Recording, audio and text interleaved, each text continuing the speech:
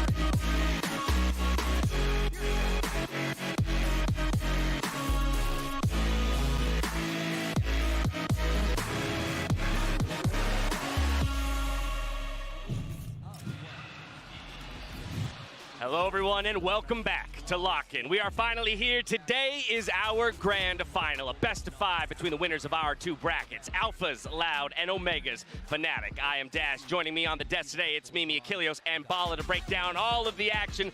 This arena is packed to the brim. The showcase, a show match already delivered, and now we're just hoping our best of 5 does the same, Paulo. You know, it's funny because I felt like up there when I was casting the show match, we got a little taste of what the crowd is going to deliver, but we know how much louder it's going to be once the players take the stage and once we get into that map. 3x the decibels at least. We've already seen so many incredible matches here over the past few weeks, so many memorable plays and clutches. Before we get into today's matchup, I wanted to ask the desk to relive a few of those top moments from throughout the tournament. So Paulo, I'm coming right back to you to kick us off. What was your favorite moment from Lockin so far? I think just continuing with the crowd theme, right? It was when Loud beat DRX, when they took to grand finals, because it was just such an electric moment. I mean, literally, as soon as RB with these shots, sorry Seth, as soon as RB with these shots, Loud took the last 2 kills, it was crazy in here. It was just such an electric atmosphere. You could tell everybody was so happy. It just meant so much. There's such a chance here for a Brazilian team to take the crown on their home soil.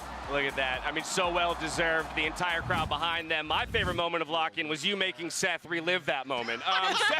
Seth, what about you, buddy? What have you brought to the table? Surprisingly, it's not a DRX moment here because I'm still a little bit scarred from the things that Paulo just brought up. But it's actually the series between EDG and 100 Thieves because it was one of the most hyped ones that we had up until we got into the semifinals. EDG, especially on this final map of Pearl, were pushing 100 Thieves to the very limit. It did. I mean, it took everything. Stellar being able to spray through the smoke, finding 2 kills to be able to get them back into this one, to be able to take this map, get into overtime, and then run it from there. EDG put up a hell of a show. I'm really looking forward to seeing what they and 100 Thieves can do in the future events. An incredible series, to say the least. Mimi, what'd you bring to the table for us? I want to narrow down to one specific moment. This also kind of centers around the crowd, but it was King when he won his 1v2 and he stood up and had that moment where he just like embraced the crowd in what he was able to do. Again, this is kind of a taste of, I think, what we can expect today. I'm sure there will be some insane individual moments, and I'm sure that the players will be popping off, just kind of feasting in the moment of being in front of the crowd, as King did here. And when it comes to personalities popping off in front of the crowd, I feel like we got lucky with the 2 squads that we have taking to the stage today. Plenty of players who would be willing to take opportunities like this to show off, to throw that smack talk across the stage to their opponents. I mean, especially the likes of Boaster. I'm expecting to see him. He's got some crazy moments. He's going to be standing up. He's going to be receiving those boos, and he's just going to be rickety, right. Before My we bad, break it John. all down, let's take a look back. We lit. Let's get it. It's been a fight. After a 3-map overtime banger against their old foes at Energy, they had to go all the way to map 5 to take down. What up, everybody? Hopefully everyone's doing good, feeling good. It's There it is. that Loud was able to come back because they started off, looked incredible map 1 and 2, but DRX did what they do best. Hopefully y'all are ready for a nice bang in grand finals here. We got to Ascent, and Loud, they did not crumble. They proved that despite being tested so heavily by DRX, that they can still come back, come up with new ideas, and close out a close series like that under the I hope y'all are of this excited. I know crowd. I'm excited. With 2 rookies on it, essentially the 2 players that came in, they're the guys who actually made the clutches against Energy happen. They're the guys who led the charge again to stop DRX from coming back. It's those things that are so impressive with Loud. Now, Achilles, on the other side, you've got FNATIC, right? Always the bridesmaid, never the bride. Choke Fnatic. They've heard it all before, but this revamped squad here has had a perfect run so far in Where am I? Yesterday delivered a 3-0 over. Never really anticipated. I mean, across the Oh, board I know on the where. disc, we were all expecting Navi to be able to take that. Myself, Mimi, Hypoc. I was like, just where felt am I like hearing Navi that other sound weren't from? able I to forgot find I that had footing whatsoever. Realm Not open sure on if it was another off tab, or if it was Fnatic watching really the just kicking them off preseason the back grand heels. finals They're over there. completely on the Zephyr's ground the casting whole way today. through, whereas Zephyr. Fnatic I don't know why I keep never calling really Zephyr. gave them Zephyr is much casting over options, there. Many chances. 2 close maps, 1 blowout, and of course that blowout was on Navi's map pick. Fnatic just looked fierce. To me, it just felt like Fnatic being incredible. That was the moment we expected them to Right. crumble. That was the moment we expect them to fall flat. And it was probably one of the most dominant games that they've played this entire tournament against Navi of all squads. I mean, Fnatic They looked really good is the against Yimiya Navi. super team. They're making people double, to think and rethink their predictions coming into today, I'm sure, with that performance that they had yesterday. Another really important note coming into this grand final. No matter who wins today, we will have our first ever 2-time champions in Valorant. We've been hunting True. for this That's a good for point. so long. It's been either Every so single long since tournament Fnatic we won think, again okay, or the first defending back-to-back. champions have a chance to do it again. Are they going to be doing it because they look so good winning the tournament? But there's so much turmoil in terms of teams going into the next tournament. So to see 100% getting a second trophy for 1 player in Chronicle or 3 players Sorry, Chad. in Aspas, Sadak, Hold on. and Wes, You have to is deal with just this for a second. incredible. It's pretty cool to know that regardless of what happens, we're going to witness history today. Let's talk more about Loud, the hometown favorites. They're coming into this grand final as returning champions, but with a slightly different lineup. Yeah, Loud does have the chance here to find the first ever back-to-back in Valorant history, but I think it's made even more impressive because this is not the Loud from last year. This is a Loud that came in, picked up 2 new rookies that most people doubted would even be able to match what the former players on this squad could do, but they've been able to not only break through that expectation, but make it to another grand Shooters final fucking in front shoot, of their home chat. crowd. Let's go. And now, for the first time ever, it could be an organization winning 2 in a row.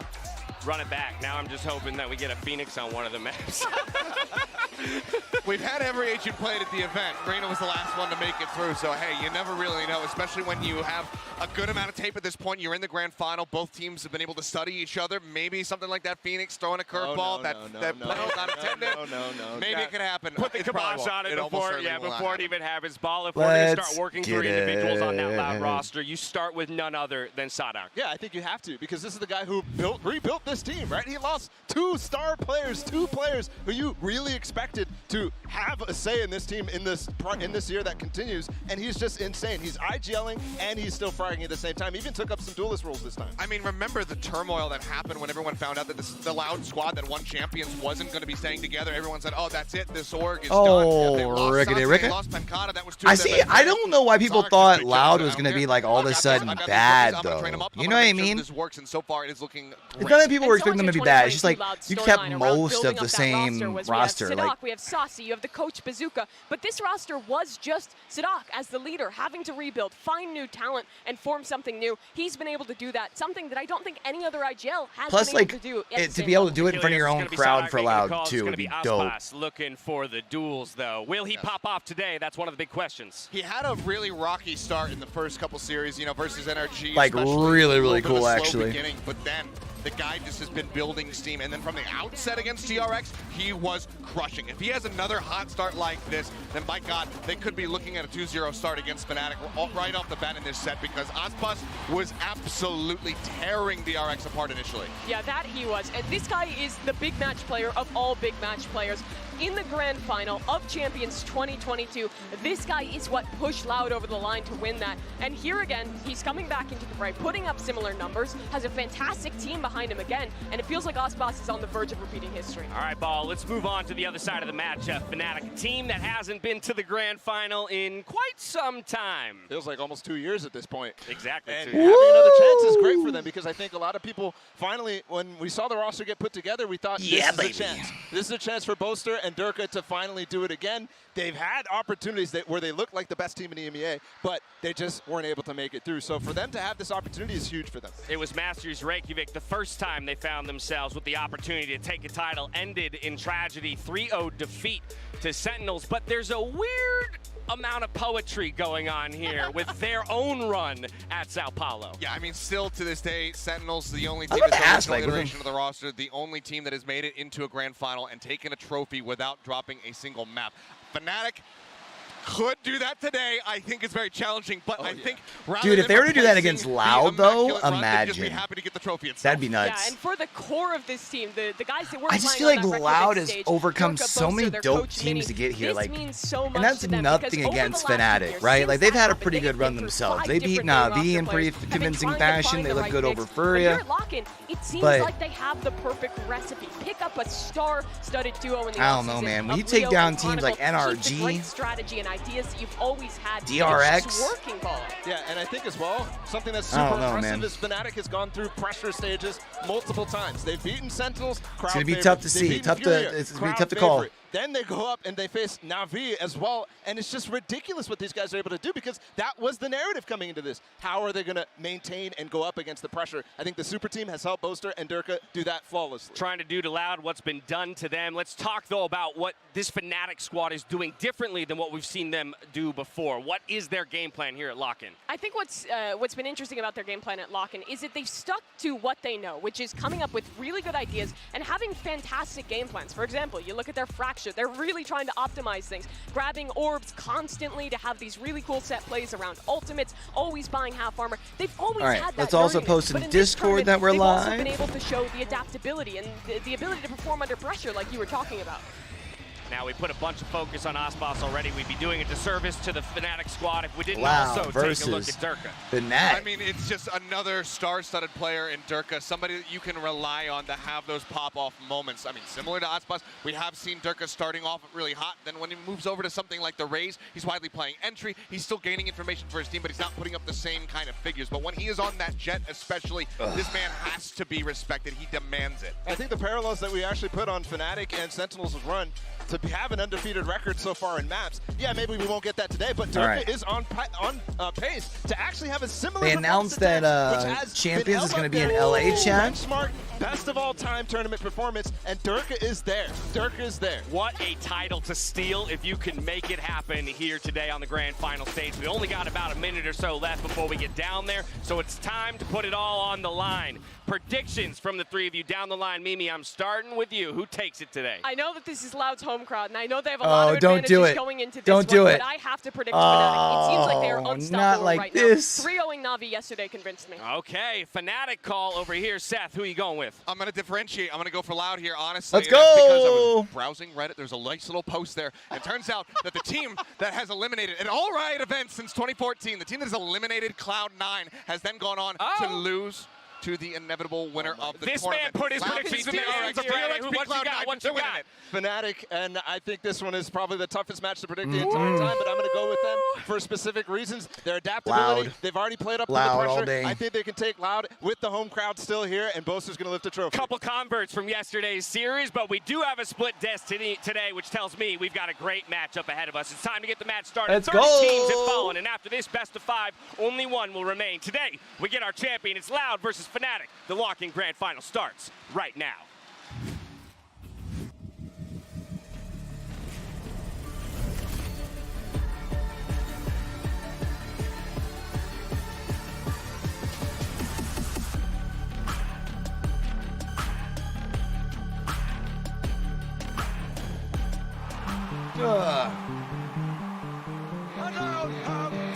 All right, what are we thinking, chat? I'm really thinking it's Loud. It has to be, man.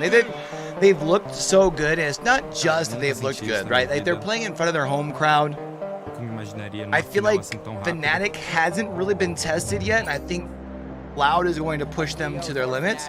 Whereas we have seen Loud get tested by DRX, get tested by NRG. We've been clawing and trying our best to make it back to that. I just think that's the way this goes down.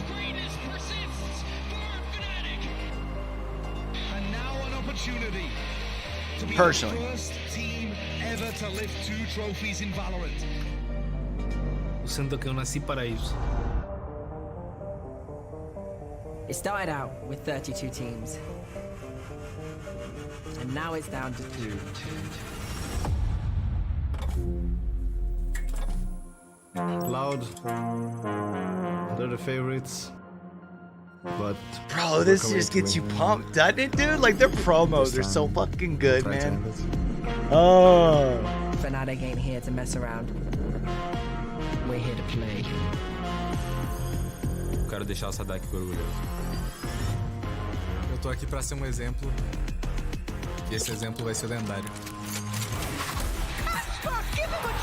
Yo, yeah, I think Loud tears up here. I do think it's going to be probably a 5-map series. I would love for it to be a 5-map series, actually, but I think I think Loud just has too much on their side. You've got momentum, you've got the crowd, you're going for back-to-backs. Loud. So you've taken the trophy in Istanbul from Althea. So we're gonna have to return the favor. Essa é pro Brasil, rapaziada. Bro, Brazil is going to go absolutely ape shit if Loud goes up like 2-0. Especially if they win this thing. Honestly, if they win the first map, it's going to be like just deafening in there. I can't wait. Oh, chat, let's go.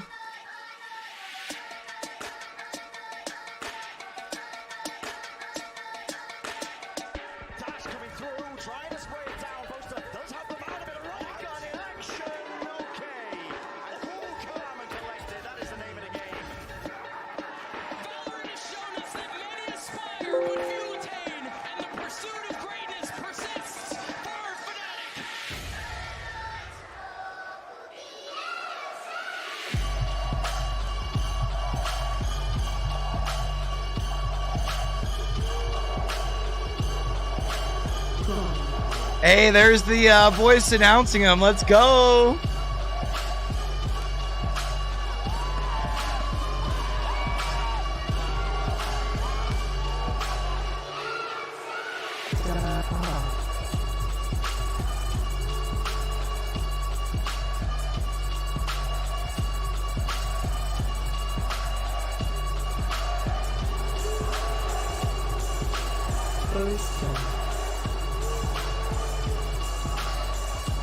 This guy.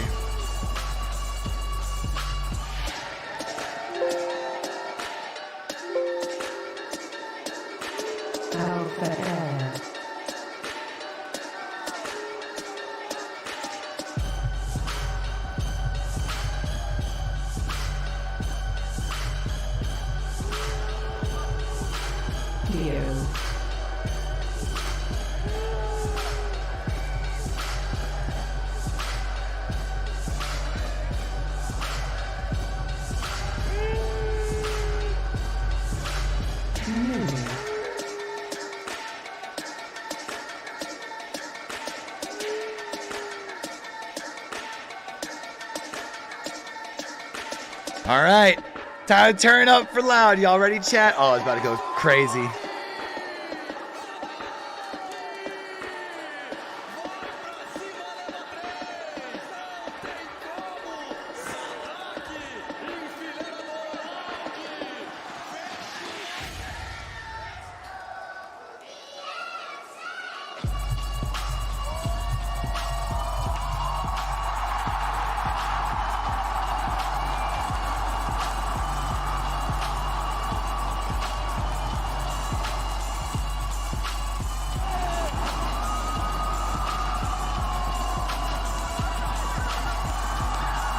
Yo, this place is rocking, chat.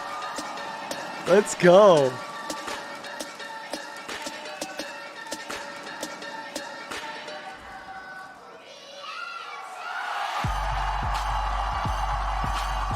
You can't even hear the person that's announcing them coming in. You can hear the person announcing them.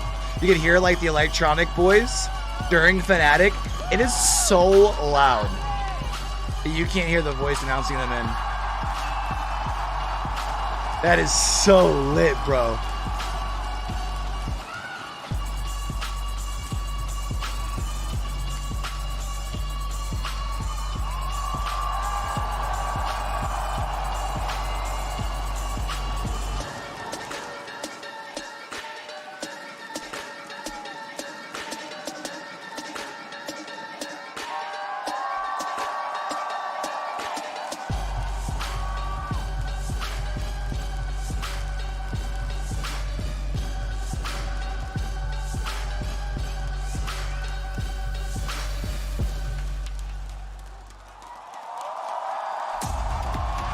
Bro, look at the coach looks so young on FNATIC compared to Loud. It all comes down to this. 3 map wins stand between our teams and being crowned king here on the stage in Sao Paulo. And there is no preparing yourself for the biggest crowd in Valorant land history.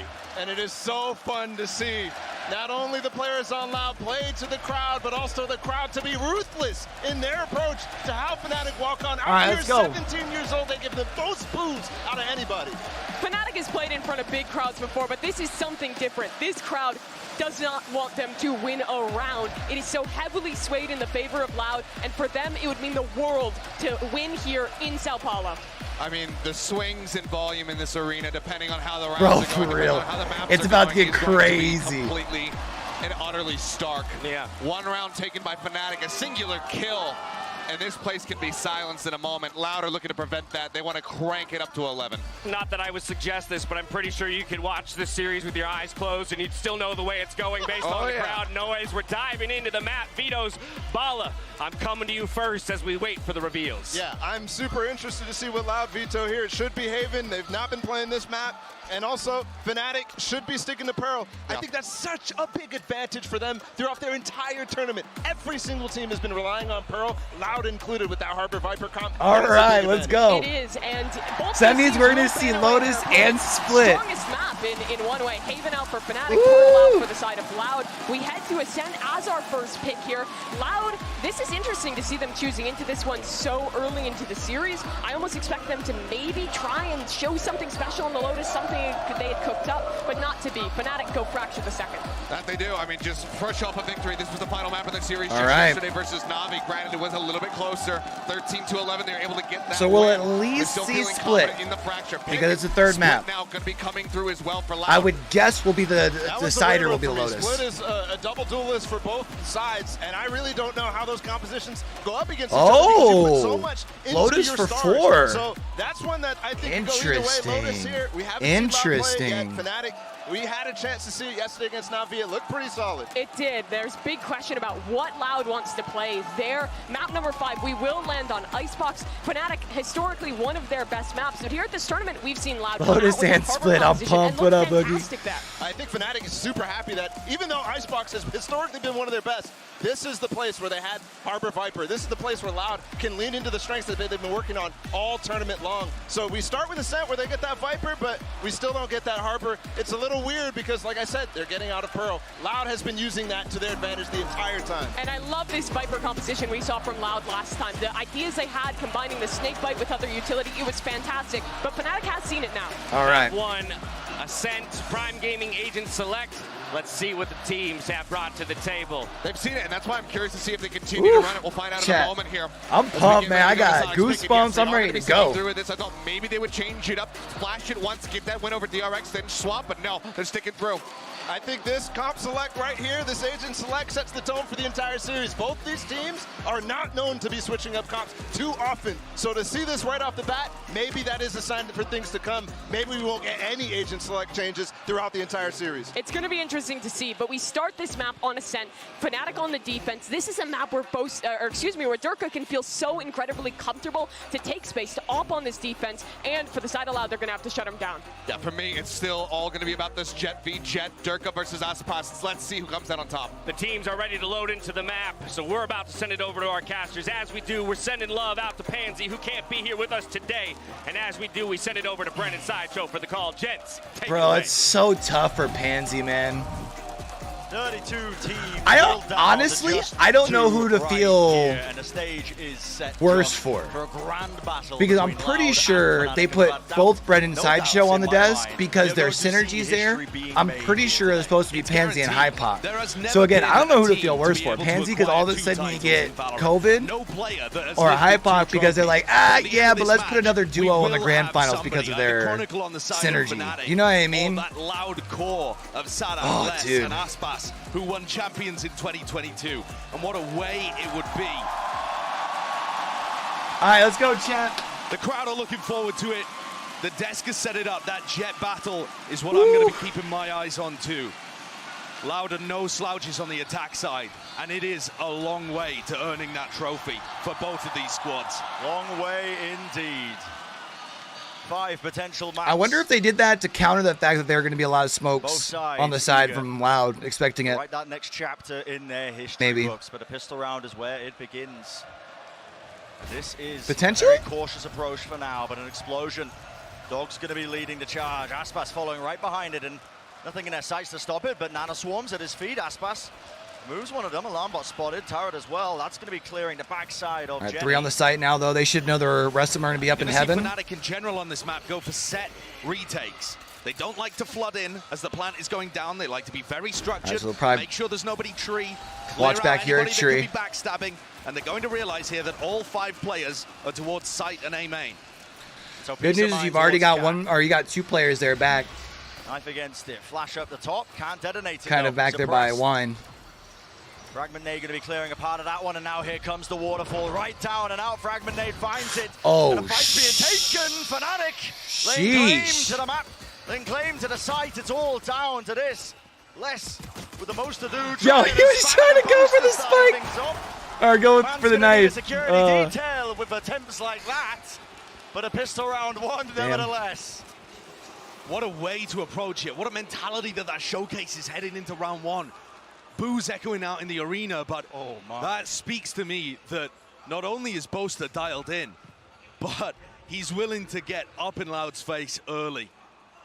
FNATIC are all, laughs and jokes, smiles when it's outside the server, but you can tell in those interview pieces, when Boaster's talking, his whole Valorant career, his life for the last few years has been focused on getting this title. All right. And the trophy now is within touching distance, but like I said, Loud knows that they're gonna the journey there to be outgunned here, moving all together. An arduous one today. So close. You can almost taste it. Okay. Okay. Fire setup. Lovely opener here for Loud, but a return from Durka. Paranoia. Aspas was able to get that Bulldog, though. Friendly fire, but okay, Aspas completely separated from the rest of his team now. Just getting a little bit awkward still. Bit of spam through the walls. You've handed the rifle over to Aspas with the Bulldog. This guy can make short work of many targets. Awkward for Chronicle, too. It's a good 0 point. It finds both of them at close mid. But Chronicle, if he had committed to that fight, would have been in dangerous territory if they had turned on him. It's a weird situation with Boaster committed. Everybody weak. Bro, I love hearing the crowd, dude. To give this round away if you're in the FNATIC camp. All it takes is that one Oh reaction. man, they're all hurting too, dude. No one, well, only one player over 50 Alfie's missed it. HP. Around. Yep, the timing is missed. Alfie none the wiser. Contact is the name of the game, and well, the angle's watched. Alfie falls, and it's up to Chronicle. Turled up, bites his side, waits it out. Here's the plan, but denies. Now he's got backup, teammates helping him. It should be safe hands. So much to do for 2 years. Spike in his hands with 6 seconds remaining. Absolutely unwinnable unless Yeah, at least gets one more, but no. Scurries damn away, him. tail between his legs. But it is that You round put it down where he after was the timer, hunted though. for. You still get the money bonus, right? And what a difference. Boaster immediately forced to make an about face on his mentality from round 1 to round 2. Goes for the knife swagger kill in the pistol. And like you said, Brent, forced to just escape with his dignity intact. Look at that record all time from Loud. I said no teams won 2 titles, but Loud are different. They've only ever lost to 2 squads. The old crew, the current NRG core. They've only lost 4 series ever. 34-4 the record. Here comes Durka. Tiles crunch play, but no one to receive the brutal end of that one. Instead, it's going to be Right, yeah, I know it's 300, but if you, yeah, you do still get the cash. Okay, okay, okay. Dash forwards on top of Generator now. Cuts up the angles.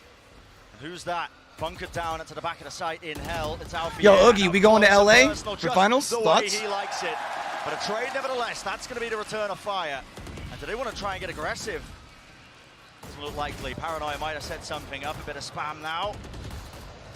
Equal damage exchange on both parts. Les is on the lurk as well. He's got a pinch coming from Catwalk. And Boaster might not be ready for this.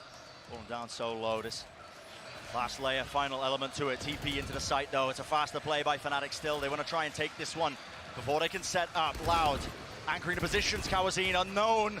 Did not know where the players were coming from still. Doubled up in hell. Here comes Les. Loud are just demonic. Yeah, you only kept 2 rifles, though. But there you go. Fuck, they just announced it. Great backstab play by Les there. And FNATIC committed to the round. That is not a bonus in round 3. Look at him coming through the pinch. I love what Boaster does on these retakes, the way that he always is teleporting into the smoke. But that means that he's not there to watch the pinch coming through, the backstab, the lurk play. Les is good for it, and that applies pressure. I think it is in August. Let me see if I can find it real quick. All of Hold the on. damage that was done in round 2 coming back to bite them. So answered in kind. Fight trying to be taken here. You can see that util once more clearing the way. So Loud are feeling quite comfortable. Grabbing that. Oh, did they not announce the dates? Did they just announce that it's going to be there, maybe? Maybe they didn't announce the actual dates. I thought they did, though. Steady as it goes. Loud love to put a focus on these A-site hits. They're very drilled with them. August Even when 6th through Aspas 26th. didn't perform Yeah. his best. Their attacking protocols and the set Yeah, plays, 6th the through 26th. teamwork, it's all So then, yeah, really probably good. not. It's their bread and butter. And look at this. 3 of the players allowed, just funneling onto the one side of the site. They always have multiple The finals players are going to be at the facing. Kia It's very Forum. difficult to anchor the A site against them because when you swing from Dice or Generator, you're going to be facing 2-3 players from Loud, all just slowly getting into the site and watching for you. Here's Les again. Oh my goodness. They know where they're at Shot's gone now. A little bit wide. Oh. Swarm into position. Doesn't clear the corner. Oh, Leo got 2. Double spray down. Tries to pick up a bit of an upgrade. 18 bullets. Leo got 3. Gets hit. Wow. Eventually closed out. Safe hands from Sadak, the IGL of this squad. Yeah, I figured if I was going to go, because like it obviously it's too long of an event that unless like I was working it, I'm not going to be able to go out there and like for multiple like weekends or anything. And this map, of course, the first one in the series, is favored towards Loud. They've looked better, and it's one of the teams that's been the best of all time with the former roster, and they don't look like they're slowing down now, versus FNATIC's Ascent that was really dodgy in the past, but has just been slowly refined with the addition of Leo and Chronicle. Leo fighting here with Durka in mid, looking to break a dart for him, perhaps. This Viper Orb that gets bloomed is really tough for Durka because it can drop at any time. It is not like an Omen Smoke. And he just, just gets out the way. They seem to know he couldn't get there. Oh, no. Oh, bro. Loud quick to That's all right, though. And look at the squeeze that's occurring. Leo has to back up, has to back away. They know that Aspas is there, too. Seeker coming in. Now. Used to try and take that market position. Loud wondering what's going on, and Leo goes for it. Okay, Hunter's Fury up close, and a flash play! What is that? FNATIC cooking up plays out of nowhere. Incredible coordination. That's such an unorthodox position to ult from, but that's Leo to a team, isn't it? True, though. Okay, that's an doing expensive something trip, new on even just for the Initiator. weekend. And now the pressure on these final two players from Loud. Barely any health between them. Spike in hand, that's about the only saving grace. Oh, bro. What is going on there? Clear, the players are low. Still, Leo just not quite ready for it. Maybe looking at the mini-map or looking towards tiles.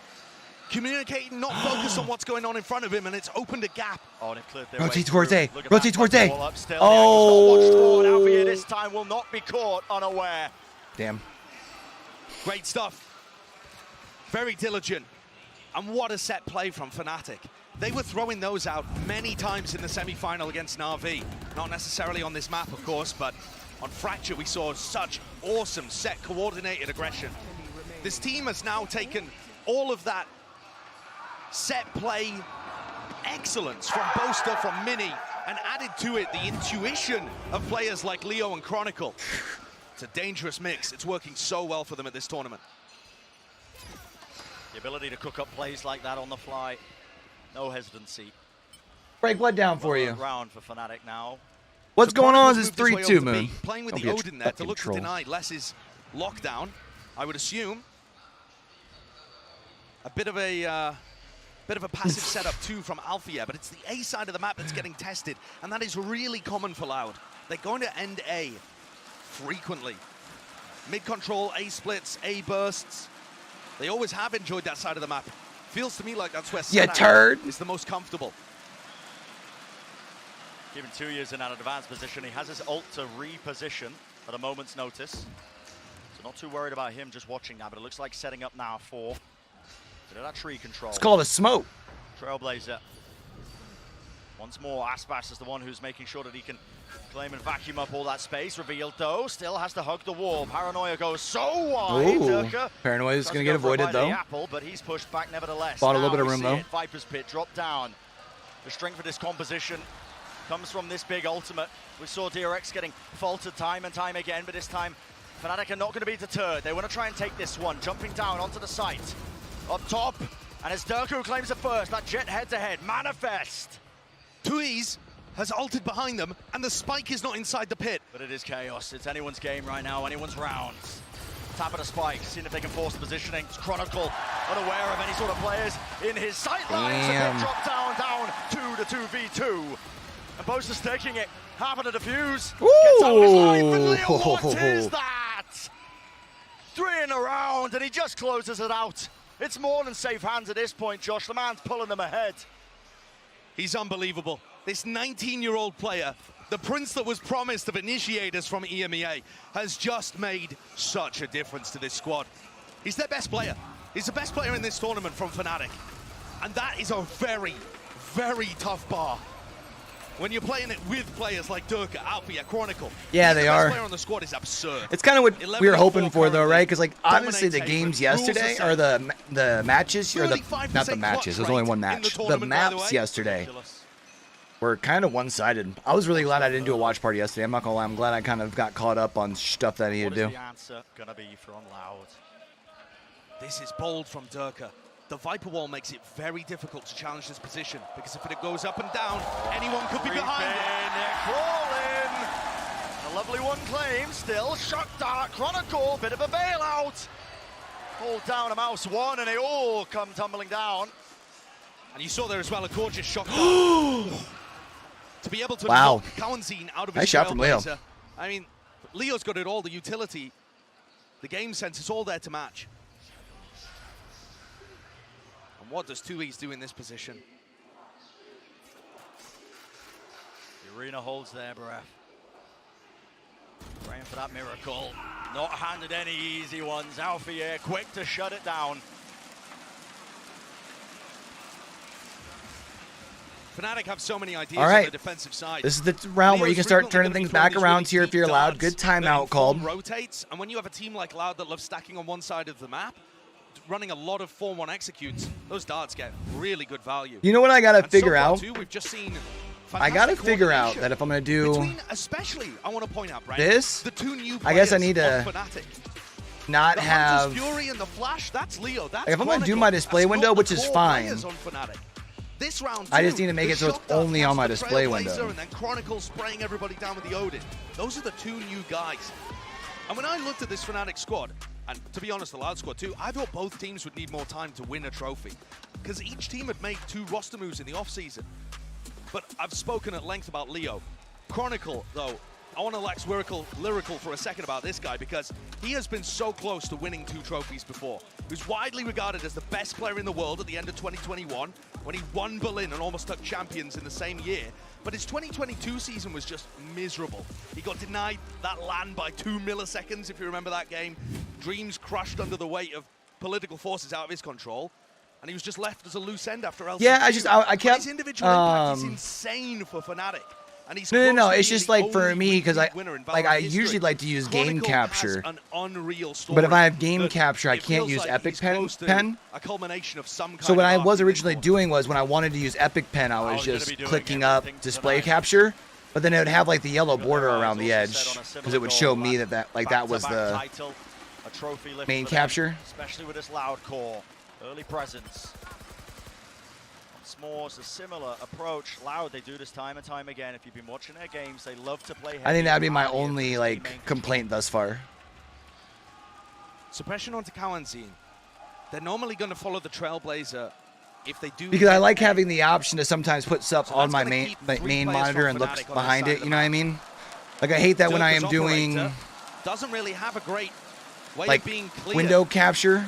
Seems like a good position to play in my opinion. I can't. Off to the side. The Trailblazer. Like, you know, if I pull Discord over, all of a sudden my Discord's getting shown. You know what I mean? Amount of damage. Bruising Durka, but not dissuading him. Going back for more. Darlining him up. How does that claim that one? But it's an even fight. Made a bit less so. FNATIC are returning fire. And a bit of a pause in the round. Boaster teleports behind them. Yeah. He knows. He's got to be aware of this. Cowanzine's alone just on the side planning. There's no backup. Every angle has to be watched for, and it's just looking nigh impossible. Doors closed in their face. Lockdown is interesting to see the defenders use the lockdown on a 4v2, right? Heavy commitment of an ultimate, but yeah, it shows you how determined FNATIC are to break the economy again of Loud. Look at the layers of smokes here. Weapon out, flash connects. Trying to nice flank by Boaster though. They weren't expecting him there. That was really well done. It's amazing stuff. 2 ults used, but they're both perfect. Boaster never overstepping, never overflanking, just causing chaos in the ranks, pulling less back, and then he's exactly there when his team needs him, playing anti-flash, ready to swing.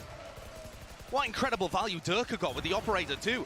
It's one of the major factors here that other teams haven't punished Loud for. There is no Sova in this comp, right? There's no drone to be able to go in. Yeah, I mean, I figured they wanted to secure the round. It's just, I feel like it was an expensive buy, but I do gotta say that I like that when they did that, it forced obviously them to kind of come back into wine, which allowed for that flank to be that much more efficient. You know what I mean? This is harder. So like it makes sense, like once you watch it back. Indeed he does. Loud not messing around though. Knocked down to the weaker weapons. And here we go. Anything but patient. It's fast. It's rapid. They want to take control of this. Because like the ult made the flank that much more effective, right? Because it pushes them back there. The angles are smoking his way, and they are none the wiser. Loud getting silenced here. Attack with a spike, rotates around. It's a little bit awkward, but guess what? It's a triple for Boaster, Durka. All reliable. Bro, Loud is not looking good. That's the cherry on top. FNATIC looks so good. Man. This was supposed to be Loud's best chance of being able to start the series out on a good footing. Let's say they're on like one of their strongest maps. You saw the stat earlier? Nobody ever beats them on this map. One loss all time. It used to be FNATIC's worst, but they look so prepared. And the teamwork has just kept building on Ascent with the addition of Leo and Chronicle. Everybody else looks so much better too. I mean, Loud has some ults available to him, but steadily running out of room here in this first half. you've also got a couple ults available to you on the FNATIC side.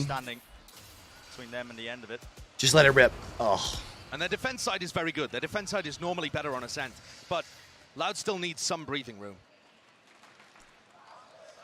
Because right now, leaving no room for error with the start of this best-of-5 grand finals here in Sao Paulo. Same play as before. So Dog to clear, counter spam from Aspas. No rewards gained from that one still. It's now a contact play, and this is incredibly risky. Thought he was looking to inquire. I mean, he shot. Smoke. No, backs away. Yeah, he shot, but he missed. Yeah, I yeah. think something like that might be a good idea, though. From Loud's perspective, they need to break down defensive protocols by FNATIC. Throw something new in there. Trying to reclear. Posts on a high ground angle here. Spots just covers. So I got a question for you guys, chat. Great spam. Again, if you're Loud here, it's good for it. Why wouldn't they take a push towards B? Is it just because they're expecting so much Killjoy utility over there because you've never seen the Killjoy on A? Or, Lovely job done. Still need to deal with Leo. Ready and waiting. He's been performing miracles. Jumping, hopping around the side, but less is that extra guy. And he's making it so damn hard. Still, the jiggle with the movement. Alfier traded. Down to Chronicle, and how does he want to play this in a 1v3? Odin's not ideal for it. Money in his back pocket, though. Could play this if he wants to, but so many angles watched, and a cautious tail from him as he tries to clear it, but Loud to get that additional round. And that is what I wanted to see from Loud. Make the pathing unusual. Pushing up there towards the heaven one-way moon is the smoke, which can sometimes be thrown at the same time as the actual wall as well. So sometimes, even though they don't actually use the one-way, it can be invested without actually showing the one-way. You know what I mean? And now you can hit them with some kind of fast A hit or an A split that ends in a Viper ult. And if you manage to get 4 on the board, this isn't a bad attacking half. But are they going to be aiming to stop all of that and more? Durka keeps looking for these opportunities in mid, despite the fact he's got the Viper Orb in his face. And Boaster, what a bold play this is. Oh, this surely, oh my, timing is everything. He's Quite up the window of opportunity. It's up to Chronicle to see if he can, again, push them away. And the unforced errors creeping in here from FNATIC are going to let Loud back into the game. Leo, anti-flash position, turret. At his back, broken though. Now to Util, dodges it to the side. Okay, Loud. Okay, Loud. Up to Alfier. 2 players swarm his position. Oh, Alfier gets 2 though. Not too bad, but it's all up to Chronicle all day long. Sailing away in this round. Pop flash play, Chronicle not allowed anything additional. All right, there it is. I think they should still have enough money to be able to get a full buy this time around. All the rest is excellent from Loud.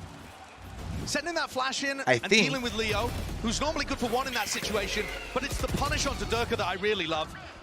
The awareness to know that off Leo's contact, Durka's going to updraft and go for some kind of knife play. I think that's an excellent idea from FNATIC, and Loud are already 1 step ahead. And they have turned this. Round 10 and 11 have made this a good half. They'd be loving it if they can get the final one. 5 rounds on Ascent attack. Beautiful beginning. Look at how difficult it is for Durka to be able to get any space in mid or B main. These are normally areas where jet hoppers thrive. As the wall fades, it gives him the sight line. Looker quick to meet his match here. Lockdown going to be placed. Hunter's Fury from the back of the site means that is taken care of. Answered in kind with an ultimate over the top. That's Ascent dashing. Oh, I was talking about Loud should still have just enough to be able to get a full He's out on an island. No help from the rest of his team. Down buy, even though they had lost a couple rifles. It's looking all but sealed. But now it's tough. It's 5v2. Tadak, reset. Lovely job. Is that a bit of an overheat from Leo, perhaps? Tries to find it, but it is just left up to the IGL, and he will be denied any opportunity. All right, 8-4. Most of that. 8-4. That's this is going to be great. the scoreline. Very good half from FNATIC, but I do think Cloud recovered it. It's back into winnable territory. It's winnable. Here. You would have preferred 7-5, Having though. said that, much Loud preferred expected 7-5. to win on Ascent. It's their best. Has looked a bit dodgy in the past from FNATIC. It would be a fell blow for Loud to lose their home ground early. Pistol round is going to mean so much. Absolutely will, but the first half locked up here, and hopefully a very long grand finals. Let's send it down to Yinsu, who's down on the floor. Thank you very much, Brent and Saisho. I'm joined by Buzz from DRX. It's great to have you in the venue today, Buzz. What did you make of the first half we just saw? I think FNATIC played really good, but I think the Loud showed their weakness because they play with the 2 smoke comp. So the attack of 2 smoke is not really good, but FNATIC really played well. They retake well and everything was good. But I don't know how it's going to be in defense, but the Viper is one of the strongest agents in defense. So I don't know how it's going to be, but I don't know. Yeah. But Loud could win this, I think. Oh, well, obviously I think Loud can still come back on this, yeah. In front of a crowd that was very similar. They were not cheering the for thing you. is, like, I They think were cheering for the other FNATIC team. needs So to win. I don't think I want to like play, use the in pistol, front of the home crowd here. but I And feel like how if you were much at pressure do you think the 10-4 FNATIC versus players are under 8-6, right now? the crowd's quiet versus 8-6. Honestly, The crowd's getting back into really it. They make it 8-7. The crowd absolutely pops off. You know. Crowd, even though they are not supporting us, but it was a really good experience and it was really funny. Even though we lost, I also enjoyed so much.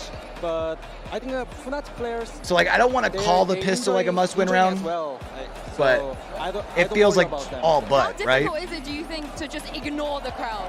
Like, what did you do? I didn't ignore the crowd, but I just enjoyed, like, even they're not supporting us, like, but I like, okay, they're supporting us, yes. Oh, you gotta pretend, you gotta pretend. Yeah, well, you guys heard it from Buzz here. He thinks Loud, they have a chance in the second half as they move to their defense. Bren and Saisho, I'm gonna throw this back to you. It's always been their stronger side. Now Loud going to be in comfortable territory as we look towards that second half. Y'all can't see it, but I'm shaking my butt to the beat. In our grand finals here in Sao Paulo. The defense side is unusual with this composition as well. Facts. Okay. Uses these snake bites extremely well. Bro, FNATIC hasn't dropped them. They did talk about that during the I was going to go with this too. FNATIC are yet to drop intro. a map at Lockin. They have been perfect so far. They could be the first team to go perfect in the but I'm pretty sure everybody major for the first time in a while. Finally would be the time where FNATIC met their match. Brave from Aspas. He almost looked like he wanted to take the fight to them. But no. Dodges around, plays around their own fight. I am on beat in my head. Listen. I can't help it with what you guys hear, but in my head, I've got rhythm. Trust. In the game against DRX, and they ended up losing that. I mean, for a white boy. That round. Obviously, I'm not going to claim to have too much rhythm. If it is an A split. FNATIC seem to have the read of this one, though, still. Look at this setup. Potential trap play. Less if you're going to be taking contact, or at least the turret is. There's going to be a flash on the backside of this one. Turret sees it, flash play, and it's a double swing. Collapsed! There it is. 2 fall. FNATIC left to scramble. What a great trap. I love that play by Loud. Adding something that we didn't see throughout the entirety of their game on Ascent. A brand new play that Loud bring out for the pistol round. Snakebite relieves that. The spike is on Boaster. Wow, that's an important fight to win. He's still here, he's still waiting. What is occurring? Oh, you're talking about like smokes and stuff, Frank? The knife kill from Sadak, and he's still alive, he's still kicking. Wow. 2 HP and a dream on Sadak. B's wide open though. Lodo, 12 seconds. It has to be fast, it has to be loose. Paranoia, not going to have that tool in their back pocket for this one, and the plan has to be stuck inside the smoke out here, covering. They don't have control of the back of the site. They don't know if anyone's here. That's why they're trying to clear it. Still, seem to be a little bit more comfortable now. Sadak's so low. One stray bullet would have found him. Could have evened up this battle, could have evened up the fight. And Boaster, maybe a little bit too overexcited there. Alpha, yeah. How much can you do? Viper's Pit around the side. Flash blocks, good paranoia. Layers on layers. That was really well done on the util. How does Loud recover that? What did I just witness? An insane trap play off the rip to make it a 5v3, and then this. Bro. Sadak's bringing a knife to a gunfight, and Catwalk who comes out on top. Unbelievable. Leo's left rattled. Boaster should have done enough to equalize, but that is an absurd round. And Loud are back to their classic defensive setup here. The Killjoy utility will pivot from A to B, but you see the Viper Wall used for flood retaking, set retaking over on the B site, and these snake bites, very difficult to get through. That's brutal. What are you going to do, disrespect it? Sadak is up close, holding the angle. Backs away though, just in case there was any sort of presence. And the whole reason that Sadak is close there is to check and see if Boaster has TP'd across. Dark Flash reclearance. This setup, though, from Loud doesn't have a great ability to retake A main in the mid-round. There's no KO there to be able to reflash it. So now that FNATIC have taken A main, they probably have it for the rest of the round. So they can leave, and Loud will probably never have great information 8-6. about whether or not FNATIC could re-hit A. I like And how they both Boaster's have playing this one. revives, but you've right? got to remember, FNATIC are still at a fairly heavy gun disadvantage here. Absolutely. Not favored when it comes down to any of those duels, any of those gunfights. Game plan seems to be just farm up the orbs, take control of main, make sure that they can build up these ultimates for a future battle where they're going to be a little bit more even. And FNATIC have been very diligent about that. Mimi on the desk was talking about it when it came to their Fracture gameplay, but they do it on all of the maps. Almost there. Triggers. No play off of it, but it's just that spam. It's Down a fake. 20 seconds. It's going to be an A split. Spike is leaning towards A, but they've got to deal with Sadak. Dart at his back still. He's cool, calm, and collected. Removing the util. And they're running out of time. This could be a disaster for FNATIC. Overcooking this one. Can't be saving these pistols. Ooh. Into this. Ooh. Answer. Clear, clean, concise.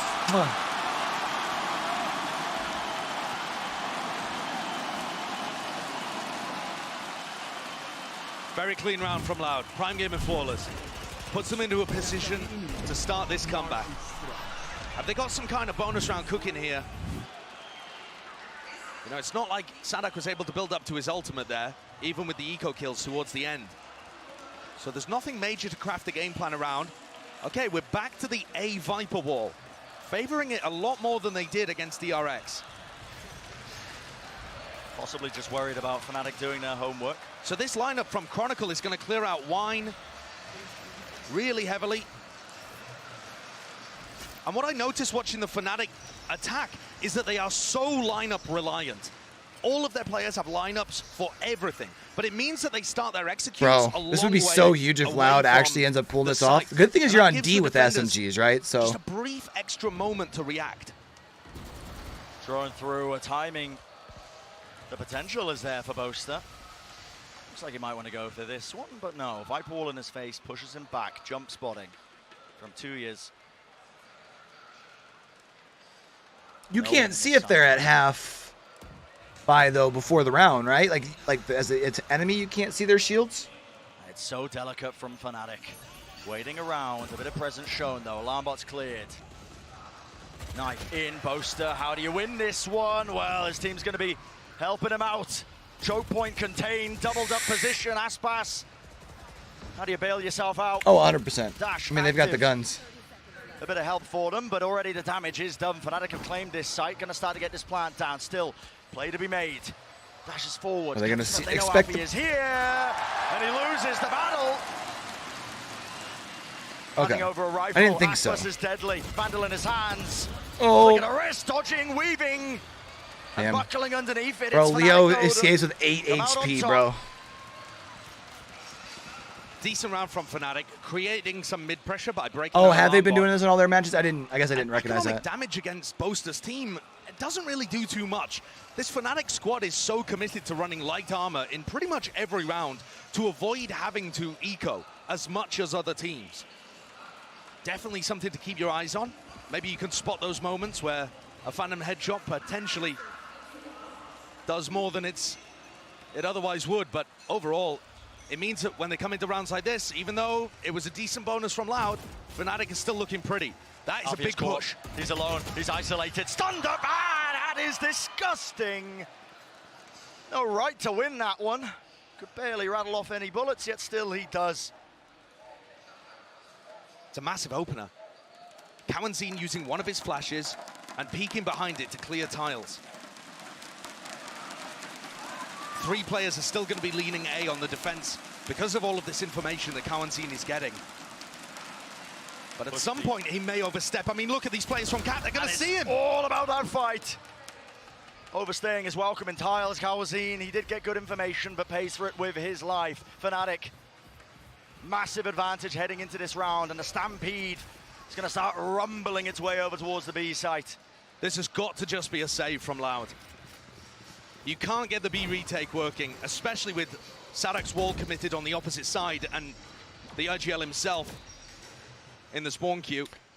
Oh, you're talking about instead, since they're doing a half shield? And Chronicle 1 away from the null command being online. There's a few errors creeping into Loud's game here. I wonder if they're just doing that because they've been winning a majority of their rounds currently and looked really timid in and round finding a 15 way to when like he was kind of taking stack that the fight with deck. Spectre. And I wonder if they Just found a dancing team that around, was not willing punching to them in the really mouth fight that they'd anybody stop, on you even know? footing. Of course, with the inferior weapon, but I normally expect Aspas to be more confident and aggressive than that, brimming with it. And now in this round, you know, you should really be able to take Alpha out like that. FNATIC's individual prowess, the EMEA super team, the brilliance exuding from each of these players is carrying them over the line in moments like that. Raw skill. It's been a clear difference maker, as we've been mentioning before. FNATIC seems like they broke barely a sweat at times. Listen, don't get me wrong, pushed. Hey, can someone explain the whole Ja Morant news to me like I'm 12? To make their way all the way to this grand finals. Isn't it like open carry in Tennessee? Cowanzine with a Guardian, Sadak with a Spectre. Aspas still taking the operator over to A main.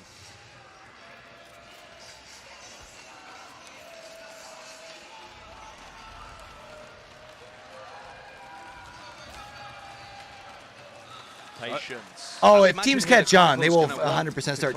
I'm almost wondering if maybe teams haven't caught on just because it's only this event that they've been doing it. And even though they've done it for 3 matchups now. The A-main setup is difficult to break with the one-way, with the snake bites. Just so many things you're looking at. Maybe it's just something you're not noticing. He does a lot of damage maybe. thanks to the Guardian he's got on board. Goodness me. Yeah, Alpha, yeah. You would imagine if it was every round, though, that they'd have definitely caught on by now. Big round for Loud here. Aspas starting to fade. Seems to be aware. Boaster's up to no good, and he's lurking, creeping, crawling in mid. Is that a fight that's about to be taken? Smoke to block off some sort of angle. I mean, this Still is going held. This looks like it's going to be a B hit here.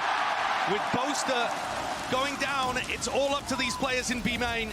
In that 4v5, Seekers instantly. Dart lights him up, and well, an easy target. Less. Basically, you have paper mache standing between him and the bullets. He's no longer living. Plant's going to go down, no command, pushing him back, so no abilities to go for that fast flood retake here. Yeah, but here's like you probably look down and see shields and don't like to still support connect the fact that it's 25 instead of 50 each time. I would imagine, you know what I mean? At least not at first. Alpha yet spotted, 42 health. And now he can just bide his time. He can wait it out. He can be a bit of a nuisance for them. Still Loud looking to try and take this one. Players are low though, and another dart revealed. Leo set up. And how do you clear him out? Just absolutely bunkered. Time running low. Spike. Barely any time left to play with. What is that? Sadak making the most. Leo, how do you hold on? 33 health, but he's done enough. The players are Loud, trying to vacate, trying to save their weapons. They will do just that, but purely consolation, Josh. It's FNATIC who win the round. And FNATIC get themselves up to an 11-6 lead. Knocking Loud's economy back down again. And 2 rounds away. Right, yeah. And again, even if you notice, I guess like I think because it's half shields, you look down their shields, like it's something that you would like notice right off the bat. I think Alpha does so well in this round too. Once he gets spotted in mid, to just delay, because it burns so much time off the clock, and eventually the clock was Loud's biggest enemy. Fraud is going to have some words with his team here. They're giving up early picks, losing those initial battles, and then not quite able to hold on to the site. This is tough, man. We were taking a look at the Jet head-to-head early. You expect Aspas to be able to get into more positions where he can control the map. It feels very much like FNATIC are choking him out. 6 and 13 here. Didn't play incredibly on an individual level when Loud went up against DRX, but that time SADAC's calling, the game plan bailed them out. It is going to have to be a masterclass on the defense side to recover this. And it's a big blow. It's a BO5, so a long way yet. But Loud should have been the favorites in map 1. Oh, yeah. And things only get more difficult for the Brazilian hometown squad after this. Not a great start to their hopes and dreams of trying to grab that back-to-back title. Lift the trophy once more in front of that hometown You're in the middle crowd. of a match, doing great. Your teammates are cheering for What the fuck? Oh, there's an ad on this page. I was like, what the fuck is that? 11-6. Knife at the back. Kawazine, no chance of him using any util. This is fast. Okay, FNATIC.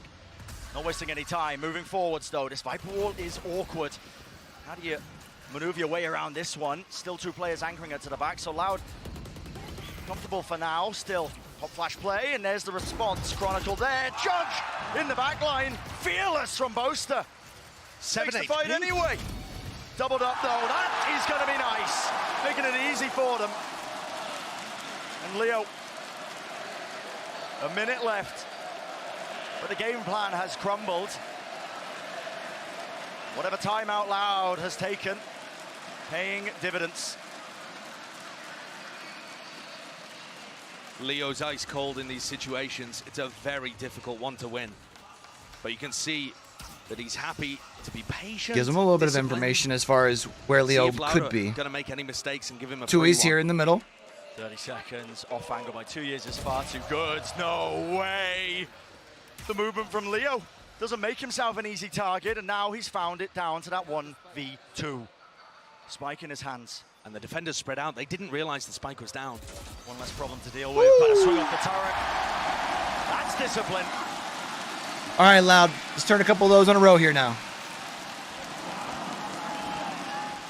Well played there by Loud. A necessary round to get themselves back into things when their economy was looking poor too. Only a judge on SADAC, but he still made things work.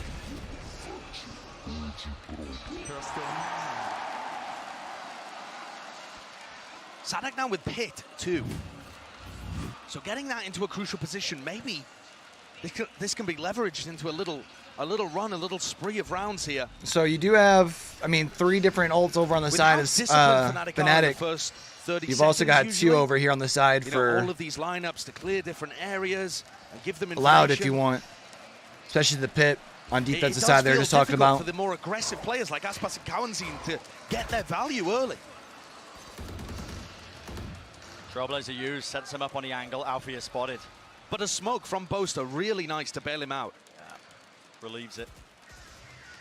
Free to cross. Now you start to see that Viper's Pit. We were talking about this earlier. That is a difficult one to bypass. It's horrible. But at the same time, FNATIC could group up and go for an A pop or a B pop, and they just don't have to deal with it at all. Drone use close. Aspas. Disrespect. Aspas is too. I keep calling him Aspas because of that one kid we called in. Lobbed at his face. Has to back away that now tournament to the that rest was of the site. Lockdown mocking his name, but it's definitely Aspas. Angle. Nothing for this one. Hunter's Fury leads the charge, leads them in. Jumping, skipping, Oh, straight true. past Good the call. nano Thank you. swarms, but Durga's taking so much damage, and wow! See, that was something I didn't have to worry about avoid when I was doing like game capture, you Anchoring know? into the back of the site. It's a lovely collection of utility, but it's still Loud with the edge. Plant down, though. B main control held by Leo. Boaster, a close corner. Loud are going to have to clear this one. They have a flash, but do they decide to put it in that place? No, doesn't quite catch him. False information potentially. Does Sadhack still clear this one? Knife against them. He does. Runs out. No trade in sight. Still, Les is there. And Leo's made it dangerous. But down to Chronicle. 1v2. Can he do it?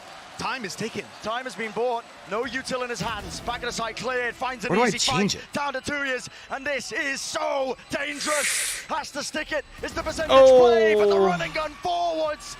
And FNATIC find themselves on that map point.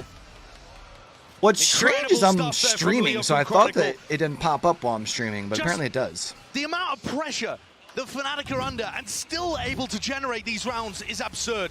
First of all, great ult combo there, right? Baiting Aspas into the corner, knowing that they'd left a gap and punishing. Love to see that.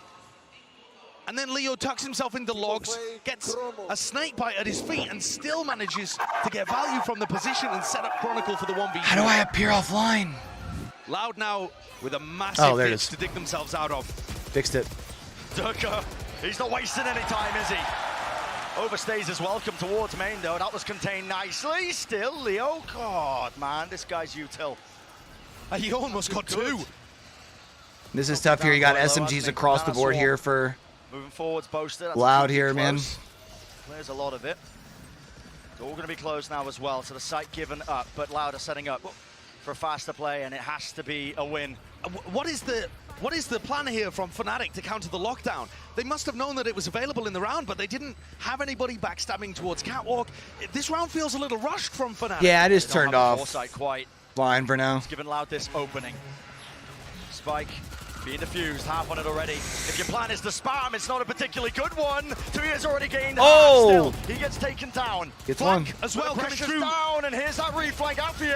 He might be the difference maker. He might just shut it down. Oh! No! Kawazin, Wow. the trust in his teammates. Able to get Extends this. the play for but a moment.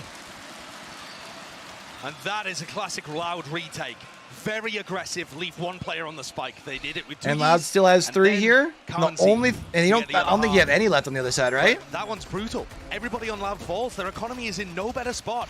Each one of these rounds is blood, sweat, and tears just to get 1 point on the board. Steal one Ooh, round got away just enough.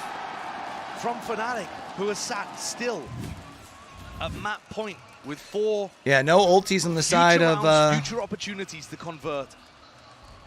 FNATIC yet. Only one you're close to. It's going to be the Omen here. But for FNATIC too, they Could be can't a good rush play this. here for Loud. The only That round problem was is once you sloppy. use your Durga just ults. looked like he wanted it over. He was already thinking about fracture.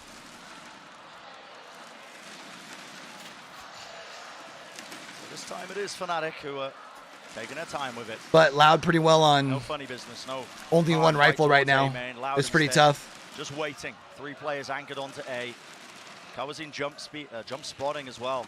Getting that information in the mid-round. Now, why do I get the feeling we're about to see something silly from Boaster? He's picked up the ult orb to get his Omen ult online, and the spike's headed in the opposite direction.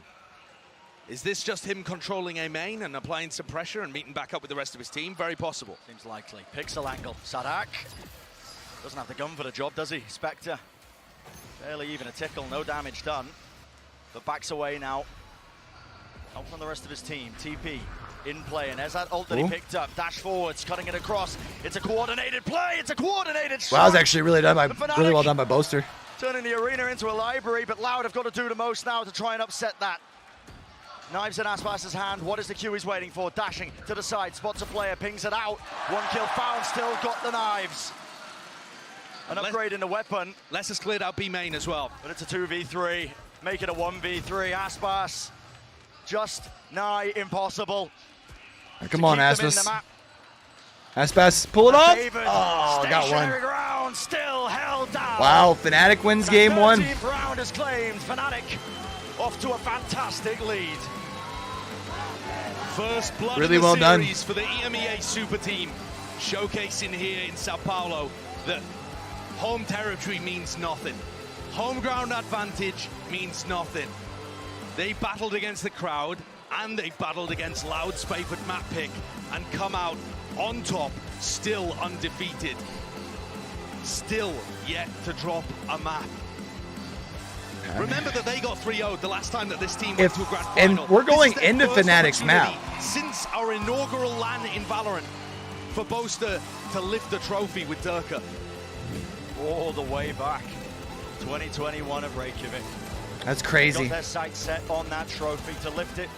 Is that dream come true? But obviously, I mean, we're going to Fracture next next. before they even start thinking about it.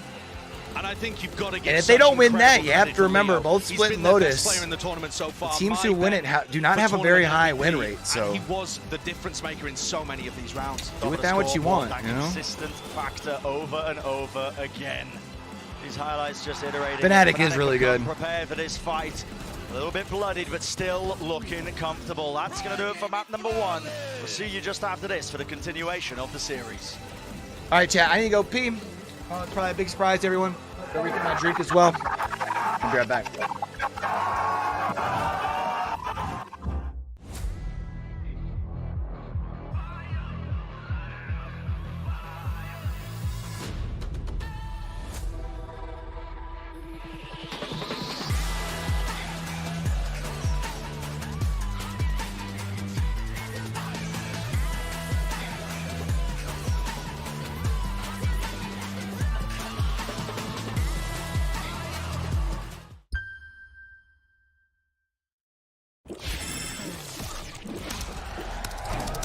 Red Bull gives you wings.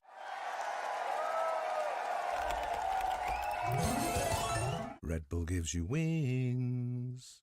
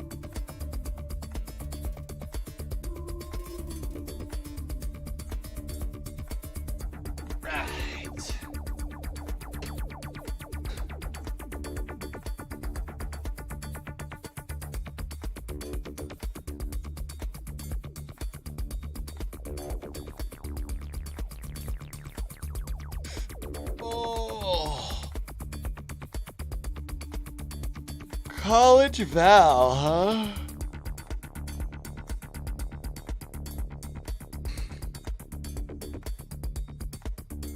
Wait, so does that mean... Oh, this is because that's west. Okay. I was gonna say, I was like, where's Northwood? But Northwood is gonna be in the East Division, so...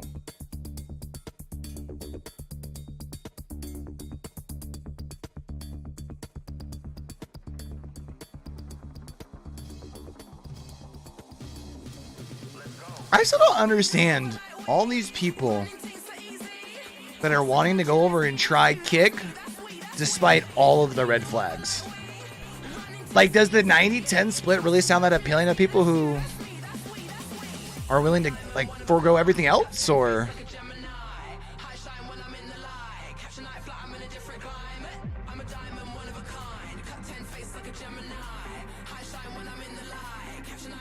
Just seems weird to me.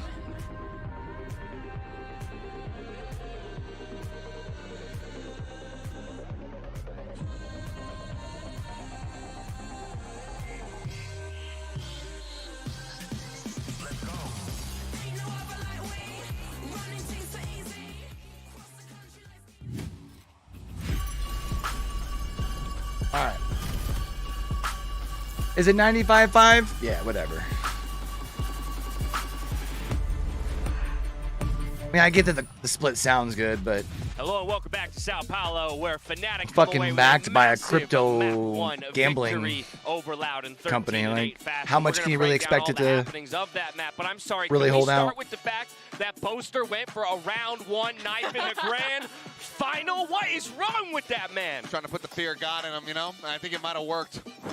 I mean, what a way to set the tone for the entire matchup. But what a game from FNATIC. They keep their flawless streak. They send Loud to have their second ever loss on this map. And the way they played it was absolutely fantastic. I think this Viper comp is definitely something that can be a little hard to play around, a little bit hard to think about. But FNATIC called against it perfectly. Yeah, the only other loss was against Optic in their very first Grand Finals appearance. So this is their third now. And you really did expect, Josh and Bren were mentioning it, the fact that they should be favored on this map. But I think FNATIC stop treating your esports broadcast on Twitch or YouTube like a linear television show. What does that mean? Phenomenal. I'm surprised that Loud is giving them the space to have this sort of opportunity. The pause in the approach was really what killed them here, but Chronicle and Leo worked so well together. And that was what was fantastic for FNATIC this map. They came in with a good game plan of how to counter out this Viper. You wait for utility to go down, you pop with these faster I'm going to sit down while I They also had great calls on the fly, particularly with Leo, with Chronicle, like you're talking about. That coordination was on point, and the quickness at which they come up with these plans is so impressive. Yeah, FNATIC playing with fluidity from the very early rounds, Achilleos. And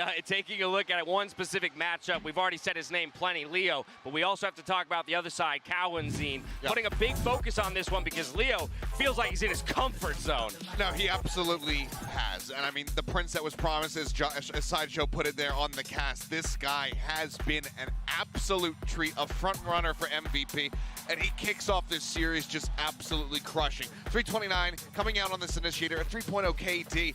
Cowanzine on the opposite side. We didn't see the same sort of impact performances from him, the same plays that we've seen from Cowanzine in the past, but Leo was all over this map. I think part of it is because this game was not relatively close, and I think Cowanzine is the guy who is able to actually help Loud when it's in chaos. For Leo, his first Grand Finals appearance here, he does that. 23-12, top fragger on the server. 19 years old. It's Finals MVP level stuff if he continues this type of run, and he's already had a tournament. Yeah, he very much is on that course. It is incredible to watch this guy play. And for Loud, it puts him in such a tough position, because even when it felt like they had these good ideas, when they found the key back in, FNATIC has that star power. They have Leo, they have Chronicle clutching up in those late rounds. I think the biggest concern for me is that in addition to Cowanzine obviously kind of getting blown out of the water there compared to Leo, as far as just those individual players are concerned, we weren't able to see him setting things up for Aspas, who ends up bottom fragging in this lobby. This is Ascent, this is that Jet stomping ground, and unfortunately, Aspas was I think too, just when you look at like Kick, I think one of the pitfalls like there's nothing is just having a Sky. They don't have a Sova to actually drone in Aspas. like groundbreaking about it. They don't have there's nothing as much tools to get through. All you really have is that's like, oh yeah, like even when you look at Mixer, like there is stuff that wasn't that great, but like you had things like Gift Wars and things that like made it unique, and I don't feel like Kick has that. The only thing that makes it unique is the fact that you can make more money. Start to get going, and I think they need to start Potentially, fixing those you know? issues, and I'm not sure where in the map pool they're going to be able to do that. They really will have to work on that, because they are very much dedicated to these double controller comps, the Harbor to the Sky. It's one of their main game plans thus far this tournament, and I think it is a worrying sign that FNATIC has found that that solution so early on. On top of that, also, throughout this game, what I was impressed with was Boaster and the way that he was playing. This guy has wanted to lift a trophy for so incredibly long, and the plays he was making on Omen, it's clear that he wants this to be the final. Looking for Loud to step it up in this second map, but it's going to be a difficult thing when you've got FNATIC firing off the way they are. We had him being a difference maker yesterday for FNATIC. The question is, will he be the same today? As we take a look at Alphayer warming up in our AIM lab, a shoot-around a little bit earlier. This guy that guy is nuts. Didn't have to do too much work, if I'm being honest, on map number 1, and that's the nice thing about the way that FNATIC's playing, is that now he can look to step up map 2 and really shut out Loud. Yeah, I think not having to do much work is maybe an understatement, because I think his role allows for him to just do what he needs to do, and that gives room for Boaster, that gives room for Leo, that gives room for Chronicle as well, and Durka as well to just be there as an anchor. Alfir, I think, did quite well. I think the flanks could have been a little bit better. I'm kind of feeling. Yeah. I want Next we go to some Fracture. chili, Mimi, chat. talk to me here because we already have FNATIC taking Loud's map choice. Now they go to their own. This is a map we have seen Like from both these teams, chicken and it's chili. looked good thus far, but I am a little bit worried about Loud. This is the second map out of both Split and Fracture that they're going to be playing, or at least we expect them to play into this double duelist composition, and I think we saw in their semifinal appearance versus DRX, a lot of the weaknesses of that composition get exploited a little bit, and FNATIC thus far, the way that they have been playing, it seems like they've been doing a really good job at giving space and then going in for these really well set up retakes, which I think could continue on their defensive side here on Fracture. Yeah, I think one of the weaknesses, even going back to the semifinals, that I thought throughout the first stage of that alpha bracket was Sadak leading on that race, and how he actually has to get impacted with that too, because he is not a star player. He is a very good player, but he's still the IGL. As we hop into the Prime Gaming agent select for Fracture, Achilleos, one of my concerns here for Loud is that this was the map we cited when we talked about FNATIC's coordination, their control of the orbs, and so it feels like they're even more so in exactly the place they want to be.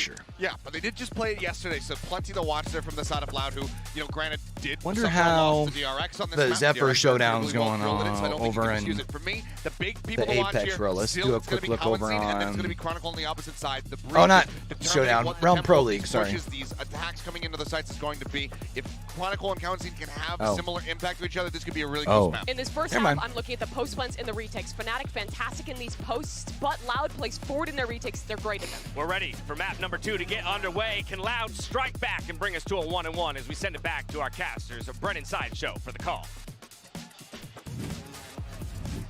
There lies the question, doesn't it? FNATIC striking that first blow in this best-of-5 grand finals, and we'll see if Loud can answer in kind, returning fire on a map pick that's not theirs as we head. I mean, it wouldn't surprise me, and I especially think with this is the moment where those players that have been to 2 grand fact finals that before. I'm looking towards Train Sadak, used to always I'm looking talk at about how Aspas easy it was to and do Les. bot and how many The people veterans of were this doing it. squad to really step up and act as examples and role models to Kawanzin and Tuis to show them how it's done and how you perform when the pressure is on. Especially for Aspas in his role from going rookie to veteran. I think he's been great in these high pressure moments. But this is how he's having to shift. No longer the rookie superstar of the team, now he also has the responsibilities of leading his team mentally at times. I see something. Early presence there from the utility. Nade up close and look at that. Swarm into position. Les is in trouble. Leaps and bounds away from the side and barely gets away with his life. It's a faster play still. Loud look to try and fight them. From the back entrance there of Arcades. I was seen so low. Leo still holding the close corner. That's lovely. Util responded with though the flash. And they do deal with it. 2 years. Fantastic play. Still Durka. Okay. Raided. 2v3. 3v2. FNATIC players doubled up in tower. Vital pistol round. Really getting down to the bare bone elements. Aspas, do you want to try and take this fight? A bit of damage. Molly at his feet.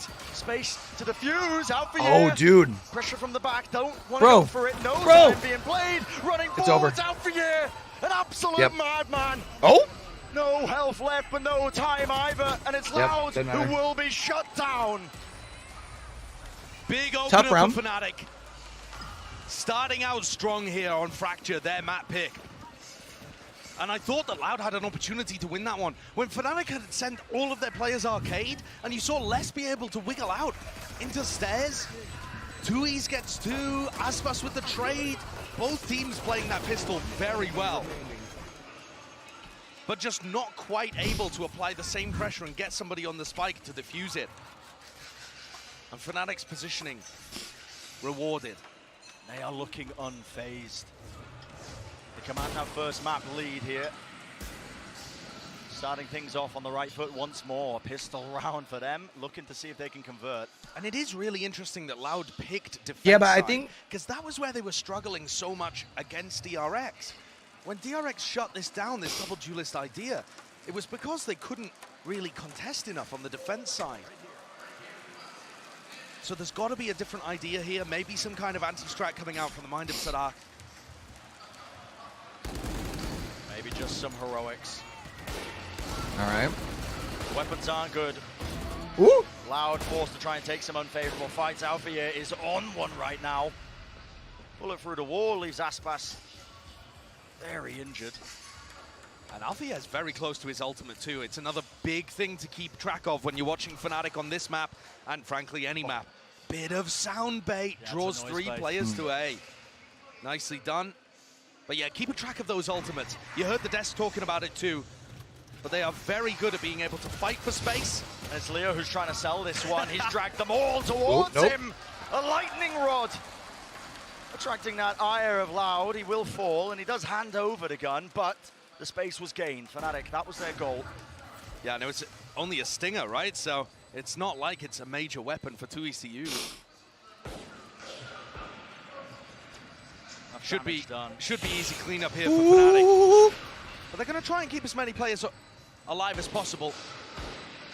They've got 2 Bulldogs and a Vandal to hold off into the next. Turret in his face. I think another big thing here, though, Brent, to keep track of for the people at home is that it's not just about them picking the ult orbs up. Oh, hello, 2Es. Oh, I thought he was about to get 3rd. I get a bit of confidence back, why not? Yeah, that's decent. It also takes one of the Bulldogs, presumably, out of the hand of FNATIC. They're going to keep a Bulldog and a Vandal into the next. But what I was saying, FNATIC are not just going to be able to get ults online, but the plans that they make with those ults, the machinations of Boaster's depraved mind at times are truly unfathomable. If you're See, like, going again, into like a I want to rank open game, something you up, and see, now y'all know I got word there's open. Killjoy, It's weird, you know? There's a Brim ult. Normally you have a good idea of what the opponent's going to do with that. Yo, this kid's... FNATIC, they have so many unique ideas. What, You 17 saw and it a in half? the pre-show, the desk Right? showing you the C's into Boaster's ultimate. Damn, kid's not even They plan 18. to trap players Playing in over VCT. defending That's sand. sick. They have so many unique ways of being able to combo them, and it makes coming up with a game plan to prevent that very tough. Even weaponry. It's Loud who look to try and fight back. They have the guns, but do they have this idea? Look at this, creeping on the north side, a drop, that's FNATIC. Sees over the top, latches down. Caught catching these players! Durka, fast engagement, dives forwards, taking point. All right, now you know you got still. 2 there. Now you see the Oh! strike, and what is that? Shut the... That was it, Oh, I the thought I was about to get 4. difference maker. Bro, A triple. that'd been nasty. Still was nasty, Well, but... he really should have got nothing. Spike in the hands of Chronicle, looks to make a play, pushing into the spawn. Loud doing the most. Leo fighting back, though. Way, not a chance in hell. Leo, he can't be doing this.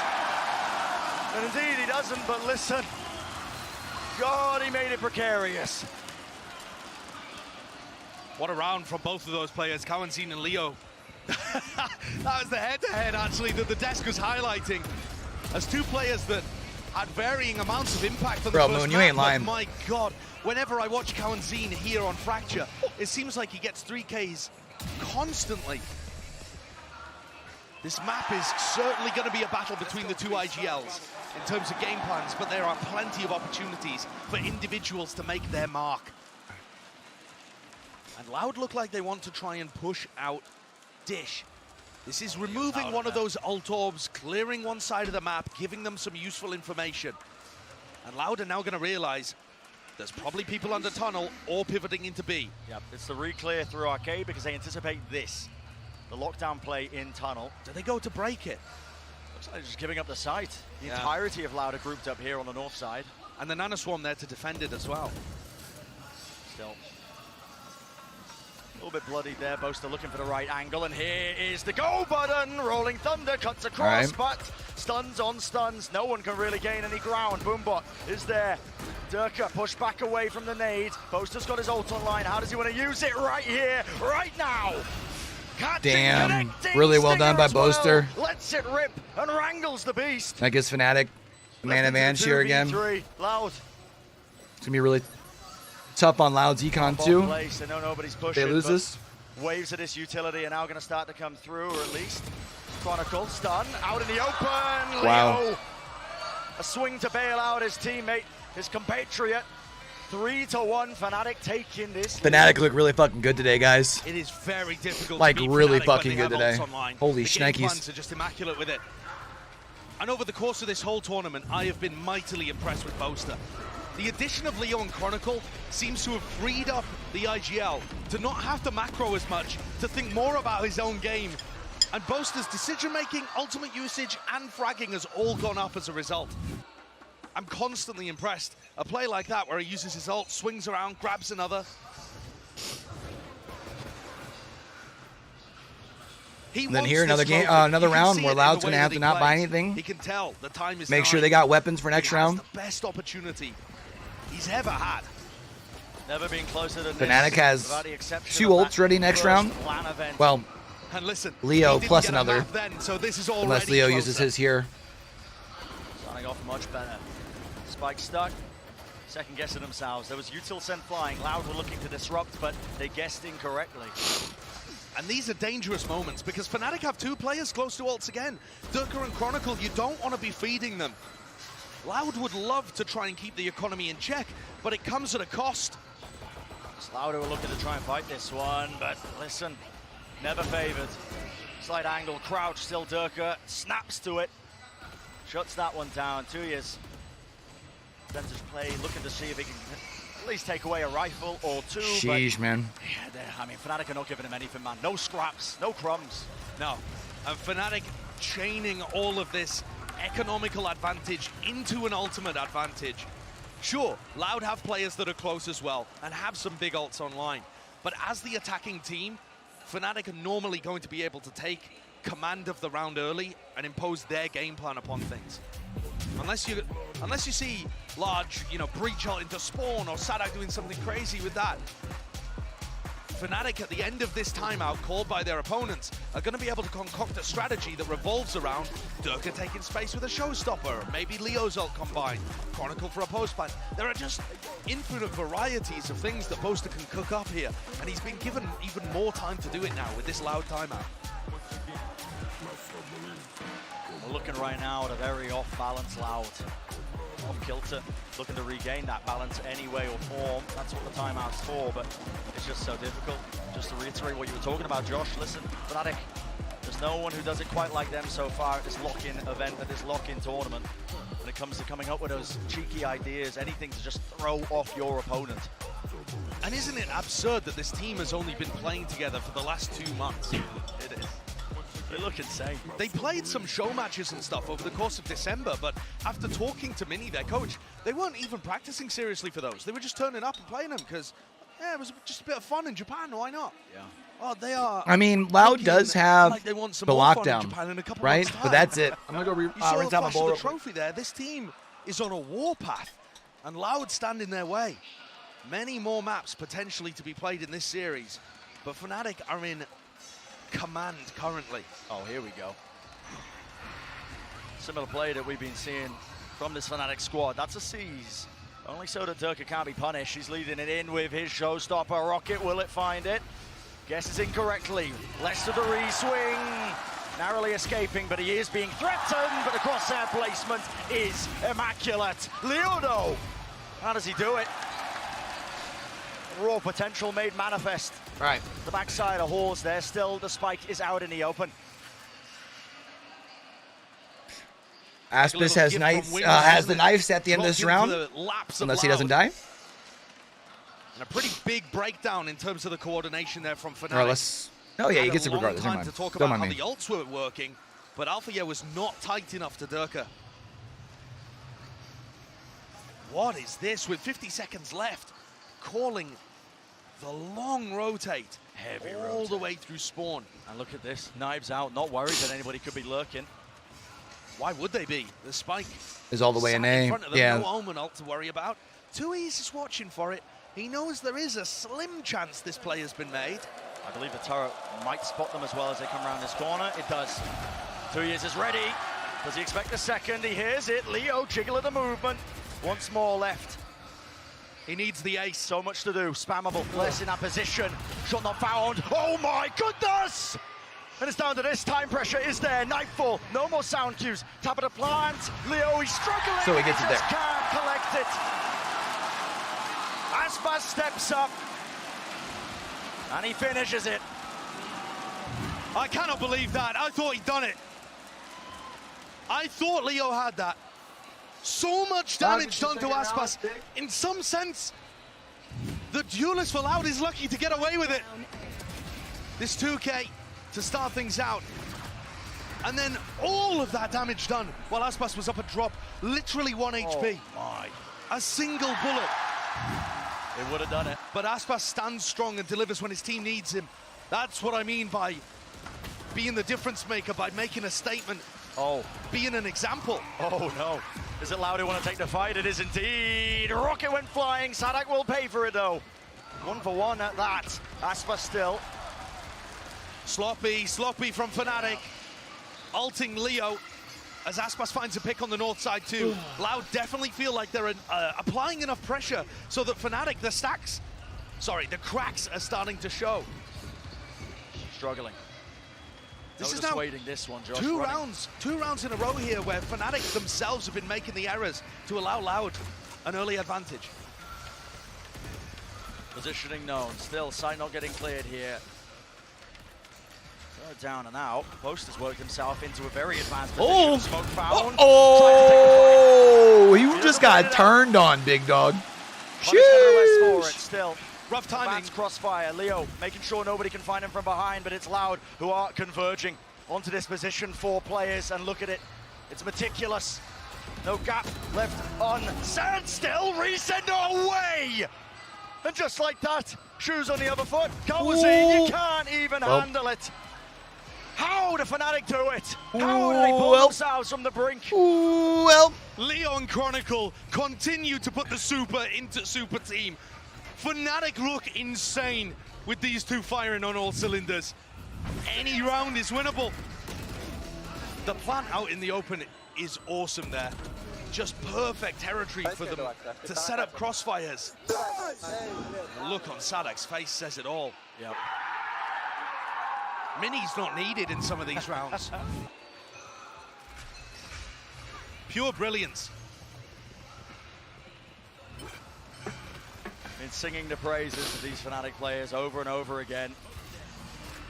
Loud can't catch a break. Molly at the feet, anchoring hard onto the site. Despite the pistols, looks like they're able to get that kill. Rifle drop down, knives, Aspas, quick reactions. Meets his foe, the opposition that is Boaster. Lockdown's being used here. This has to be pushed. Loud know it. They move forwards, looking to try and fight this one. Right round the side! And it gives it the perfect angle. Chronicle. How does he remain calm in these situations? Ooh, not like this. 2 years. Weak, gets out of his life. Spike reclaimed though, 50 seconds still left to work with in the round. Do they want to slow it down or do they want to take it? Looks like the plant will start to go. They're weak though, and that spacing is not good. Althea trying to play directly on top of the body. And Kawazine looks to shut it down again. Ooh. 4 in the round, a thrifty as well. Not like this. It's all of the new players to the grand final, isn't it, Brent? They all are desperate to write their own story and add a new page to the history of both of these teams. Loud are going to be pleased. Momentum was shifting in this map, the scales tipping in the favor of FNATIC, but they respond, now just 2 away from that even scoreline. Fast again. That's the play. Spammers also catching. Alfie is so low inside the smoke. Bumbo going to be spotting this one. It's a battle on multiple fronts still. Oh, the timing! Yes, doesn't let it rip there, but a Rolling Thunder will catch him stunned up. Bro, imagine if he steps through and doesn't get it. But look at this. They don't clear too. He's bro. Bail him out. They don't expect the backstabber 2 years. Flash in the face of Leo. Reaction's not there to dodge it. Boaster's made it winnable with that kill. He knows where the last 2 players are. Spike down, obviously, but a minute to play with. He can threaten misdirection in a lot of different ways. Does he still want to take this? It's a 1v2. Spike dropped down. It should be favored for Loud. Kawazine and Tuyas, the two newcomers. Sorry, Chet, I'm responding, trying to set up this who's had his eyes set on interview for next week. Goal, open yourself up. And Kawazine, there's no reswing. There's no readjustments, but a misstep. Kawazine, always the closer.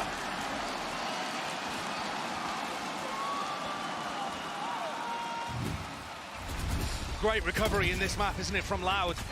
3 of the last 4 rounds going their way has brought things almost level. Definitely some shakiness in FNATIC's play. They're kind of patching it up with the individual brilliance coming out from Chronicle and Leo, but overall, I think this timeout is absolutely needed because Loud are looking like the more diligent team.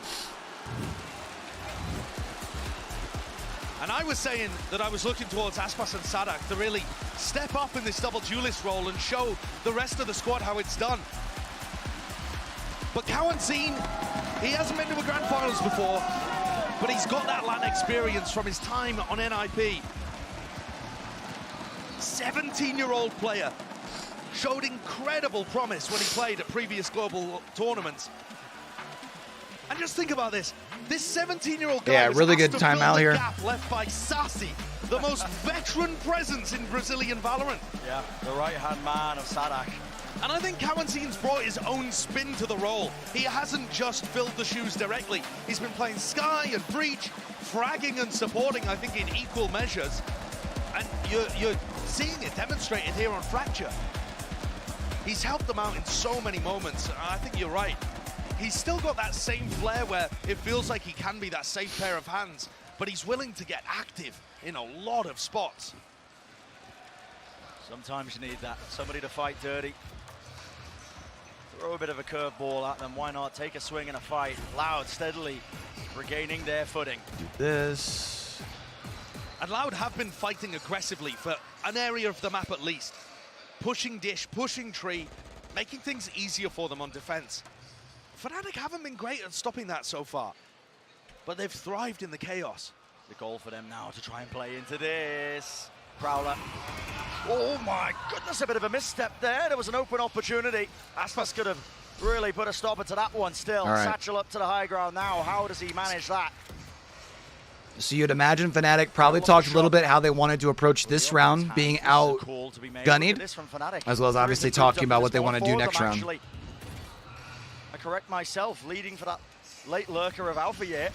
Because they are starting to let Loud back into here, and they're going to be rotating to B, it looks like. Any idea about this? He's got to get the call, and he's forced to take a risky approach and clear out tree. Injection of chaos. FNATIC looking to see if they can really start to drive a wedge between the rest of them. Still, they contain. Kawazine, so disciplined. 1 kill, backs away, doesn't give away anything else. Very diligent cloudburst there, actually, for Aspas as he repositions to get rid of Alpha, yeah. Can Durka make magic? It doesn't look like he's aware. Doubled up, rifle spotted. Louder in control. What can Boaster do? 4 players meeting them. It would have to be a monumental play. Blinded up though, spamming the box, right to his back. And the man's gonna file it underneath him. All right. Loud evens things up. The crowd's starting to get back into it here, chat. It's exactly what they needed. Deep breaths. That round, it felt chaotic because of the decisions that Boaster had gone for and pathing FNATIC through spawn. But actually, the responses from Loud were really good. 2E's adjusted to it perfectly. The rest of the Loud players coming through had a nice backstab play. And even Sadak was ready to get the punish onto Durka. They dealt with that chaotic round very nicely. They've come back into Fracture, looking super strong here on their defense side, making nice adjustments after the DRX game. Quite sublime. 5-5. 2 more rounds, 2 more opportunities to gain that narrow lead. Boombot in the corner. Boaster dodging, weaving, seeing if he can avoid it, but he did end up having to break it. Durka has his ult online. It's Durka and Chronicle over at Dish with 2 ults to work with. And how will this fight get taken? I mean, I think Loud just have to give the site here, right? You can play back in. I don't really think you want to be using 2E's ult to deny the plant. Whoa, That's a long-range one. Sailed across the map. No kills found, those.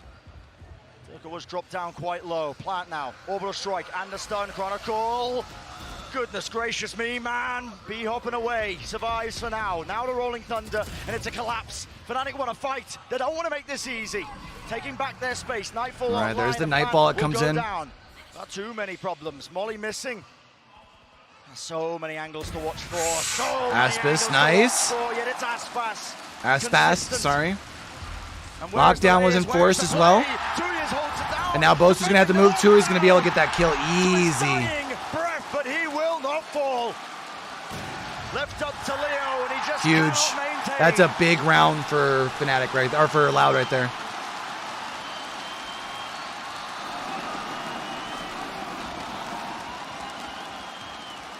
Loud looks so in control at this point, baiting FNATIC into the A setup.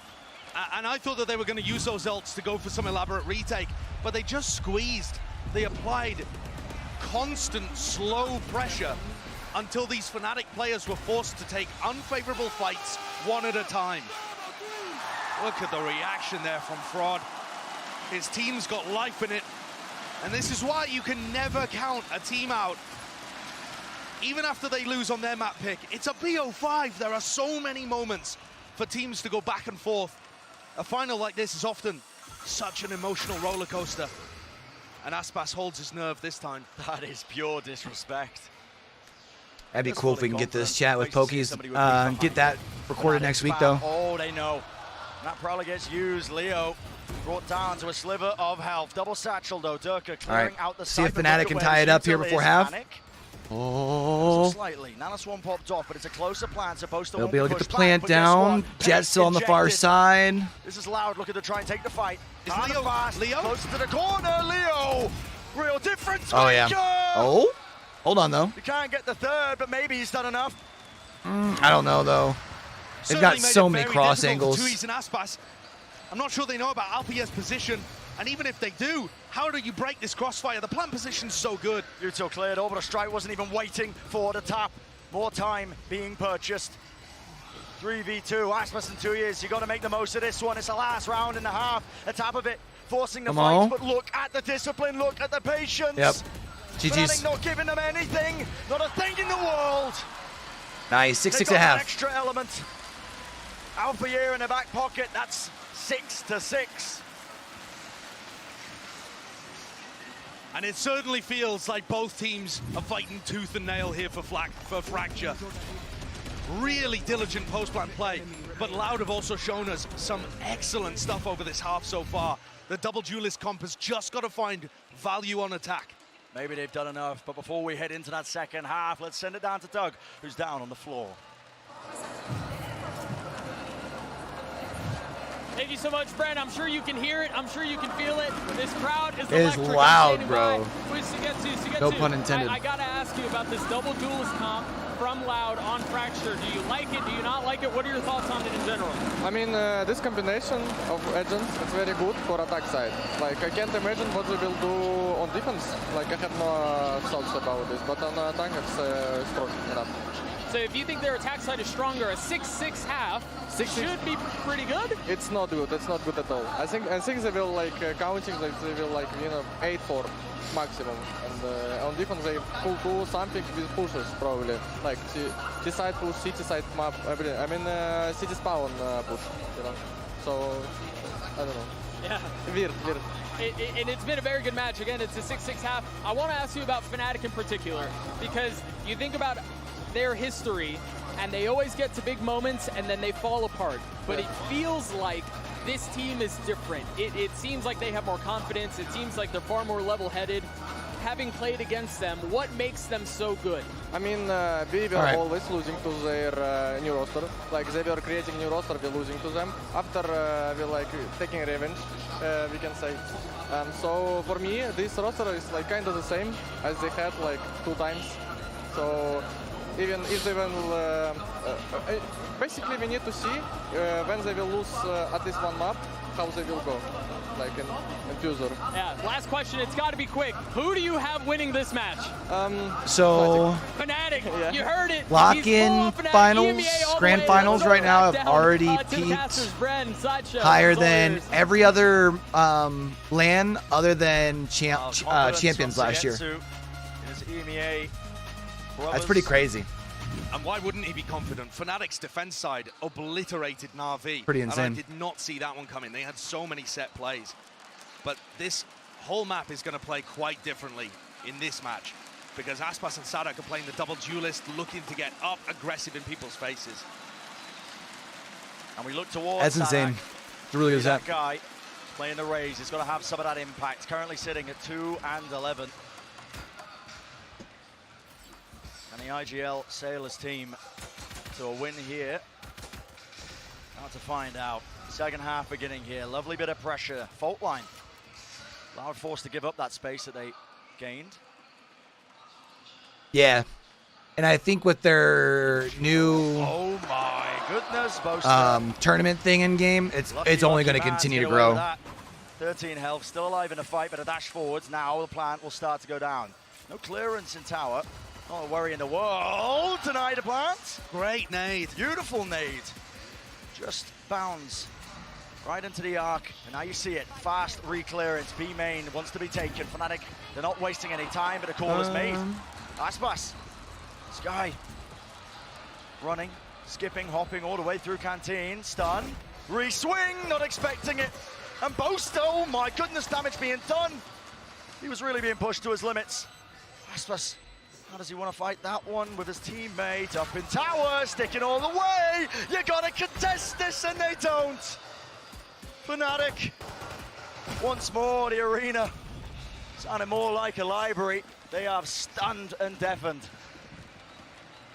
Such a good pistol round from FNATIC there. Being able to control that, but I think the crucial one is just that Boaster doesn't get cleared. The push deep into spawn should have gotten rid of Boaster, leaving Aspas healthy and Sadak alive. I think it's a great call from the IGL, but Boaster gets away with murder. Doesn't get cleaned out on 13 health. And that puts that's just a difference maker. That puts crazy pressure on Loud's shoulders here. Whoops. Bit of a miss there from Leo, and jeers fly out from the crowd, but massive economical disadvantage here for Loud. And I think some time for Sadak to think upon the game plan and what he can do to be able to bring this map back under Loud control after a pretty good first half. For Sadak, I keep thinking back to the quote that he had in an interview after the NRG game.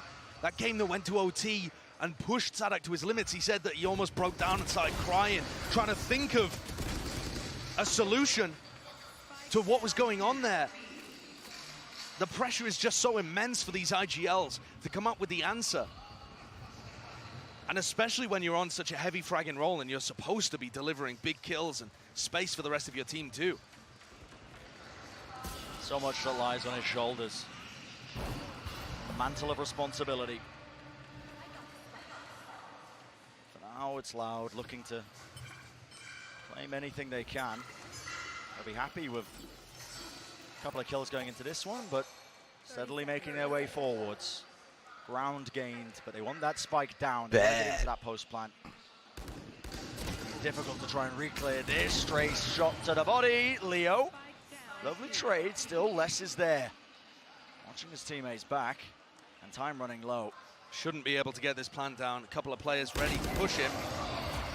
And he walks into Boaster, who's holding a very safe angle. 8th round on the board for FNATIC here. And these are the kind of moments where FNATIC were cooking stuff up. Pivotal economic swing rounds like this, they went aggressive. All right. With often ultimates, although there's none on the board available for them now, but often going for some kind of, you know, So big for FNATIC to start off, right? Or through arcade. Of course, they are going to be at the disadvantage as far as having the SMGs here, all but of this defensive aggression. And if you look at the minimap, FNATIC are planning it here at Tree. A massive clash on our hands. Clash of wills, a clash of that util.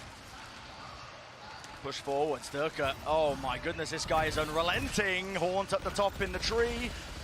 Does reveal the players, 3 of them there, and Alfia close, spamming it down. I was hoping for the second, but they don't quite walk into it. Durka's so fast behind them though. FNATIC unrelenting on the flank. And look at this, you have to try and play this poster. Will he stay alive? And he's being corralled, contained in the spawn, but post-plant setup looks quite ideal. 2 players deep onto the site for Loud. What can they do? And this smoke is difficult. Bit of spam just in case. Taking every precaution. It's a lovely reposition. This fight, Aspas, no way! What was Aspas looking at? He had the timing, he had everything. This is the easy kill, and it's FNATIC cleaning it up. They're eating it up. But the Killjoy lockdown, this isn't good. This is what I was talking about. The reposition from Les is gorgeous. Up into dish. One detained. Flash misses. Off to the side, time running low now. Oh no! Oh my god! It's all at the less. Rifles don't do too much, but it is time that is the biggest enemy. What? Nana Swarm dropped, and all Les has got to do is survive. Oh, it's the Nano Swarm. He knows Okay. he's claimed the round. I was so confused for a second. FNATIC looked like that could have been a round 1 for them. But it's the crucial reposition that Les goes for, recognizing that if all of these players are flanking from the south side of the map, Dish is going to be open. A bold move, a good ultimate. Online in round 15 as well, very early to get the lockdown online. And it makes all the difference there. Puts pressure on the Loud economy though. Bulldog and a Guardian brought up into this. North side crunch perhaps? Looks like it. You're still waiting for some sort of contact, maybe off the boom bot, but holding it. There's the stun. 2 years. Unfortunate position he's been forced into, but a smoke at his back. A bit more peace of mind knowing that really FNATIC would have a tough time trying to get through it. But all of that fighting I'm trying to think here, looking at FNATIC's gives the ult to Durka. And now he has his ultimate to if they deny lose advance, here, they'll be able to still buy mostly Vandals, right? Apart from Les, coalesces in arcade. Or Phantoms? Grouping up. Updraft dash, Aspas missing it.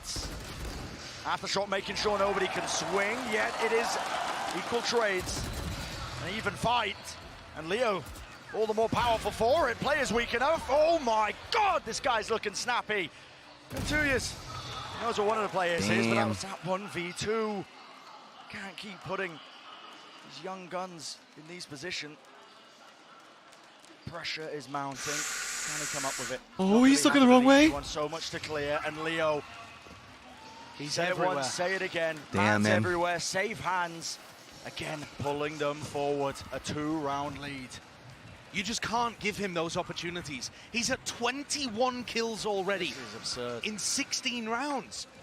And it's not like Loud played that perfectly. Leo was offered opportunity after opportunity to take 1v1s. Bro, there's some quarterback at the combine. I just recorded a 40-inch vertical. Really That's insane. big communication problem. Bro, Maybe like, the go pressure play of the receiver nerves or getting something, to them. dog. What the fuck? The weight of being one map down and losing control of Fracture, perhaps. But the timings were all off, and now they're just going to group and hope that Aspas can fly them through. 4 or 5 of them, Util sailing right over the edge, and a fight to be taken still. FNATIC unable to give up any ground, unwilling to give up any ground, but it's afforded them the ult. Rolling Thunder clears and cleaves, but still there's layers to it. The Molotov at their feet, Gaozine burned to a crisp and a risky play indeed. Watched for though. Attracting the ire of Alfia, never really a comfortable position. And they know exactly where they are. This is FNATIC with such a commanding lead. Now momentum behind them. Looking to try and seal it and claim that second map here in our grand finals. You just saw it there, Loud are going to take a timeout after this one. Another attempt at a thrifty. So their economy's still in an all right position, but they just can't get value from the duelist players. Against so much of the rest of the field, against everybody other than FNATIC, it feels like you're getting huge moments coming out from Aspas and very solid fragging coming from Sadak. Paulo's right. Sadak hasn't been a superstar player on the race, but he's, against most teams, been very solid and putting up decent performances. Here, he's getting himself in good spots. His brain's working, but 3 and 16, not able to find the duels. Against the individual talent of FNATIC, at the moment, he can't hold a candle, and Aspas isn't quite dragging them through these rounds with his brilliance either. Loud are in a really difficult spot. What do you mean by that, Moon? Curious. Just being outclassed when it comes to those individuals. And what a statement that is. It might sound superficial, but Loud itself is a Brazilian super team. Maybe that would apply more to the former roster, but even so, Kawanzine, hot prospect, 2Es, star duelist player. Adding these guys all together with the Argentinian IGLing of Sadak, some of the best the Americas has to offer, the best in terms of lock-in. For them to be losing on an individual level is absurd. Speaks volumes. The expectations oh my here, God. and that's what you got to be careful of. Wow, that's so close. Oh so close. God. It's the same kind of stun ult play that we saw take out one of the Na'Vi players previously. So good for it. No kill claim, though. Sadak lucky, honestly, as well. Still has a bit of armor intact. Chronicle, this angle is so goddamn cheeky. And they trade one ult for another. The Brim ult being used for Chronicle to get an orb, and they maintain control of halls here for 40 seconds just based off their ultimate gameplay. And Loud feel like they're just struggling for answers. They use an ult in kind, look to try and take some space towards halls, but they're shut down before they can even grab their footing. It's a noise fake. You can see them. They were charging their way over towards B, and the goal of this is to try and drag those rotations from FNATIC. And it has opened a gap. Chronicle's looking back towards the north side of the map, dropping down into What do you mean by better gun hygiene? Safe anchor position with Alpha yet. Unless they get caught in transition here, just jiggle peeking, they're still going to be able to put up some resistance. World Cup Val would go crazy, bro. For it. Flash through, forcing out the cloud burst, blocking the line of sight angles. The players flooding in, but a Nana Swarm, it blocks them. They can't follow up. Sheesh. Yo, they just made that look so easy. Crumbling, faltering, right before they can even get through the choke. What a shutdown that was. FNATIC are so quick to call for help and so diligent with their multiple setups. Look at how immediately this response was. Leo throwing a haunt down, Boaster there ready to kill Aspas and cover that angle so that everybody else on FNATIC can just face the choke point. They are destroying Loud.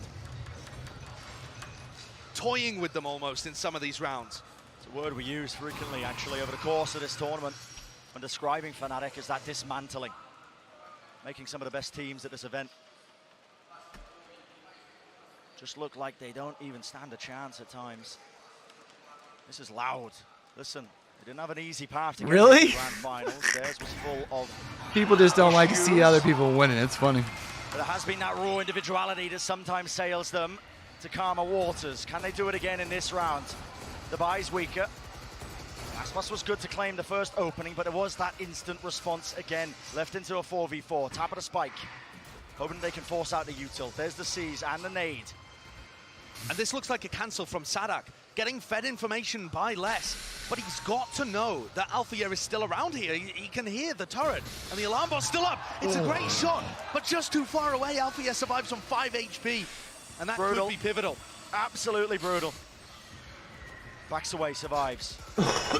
Bit of spam. Les has worked himself into the angle, and despite being so low, making plays. Skipping a hop through. FNATIC are so quick to plug up any sort of gaps in the defensive protocols.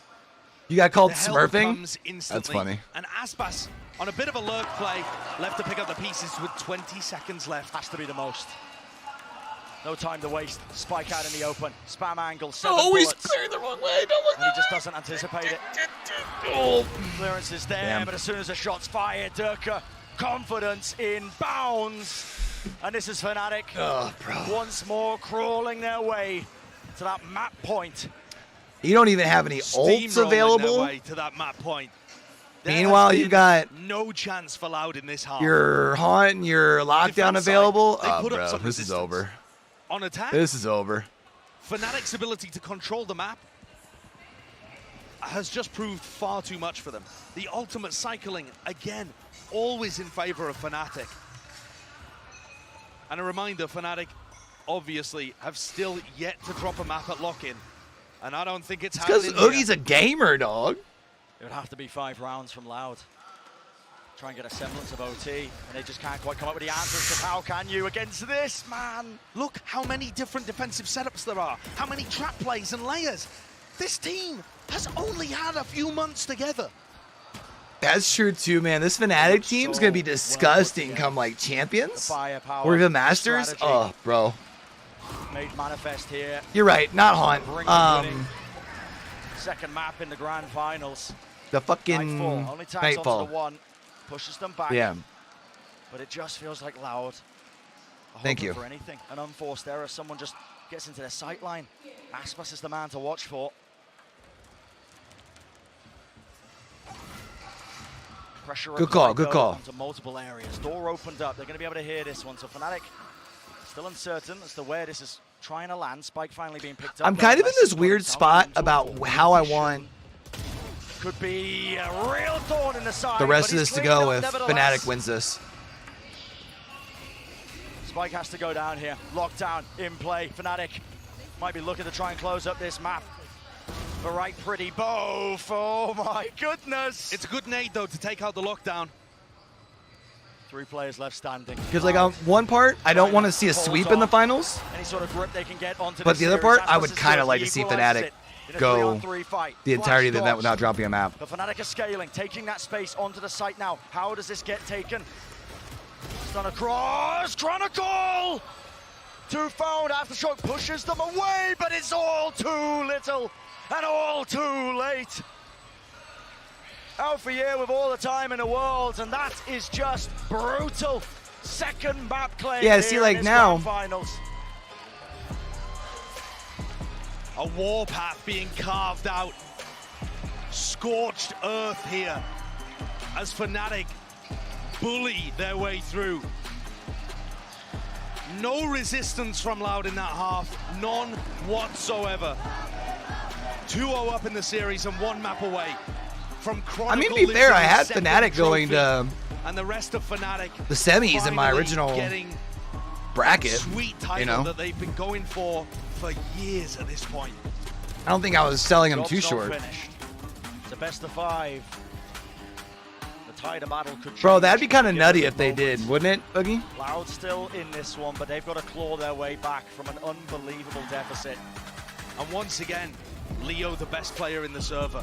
He's got to be on for tournament MVP. Is he the only player that was on the original FNATIC team? To some of these plays from Leo from Chronicle are all absurd. Loud have to step up to start to match this. FNATIC, firepower in spades, strategy book seems to be bigger than the Bible. That's going to do it for map number 2. We'll see on the other side of this break just how far this series will really go.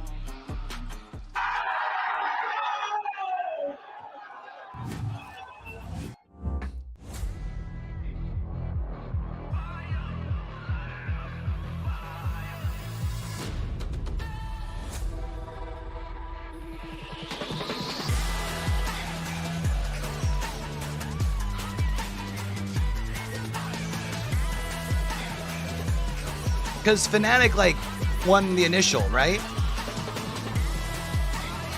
I thought they said if either way here, there's a team walking away with 2 ships. Either Loud with the back-to-back or FNATIC getting their second. Or were they talking about Chronicle just specifically getting his second? Maybe I missed that part.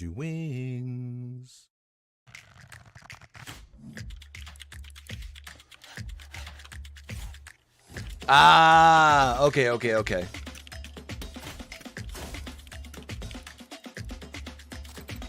I had heard them mention that earlier, so I wasn't sure. With Sentinels. Ah, okay.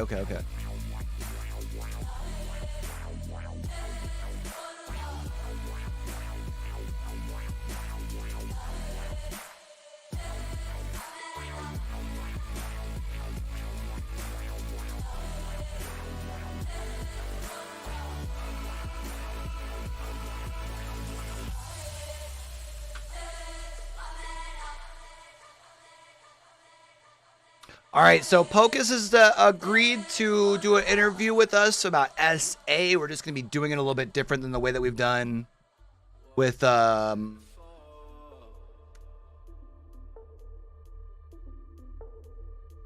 way that we've done with our other interviews.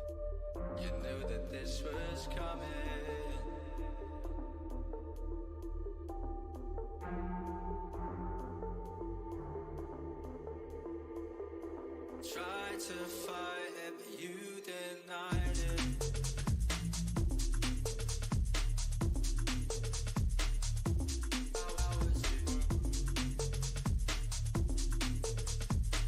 You knew that this was coming.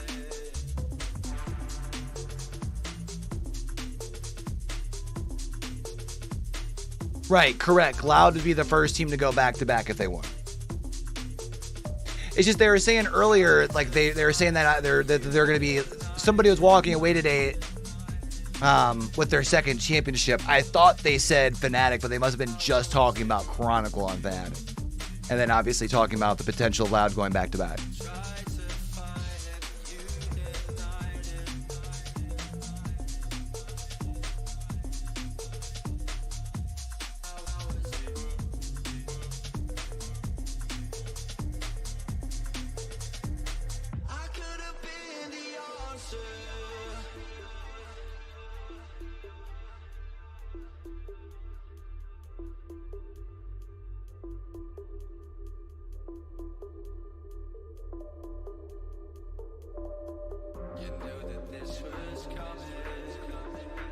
Correct. Yeah, because they don't have the full squad. They've only got those 3.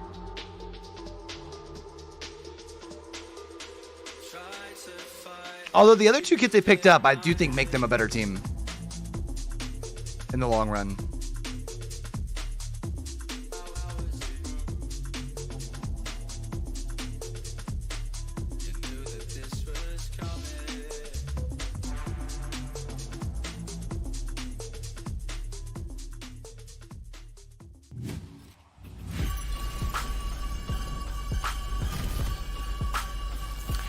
Yeah.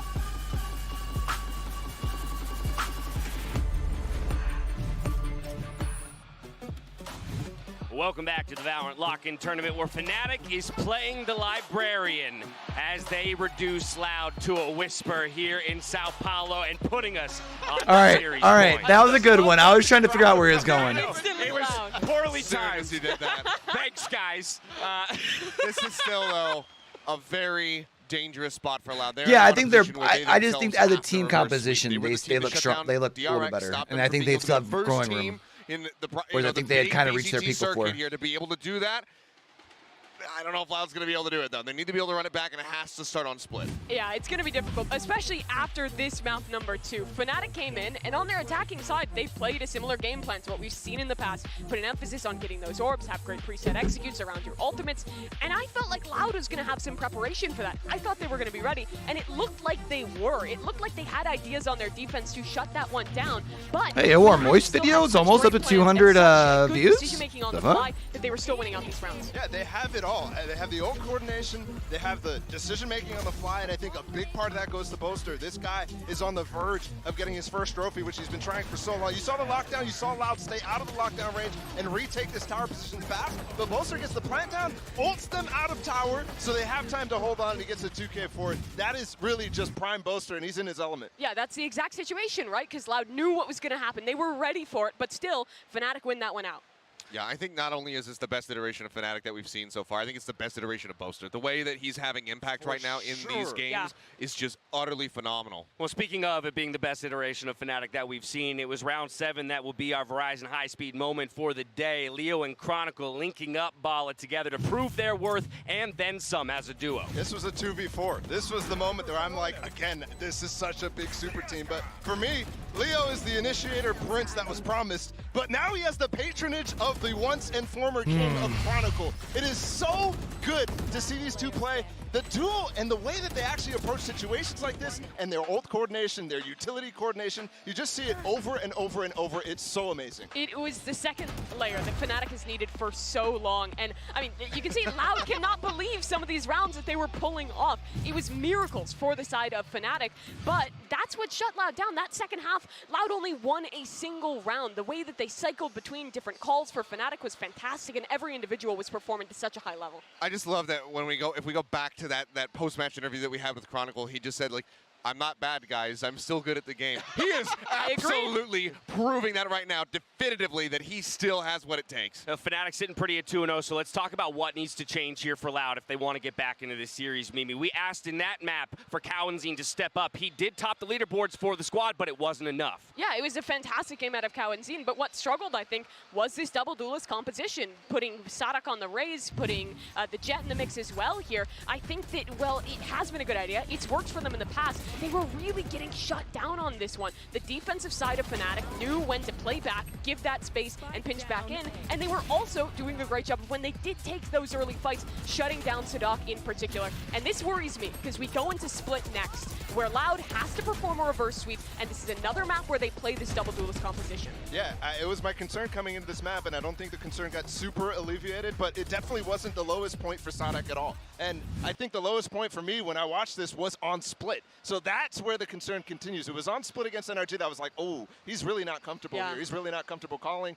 And, I mean, they went to map 3 off of that one. It was really difficult for them to actually even do anything. So, yeah, it comes down to that. And if there was any comp to change, I think it'd be this one. And guess where we happen to be going on map number 3? It's going to be Split Achilles. It's got to start here for Loud. It really does. And I'm right there with Paulo. The Raze right now from him is not inspiring that much confidence, but I do at least favor the Raze Jet on Split as a double duelist compared to on Fracture, but it's still going to be rough around the edges here unless Sonic can level up his performance. He cannot be hovering down around the bottom of the board. This map is going to be wild too, because Fnatic also play going to map 3, chat. Here, and that's going to be the first time I think we're really seeing these two comps really match up against each other in that mirror here at Lockin. But what's difficult is for Loud, it is going to require that reverse sweep. We've talked a lot. It is a very, very hard thing to do. And for Fnatic, I'm sure they are feeling so invigorated, one step away for the first trophy for this core. We eagerly await Prime Gaming Agent Select to get some answers to the questions that we have when it comes to what compositions each team will bring out. Will it be the double duelist? Loud, it's important to remember, is starting out on the attacking side.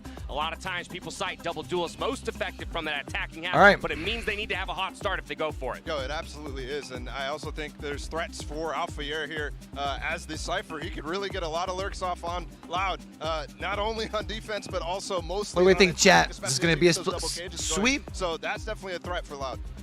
There we have it. Loud win this one? We going 5? Yeah, right now, I would love to go 5. I ain't gonna lie. I feel like Fnatic's in very much control right now. Catch them off guard and get that momentum building because they need to swing this around, not just in this map, but in this entire swing things around quick. It's all or nothing at this point for Loud as we turn our attention towards map 3 Split, which means it's time once again to send it back to Brandon Sideshow for the cast. Map number 3 now entering the turning point of the series. Joy and horror is going to be across both stages. A swirl of emotions for both of these teams, Josh, as they edge ever closer to the potential goals. And you see it, the trophy between both of these teams, both metaphorically and literally within touching distance here of Fnatic. And what a long road back from Loud if they want a chance of being able to lift this and become that back-to-back title winner. I'm right there with the desk. I'm looking towards Sadak. Yeah. I think the comparison Dude, between the two nutty, RGLs is so apt. Boaster, everything's working, so he can focus on his own game. Sadak, 0-6 in first kill to first death on Fracture. He just simply has to do better. Has to do the most for them, Durka! Just an absolute menace to society with a shot like that. Scattering the hopes and dreams of an easy execute there into A heaven. Still wants to take the angle, still wants to take the fight. Damage being done, rattled across. The bullets fly. And it's Fnatic once more laying claim to a couple more bodies. And look how happy Fnatic are to rotate 4 people onto A defense. Holding forward. 2 years. Okay. Crossfire watched 4, turning it into that 3-on-3. The Viper Wall doing so much there, allowing Loud to stack up multiple players and breaking Fnatic's crosshair placement. Now the pressure really does get applied to Fnatic. It's a soundbait though. They looked like they were trying to fake towards that presence in mid. I like this push from Alpha, yeah. I think repositioning here catches them if they rotate back to B and lets him help A. Still, almost getting your head taken off there. Boaster has to back away. Leo returns the fire. Does not get out unscathed. Spike has entered the side. It's up to them. Cowanzine with the plant. Dweez has a start, but he's got to fend off Alpha Year. And this is it. It's all about the timing, which Alpha Year, he knows exactly. It's handed to him on a plate. that 1v2. FNATIC, the potential is there for them, and the crossfire just immaculate. This team is sailing their way. Obviously, they've This is had not the start you were looking for, man. some rough waters to navigate over the course of their entire history, but taking this pistol round one step closer to the hopes and dreams. 4 out of 5 pistol rounds going the way of FNATIC, playing these situations so well. Incredible stuff. And as we get closer throughout this map, I mean, that is what's going to be running through Boaster and Durka's head for sure. They haven't had to do the most in this series so far. Leo and Chronicle really stepping up for them, the new additions, but the history is just going to come to life as they take these steps closer and closer to lifting their first trophy together. Sage wall planted in mid here. Really good on the anti-eco. Going to take a lot for Loud to be able to break that, but they do very quickly. And that speaks of a heavy commitment towards the middle of the map. Yeah, but wouldn't you think that by doing that, it makes you a stronger player overall? Like, it's harder to be, like, plug up the gaps. Sure, super cracked at one, but then you're learning the counter. Like, I guess you're already learning the counters to other, but you're experiencing more, I guess the best way to say He's it. not shy, willing to take that fight, but he's being met face to face there. Classic right click doing a lot of damage. Claiming that kill, but it's responded with. And the cam. So many of these setups by FNATIC. Well thought out. Yeah, really good.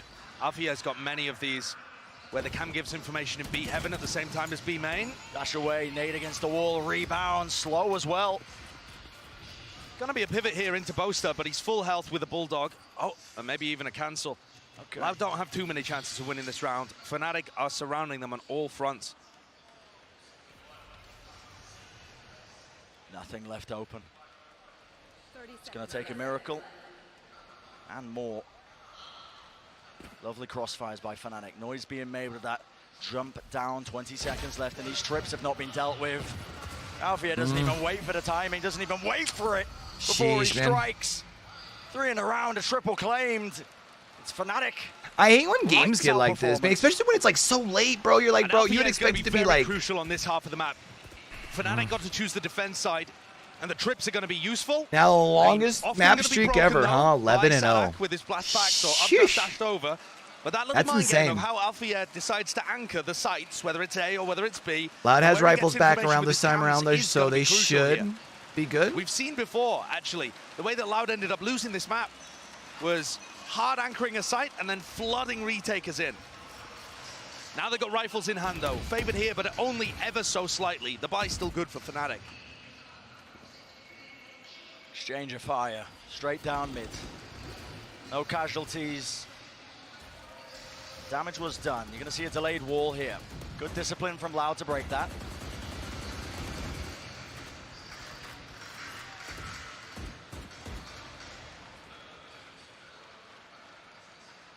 Look at Les. Taking his time with him. They're going to be used in response again. Pushes them out of heaven. And Loud really finding it difficult to get anything done. This cam position. Alfia maneuvering his setup. Really good pressure in B heaven has pulled Durka away from the A site. Durka! Alfia here. Yep, he's alone, anchoring. The cam position is still really good. It'll give him enough time to react. Pop his cages and play hard anchor backside. Seems like FNATIC have got a read on this in one way or form. Nade at the back though. Util will it get cleared? Skipping a hop straight over to Trips cages though. This is throwing so much into the mix. Wait, did they get the... the... Yeah, they got the neural theft anyways. Still the neural theft was able to get online, and Boaster, he collects a kill because of it. Crosshair placement not ideal for Durka. And a good kill from Sadak. That's going to get some confidence going. Nice shot hit. Game plan working. 2Es. Yeah, but I would say it's Also not a bad backstab thing, position. right? Everything left to Boaster. So much to do. One fight taken. And one. Oh, bro. Player guesses incorrectly. And so Loud answer back. That's a very good round by Sadak, and I'm not just talking about the flick shot that he hit, but the manipulation of the defender rotations. FNATIC were just starting to get the read that it was heading into A as he decided to pull the trigger and execute into the site. He gets the spray down on onto Alfia, So they trade 2 duelists for the 1 site anchor. I think that's, or rather 1 duelist. I mean, I for the feel 1 like site anchor. I think that is exactly how Loud would like to play things. that is like the preferred type of nerf, though, right?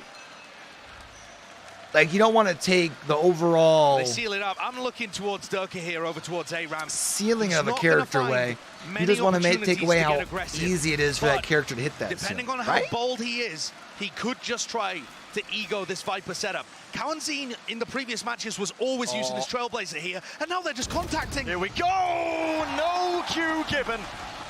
Durka left so unaware, but there's a paranoia and a nade. And Sadok's left reeling from that one. Still, it's Aspas carving his way forwards, cleaving into the top site. At least the top of A, a path has been found.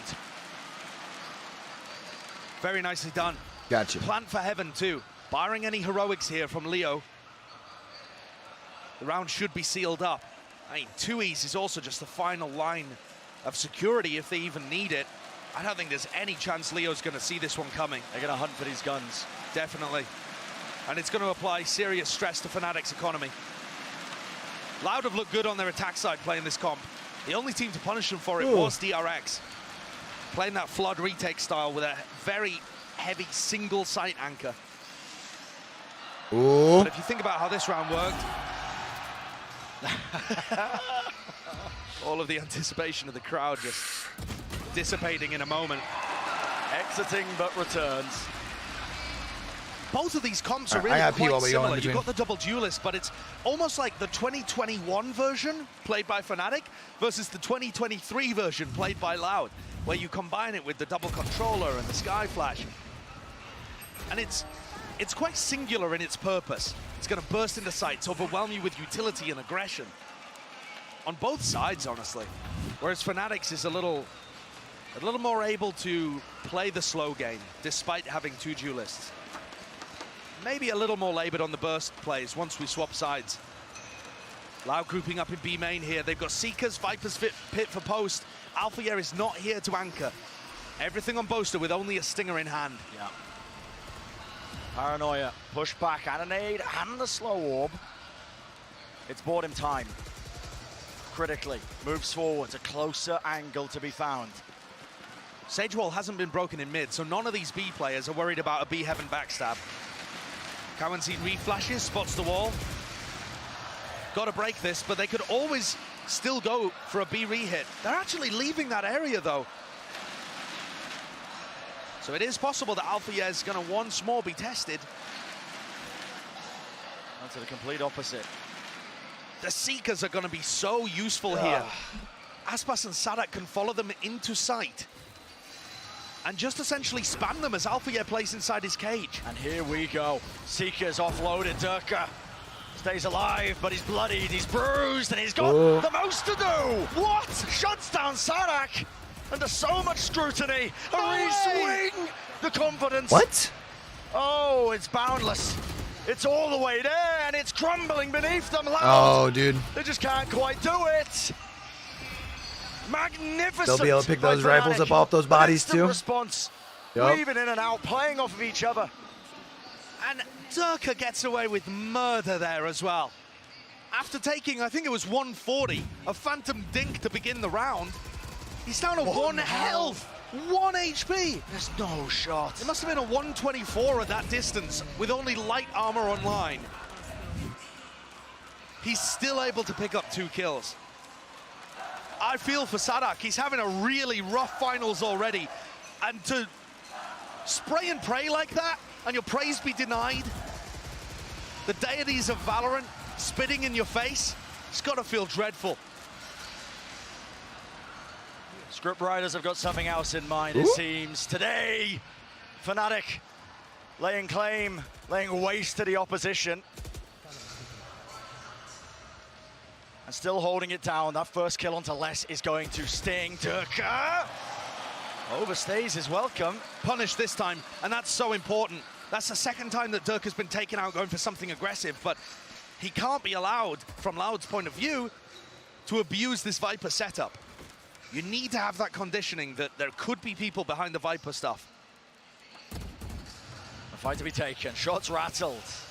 Honestly, if I see Leo on a site at this point, I am running the other direction. I wonder if maybe we see FNATIC using their... there, now you see it. Well, what is the play being made? Rocket the show. I guess. 0 damage. And Leo just couldn't quite dodge the flash. Still, the execute continues.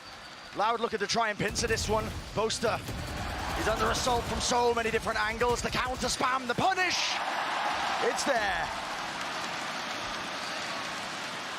Strong round from Loud. Alfie can go for some kind of exits, or just keep the weapon online for Durka into the next, but either way, Loud are starting to find some success. This composition is quite attackers-sided, I would say, but FNATIC themselves, you know, similar scenes, arguably. Still could be anyone's map. It absolutely could, but it has to be Loud's for the series to continue, for them to have any chance at winning that back-to-back title. Alfie just looking to save the gun here.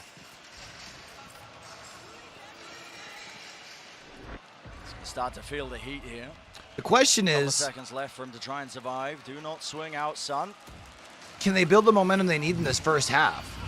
You think about how Durka's been playing this tournament so played far. so close thus far. These kind of plays have always worked. But the frustration on Mini's face tells me that there might be a stern talking to coming. FNATIC have taken a timeout, and both Mini and Boaster will be cautioning Durka not to overheat. You cannot allow the moment to get to you, the crowd to weigh on you, and a feeling of immortality to hit. But at the same time, a fine balance must be found. You can't allow that Viper utility to always go uncontested. But picking and choosing your moments more carefully may be the secret there for Durka. Because that's the second time in 3 rounds that Loud have won where Durka's offered them an opening. Loud not the kind of team to go out easy. They want this just So as much apparently as FNATIC do. XQC Chronicle hunting for that 2-time trophy. Boaster hunting is for his looking own to when he's been so buy a professional so Valorant far roster. in the past. You saw the That have to be a video, tier 2 team, right? The tears that were shed towards the end from FNATIC. And do we think it's an NA team? Because there's only, Just I think another Turtle Troop's the minor only character non-signed in team right Sentinel's now, right? story at the beginning That of wouldn't be worth Valorant. the investment. Or is he But now buying they have into like firmly made that their own. a European Looking to do challenger the same team, maybe? As was done to them, on pace right now for an undefeated streak through Lockin. But Loud are there to challenge, and so far it's looking so good. All right. Durka with knives in his hand. 3-3 here, chat. Now, FNATIC's defense didn't look like it had as many set plays as their Fracture when we saw it earlier in this tournament. I didn't see them cook up big game plans around Chronicle's ultimates, for example. A little ping there as they look to see, is there a camera? Is there some kind of trap play? But no, not this time. Loud does have the Viper's Pit if they want. Feeling it sometime soon. You've No. also got that So the players Cosmic were Divide down here as well if they do want to use that. crawling. Whether to either get Possibly access to the site or rotate. maintain access Instead once decided to they take their presence towards mid still. go through. Crossing, using that Viper wall. This is Breaking all the still stage wall. really fluid from Loud, right? Sadak at any point here can call a B split. Durka an A has the split. knives out, but you also have Just Chronicle based with on that what he hears and what's delivered to him by ult the as rest well of if the they team. want.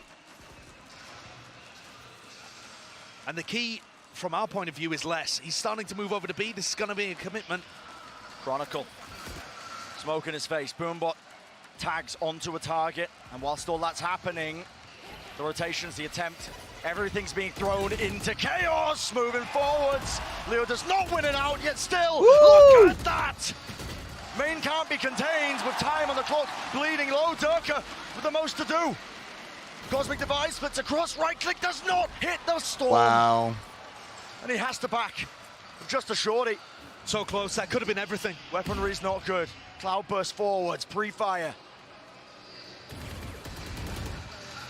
But less punishes. Durka's not going to Durka's fall back. looking to retrieve a Yep. rifle here and still go for it. Oh, is he going to go back in? Or maybe he's I'll just save the required to rifle, with right? The money on Alpha Air and Boaster being so low. would imagine saving the rifles a play, not going back in.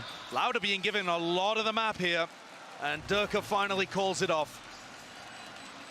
Feels like, Josh, it's been a long time in this series since we've seen Loud with an ever so slight lead where momentum's been on their side, but making steady strides. I would argue the 6-6 half on Fracture on their defense, it looked promising. I could see really bright spots. Yeah. They just weren't able to do anything on the other half of the map. And that, I've got to admit, does worry me a little bit here. We've already seen Loud's attack side be very good, and especially with how passive Fnatic are playing them, offering them the whole of mid, very safe Sage walls from Leo, even getting Loud into B Heaven. I would expect Loud's attack side to be good here and rack up 6, maybe even 7 rounds. Doesn't mean I'm not concerned about them on the other half. Boaster attempting. Smoked across, Judge in his hands, potent weapon indeed, yet a fight taken. There you go. A fight lost for Chronicle.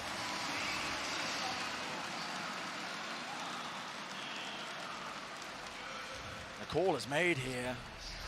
Waiting it out, but Loud, they don't overstep themselves. Okay, we got a kill, let's slow it down. This is tough from Boaster. He was worried someone could have gone A-ramp, but now he's in the position to win the round. Smoke will fade at any moment. Oh! You've got to be kidding me! What timing was taken there? Just off the smoke. Instinct at its best. And he's handed a cheap one. He's handed an easy one. Durka's there as well, bailing him out. Pressure being applied into the corner of the site, but it's Loud who are struggling to get in. A dodge and a flash, up close and personal. That's where the judge is favored. And Boaster, he's going for more. And he's going to GTFO. Kawazine can start to feel it. In this situation again. Kawanzin's going to get Seekers off the back of this. Doesn't seem like he's going to be offered a great opportunity to use them, but maybe 2Es can be the playmaker. It's going to have to be. Does he hear any footsteps? I don't think so, and it's not planted for Heaven. And he doesn't have any stars to delay. He's dealt with final player known. And what is the play? TP across. That was a good play. Basically sacrifice yourself. That was smart. Happy to be the sacrificial lamb. Yep. Especially if it secures him that round. What a great round from Fnatic there. Fnatic will be able to get a player back up. 3 rifles in hand. Preternatural timing on the read with the judge. Exactly as his smoke was about to go down, you saw Kawazine getting ready, I think, to flash through it. And he just spams, grabs a kill, falls off. Good for another as they get into sight. Wow. You can tell how much he wants it, Josh. Yeah, he's playing like a man possessed. A man that can feel and sense his dreams of the last 2 years becoming manifest. It's been a long journey. But the job is not finished. Oh, crossing through the choke. Fnatic might have got a glimpse of that one. Trailblazer pushes forwards, pushes past. Not sure if it spotted anyone, but look at this. Fnatic eager to contain, eager to take the fight. It's Aspas with the knives though, and look at this. Seekers push forwards, it's a right click. Won't have any more to throw at him. Pound for pound, anchoring at the back. Boaster vulnerable. Ultimate online, TP's back to safety. And Leo, he's watching for it. Sadak, maybe just feeling like he has to create a play in that moment, but he overstays his welcome. Les will have ult. Good ult to play around. And so this is what it comes down to. Alpha, yeah, though. On the Heaven position. Yeah, he's getting ready. Here comes the ultimate. Neuro theft, everybody spam, that's the game plan. Boaster though. Overshot it a little bit, didn't quite take the correct timing. Left it at 2-on-2.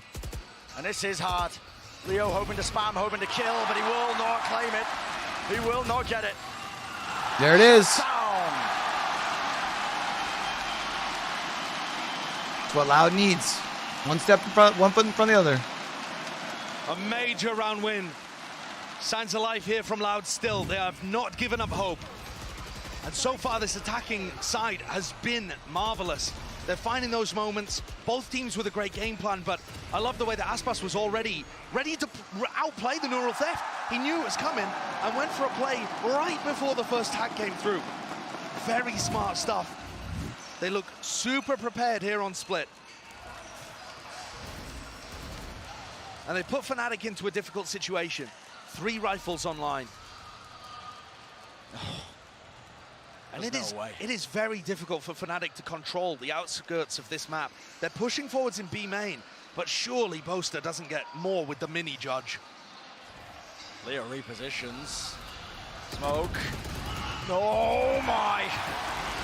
Shots going wide. He does fall. Ooh. FNATIC down to just 3, make that 2. Good round here going for Loud. It's done. Taken care of. Watching every avenue. Smokes making sure that FNATIC can try something tricky of their own. The rifles have to. What did we figure? 8-4 was kind of the normal for this map, right? So I mean, FNATIC's already going for the hunt. got their 4. They basically cut into that with any round one from here out, away right? from them. Any advantage they can get. Hunting. Alfia. Dodge peek. Crossfire setup. It's now turning it. Hunter becoming the hunted. Ooh. Aspas caught with the util in his hands. A bit of a disaster. Even things up. Hoping to try and do some damage to the economy, but handed a freebie. An overheat maybe, because all of these kills matter far more to FNATIC than they do to Loud. Confidence for Sadak. And not just that, but a bit of damage to keep FNATIC's economy in check as we head into round 11. Final 2 rounds, FNATIC should still be able to buy even if they lose due to the loss bonus. But maybe, oh, you know, without that full CT side. I utility, don't know why I was maybe a thinking bit of a T-sided. scrappy fight Okay. towards the end. But yeah, that confidence is so key. The game plan is working, and Sadak's finding some moments. He's not lighting the world on fire, but he's doing enough at the moment. Yeah, I mean, let's be honest, Split rarely plays out the way it's supposed to, right? Durka and Alpha, yeah, both making the play this time. Instead of Durka being on his own, they are together. Alfia's going to bait him! No way! A triple for Durka. He's just supposed to be the bait there, the tasty worm on the end of the string. And they don't expect this. Alfia strikes and Alfia claims. 5th round for it. 1 step closer to that even scoreline. All right. What a response. Last round and a half here. What a response immediately there. How does Durka manage to get 2? That's nasty. That's just nasty. Ridiculous shooting. No shot. And yeah, he's just supposed to be. Bro, get away from your monitor, my guy. Dash away. They don't expect Alfia. But sometimes when you have players of this quality, the plan Only ult available right now becomes is for immaterial. FNATIC. I mean, I guess technically Sadak or Cowzen can get. Oh, and Aspas actually could all get one. Satchel, dash across onto the site. No control of A Heaven. Same play again. Trying to clear it. Smoke on the edge. Less. No way. Making a bit of noise. Oh, Backs if away he gets as one. the orb fades down. Maybe hearing the presence there, but this looks like it's going to be that 5-on-5. Nade at the feet. Less. Bit of chip damage. There's a reflank happening here from 2Es, but he's going to hit a trip unless Alfia dies. It's all about that timing. Durka. Oh! Meeting their match, trying to take the fight. Wider swing, and Less is dealt with. All in their face as well. This is starting to get panicky. Trips dealt with. 2 years! Oh my goodness! Bro, almost fumbled that. Very close. More than strained, but still they collapse. Easy Well. sightlines handed. Oh, that's a neural theft, though. That gives you a lot of info. Let's see what he can make of it. Oh, well, running then Aspas is just going to turn the corner and just, you know, knife you in your face, so. 2-round That makes it look lead easy. as they close out that first half. Finally seeing Aspas come alive in the duelist battle, the Jet head-to-head. What a round from this young fellow. Yeah. Looking so clean out there and powering Loud forwards. That should be their favored half, though. 7 rounds. Is it enough to fend FNATIC off and give them another map, another shot at continuing the series and winning the 2nd trophy? It's a hell of an attack side for Loud, claiming 7. Unbelievable scenes, but let's send it down to the desk to break it all down so far. Thank you so much, gents. Loud has come alive here in Sao Paulo. They find themselves a 2-round advantage, the best first half they've been able to mount here so far in our best of 5. Yeah, giving something for the crowd to cheer for, because it was looking rough, even at the beginning of this game, too. To see them come back, to see them have a chance is super important. This is a close game. We still might have a series. Yeah, and this is in the game where it matters. They were on the verge of elimination on a 3-0 loss in this grand final, and they have woken up. And the biggest question coming into this is, how does the double duelist composition perform? And thus far, it has fared far better than on Fracture. Sadak as an IGL has been varying up the calls enough to keep FNATIC on the toes, and the individuals are stepping up. And this is the perfect time, right? Because the trophy is on the line. FNATIC are still just a half away. I love where your head's at, Mimi Achilles. We All right, asked who 6-6. needed to step up, who needed to be the catalyst for a comeback here for Loud, and it was Sadak that we put the responsibility on. Yeah, we have, and so far it's been looking decent. Stat-wise, still not going to be near the top, but he has been guiding the squad and still putting up some decent numbers. He's entering for them widely. Aspas has been going for a couple more lurk plays and has been able to find some really explosive moments throughout this. You can see he's once again lounging back, trying to maintain some composure as they get ready to go into this next half. Yeah, but I think as well, this second half is going to be where Sadak gets strained the most, where Boaster also gets strained the most. Yeah. Because this game right here, this map, is the first time we're really seeing that battle go head-to-head. The rest of it felt like Boaster has been in control. This time, it looks like there's actually a battle of the minds. This is going to be a half about the IGLs. The crowd is back, Loud is alive, but is it enough to keep them in this series? We'll have to just wait and see. So far, Loud 1-5 in pistol rounds. Can they go ahead and put up a second one on the board? We need to see that. A small advantage for Loud, but can they take it over the finish line here in map number 3? That's the question as we're getting ready for the second half to get underway. Back over to our casters. The pistol round to begin. Loud of a chance to extend their play in this tournament, in this series, the grand finals. It's going to be a crucial one. You heard Seth talk about it. Loud have not been winning them. And it's previously been such an incredible strength for this team at Champions and at Lockin. Creeping, crawling, it's Loud who make the first blow to strike. It's an easy claim there as Durka will fall. It's a huge first pick to get. Massive. Durka on the defense side, when he was falling, opened up gaps. But look at this gap. Boaster all right. the way through on A. Oh, he's not wasting any time. Look at this. He's got pushed all the way up. Massively deep here. It all has to be used to replay. I mean, he actually, so fast. he knows that Les is around here too because he heard the wall being thrown. So that kind of stopped him from going deep into screens. What's the call to be made? He's got a bit of a feel now that the defenders have been pulled towards A. I think this is going to get into some very strange mid-round territory.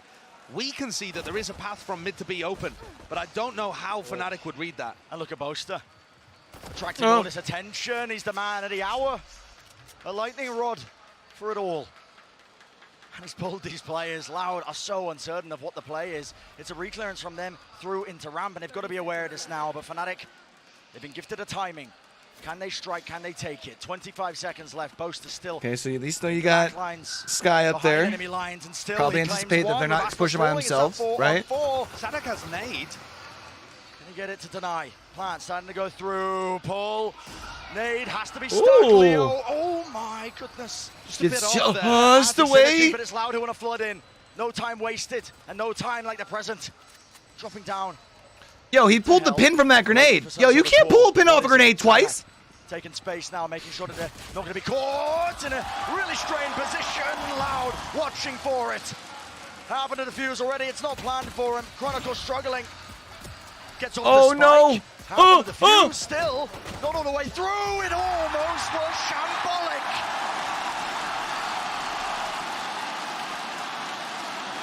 All right.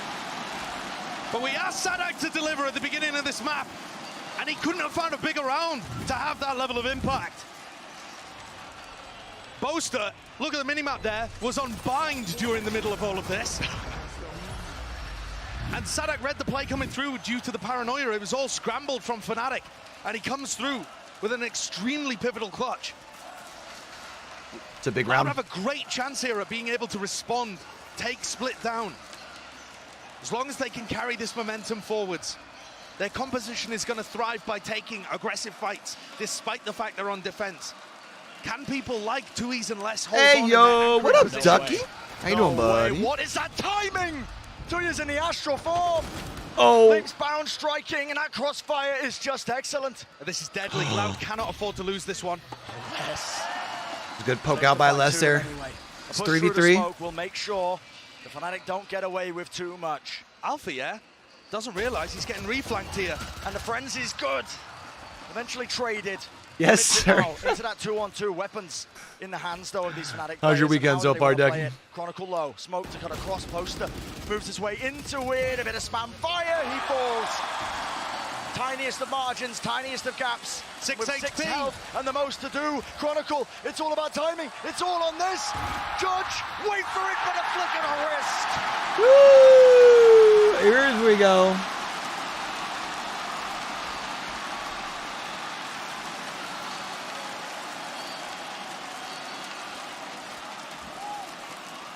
A bit too close for comfort, perhaps, for Loud there. And it's going to make that bonus round toothless. Chilling? Hell yeah. But man, that's going to be a bit of a learning moment for 2Es, I think. I was just asking the question, how were 2Es and Les going to be able to hold on in their anchor positions, and he gets caught in astral form? That's crazy. Yeah, I mean, look at the comps. Fnatic are going to be running Shut double up, splits. They're Moon. going to be in your face, bursting into sight. Yeah, maybe they don't have the same level of flash utility, but they are still going to be quick. Durka and Chronicle are no slouches. Alpha, yeah, that's an early fight taken, but no appetite on his behalf. You don't know David Ducksworth?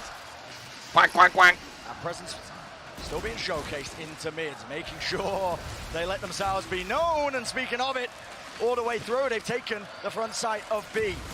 Nade, util, use, Static's in the air, and his head's been ripped clean off still. 2 years. What is that? Collat Sheriff kill. The bonus was supposed to have no bite, but when it's in the hands of these young players, anything could happen. Not willing to make it easy, though. Fnatic. It's Durka on the high ground off flank. Durka's my little brother. I don't know if you guys know The that. weapons are not that good. Aspas on a flank. He Josh can should clearly be able to see the family resemblance. Wait, he can jump around. No, can he? Wow, he does. The trip's no good. The roar of the crowd might just be hiding all of it. Right from behind, Alfie none the wiser. A decision is made, a refight, a reswing, but he shit. No way in hell. Wow. The bullets go wide and the crowd goes wild.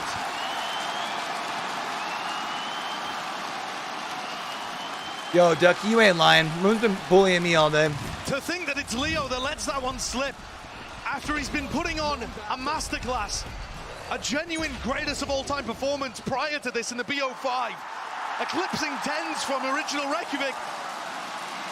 You'd think he was good for that. Hiya. But my God, Loud, pull out the bonus round. Oh. They're booing the timeout. Fans are not happy with this. Fnatic, they need to cool off, cool down, and reconstruct exactly how they want to take the rest of this map. Boo that man. The way that Fnatic run their economy, they are still going to be able to buy in round 16. It's not usual. You would normally see teams take an eco here, but because Fnatic don't invest into that heavy armor, they have Durka's Blade Storm, Chronicle's ult, it's actually still going to be a dangerous round. And frankly, I shouldn't have counted out the last one for Loud. If 2Es is hitting shots like that, anything's winnable. Anything at all.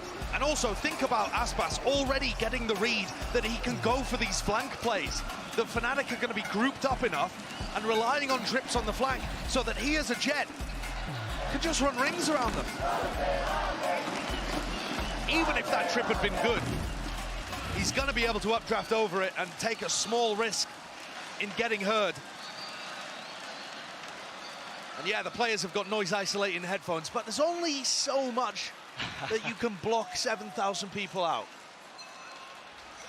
Reverberations and rumbles echoing out. God, that's cheeky. Durka, was an attempt made. Tried to take Kawazin's head clean off, but Blade's going wide here. This is Loud, that 5-round lead.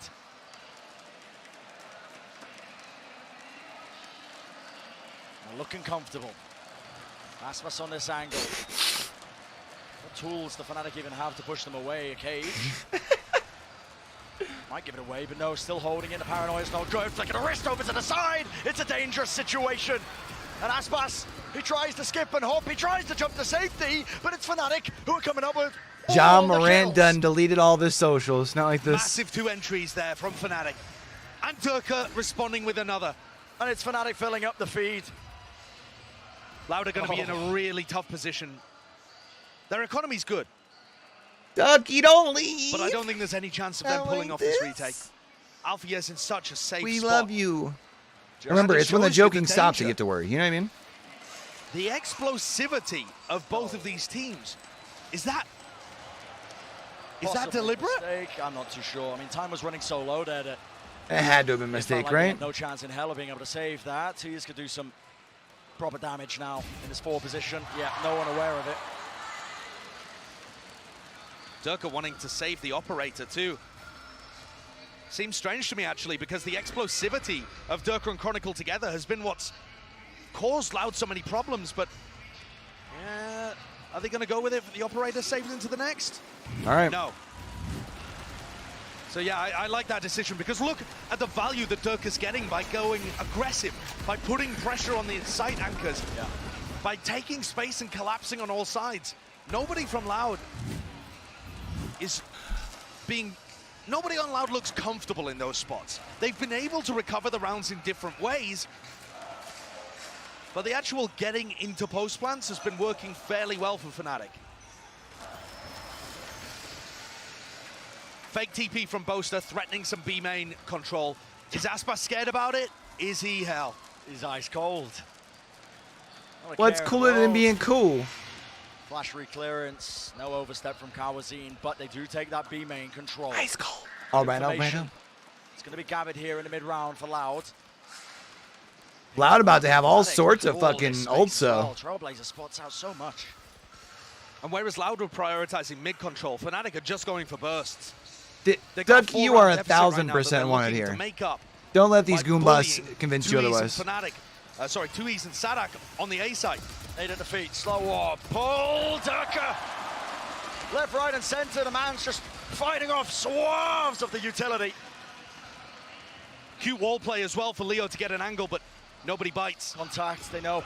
Alfie is there, Les strikes back! And will he get the 4? Les gets the 4. Bow, bow, bow.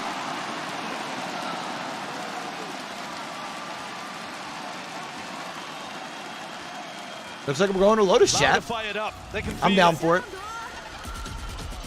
So difficult to get yourselves back into a series like this when you're 2-0 down and didn't really have a chance on the first couple of maps. But here on Split, they are demonstrating a better understanding of what they need to be doing. Stopping the site hits from coming through, and the FNATIC don't have a second layer to their game. We're already into round 18 here. A push down mid, very aggressive from Loud. Another fight taking place, and I can't see a bloody thing. Ooh. And it's up to FNATIC to contain, to respond, resurrect, used. Space has to be found. You have to try and weave your way around, and look at all that damage. Viper's Pit available if they need. Almost nothing. And mid control is just never in favor of FNATIC. You also got Cosmic Divide available to you if you're Loud. But FNATIC do have a player advantage right now. And it looks like Les is going to get pressured. I don't think he's going to have the time, particularly, to ult. All over the place. Ult to the back. Sadak. How did they spot that? Possibly just from being pinged out. Boaster's own ultimate giving that all that information. It's up to Les. Play what? Positioning's known from the neural theft. The spike is going all the way around, but just that much easier. Play with these nuts. No, splits a side tap, fight's still being taken, and this is not good from FNATIC. Wow. They're falling, dropping like flies. Les is repositioned fantastically here to even try to deal with Leo, but it brings it down to a 2v1. Leo somehow getting 3 in the mix. Wall, plant, 4 position, and 2 is just running. Knife out, not expected. I mean, I'll be doing some, you work Tuesday? Not out of this map just yet. Be doing some stack up stuff Tuesday, but actually. I'm just like hella busy right now, though. I ain't been playing games really, period. I just love this individual decision making from Leo to go all the way through screens. because it creates such a pinch on that player on site. His raw skill demonstrated there, right? In terms of how he takes that fight. The pull just not quite timed early enough.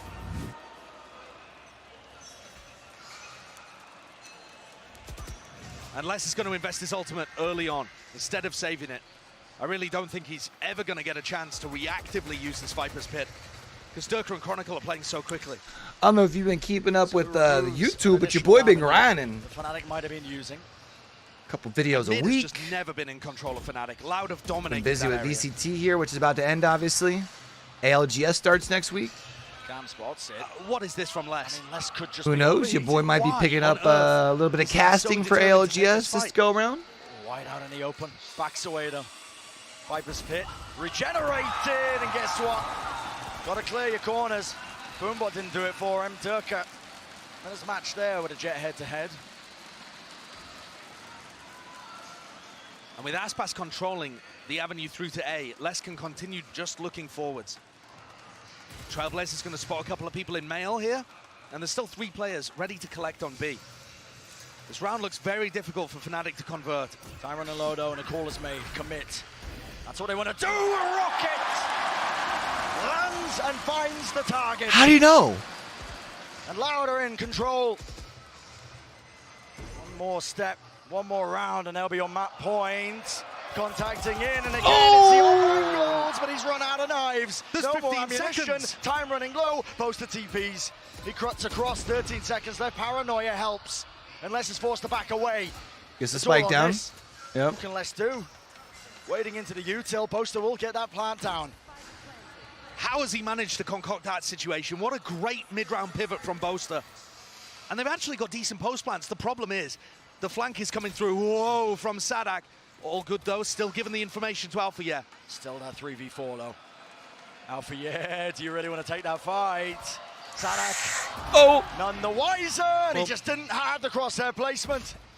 Looking dangerous, 2 years, good response and patience, discipline. Showcased the bait and switch on the ropes. All up to Boaster's Boaster. last one left.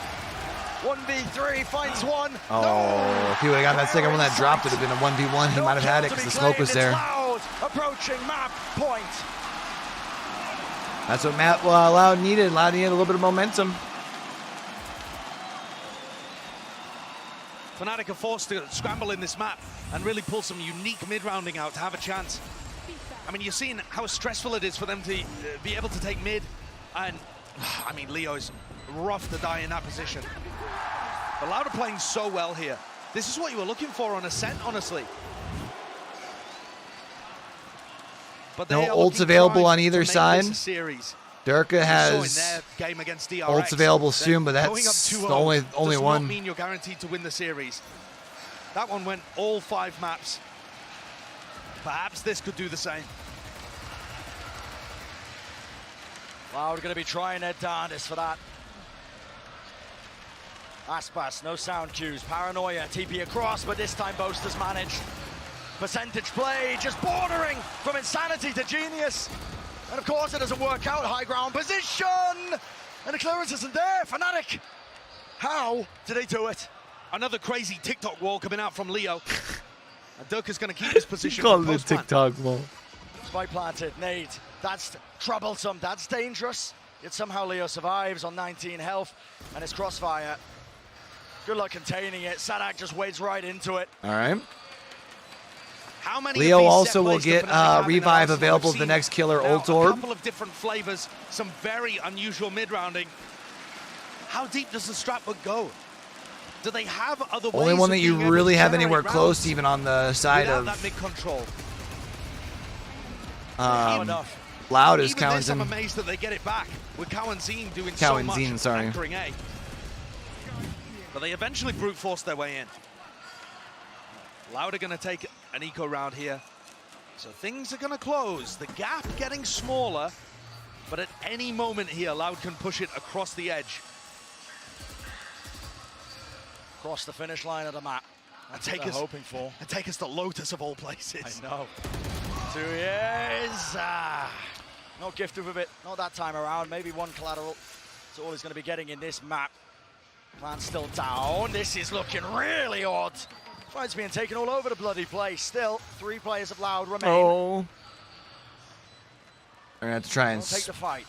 both go up top. Actually, all 3 of them are up there, huh? The weaker weapons into the next round. Of course, this was the half buy. Smoke, though, pushes them away. A while until that one fades. A couple of rifles are going to be salvaged in the middle of all of this. Do they want to play for the retake? Looks everybody up in heaven there. Fades. An open sightline. Snake bite. Off to the side. Alfia watching, though, and it's immaculate. Great crosshair placement. And Boaster, he was a safety net. All right, with their money, they should be able to spend here, get rifles. The only problem is if they lose The here, gap's certainly closing, but Loud remain doesn't quite reset them. 1 round away from breaking the longest undefeated streak we've ever had at a global tournament. And yeah, we keep making comparisons to Sentinel's run at that first inaugural LAN where they defeated FNATIC. Well, Sentinels went 10-0 there at Masters 2 Reykjavik. FNATIC are currently 11-0 on an absolute dominant run through Lockin. And Loud are poised to challenge them. 1 round. Eyes on the trophy. But Are we going journey timeout, I guess, here, yeah? Focus on the present. Everybody in the arena willing them forwards. A Loud timeout. 1 big moment, 1 superstar play, 1 good call from Sadak. And we'll be headed to Lotus and make a serious series out of this. Collect the nerves. You've come so far, Loud. You do not want to tumble and fall now, not when you're so close. Getting to that 4th map. It's the sole goal, but you've got to take it 1 round at a time. 3 opportunities. So Loud are taking a timeout here, and I'm curious about the defensive adjustments that they're going to make. Because FNATIC have not been fighting too heavily over mid, All right. but they have still been throwing it in occasionally. And you don't want to allow them mid control. Loud's comp is so good at denying it, you never really want to give it to them for free. Aspas is going to get posted on B main. Big dash forwards from FNATIC. Yep, skipping and jumping all the way over this utility. It's a good call by Loud. They take that space into B main. So an exchange in terms of the territory that's gained in this particular round. Everything on post. Peeks himself out. Flash catching, but he TPs across. A hard reclearance, but the spike was planted in the middle of all of this one. Loud. Starting to squeeze. You've got to find these kills. Look at the push. The B main players from FNATIC are wrapping all the way around. There's flanks. Oh, dude. A pincer play, a pincer maneuver. On top, on the angle, and Aspas, he watches for it. 2 remain, make it 1. Wow. There it is. We're going to Lotus, baby.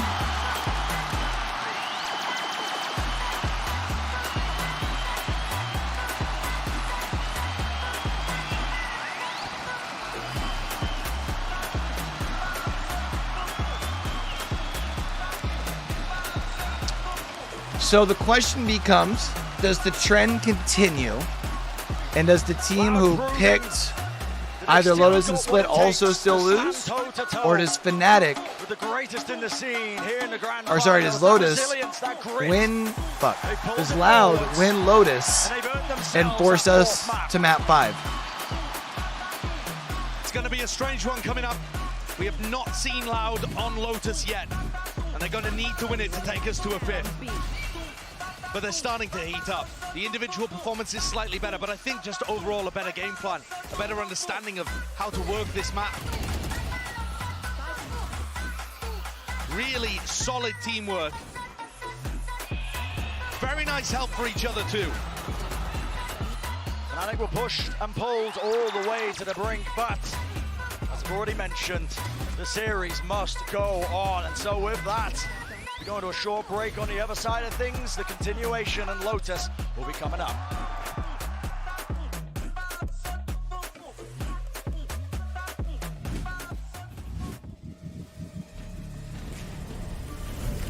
All right, so we're time for game 4.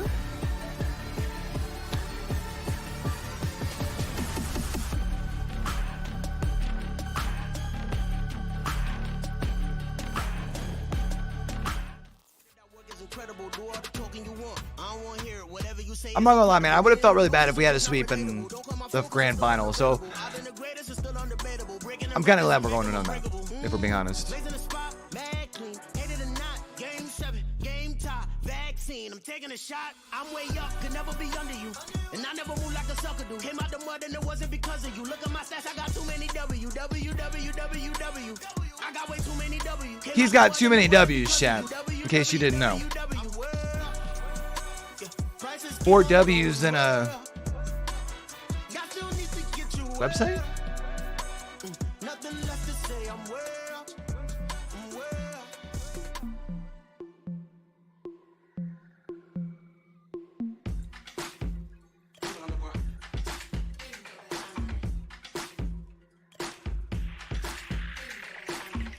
Oh, I didn't know this is on here. That's pretty smart, actually.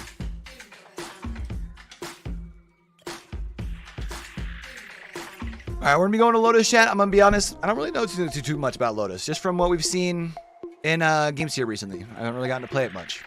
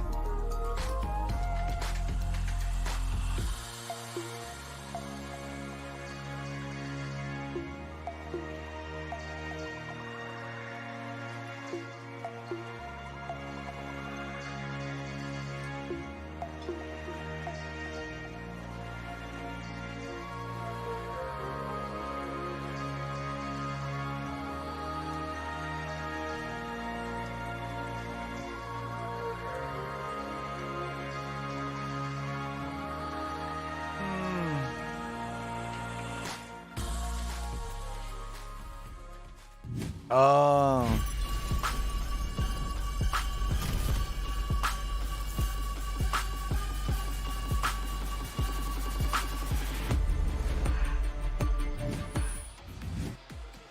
Fans around the world are out in force today as Loud pushes the series to map number 4. I'm guessing that message you were sending was more to Oogie, not to me. Los Angeles I don't know if I can be London, getting into just to trying a new name game right a now. few.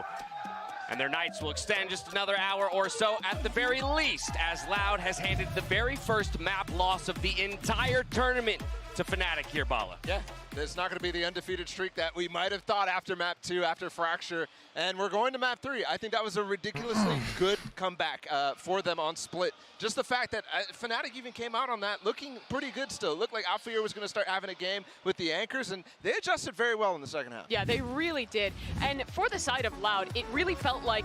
So what do we think? Is Loud going to be able to carry over his momentum into Lotus? They should be able to, right? More in the second half. We started seeing more of the clutch situations, and it reminded me a lot of some of the previous series that we've seen from Loud. One of their strengths is that when the going gets tough, when the pressure applies, they're fantastic at coming up with these miracle rounds in scrappy situations, like the pistol round here for Sadak. Whereas on the other hand, for FNATIC, I feel like in these situations, they start to crumble a little bit. And in this map, we saw so many moments where FNATIC was making mistakes, not clearing corners, missing out on a trade, all these little moments that are kind of reminiscent of some of the previous issues this team has had. Yeah, I mean, there's definitely some roughness here from the side of FNATIC, who were definitely not looking like themselves from the previous 2 maps. They finally give up an advantageous half to the side of Loud for the very first time, and then they can't get that bonus round win in the second half. Dropping that gives that major momentum swing over to Loud and really stop FNATIC from getting themselves back into that match. I got to give credit as well to Les, especially on that second half, for him to maintain composure, shut down a lot of the rotates that Boaster was calling that made those rounds chaotic, like you were talking about, Mimi.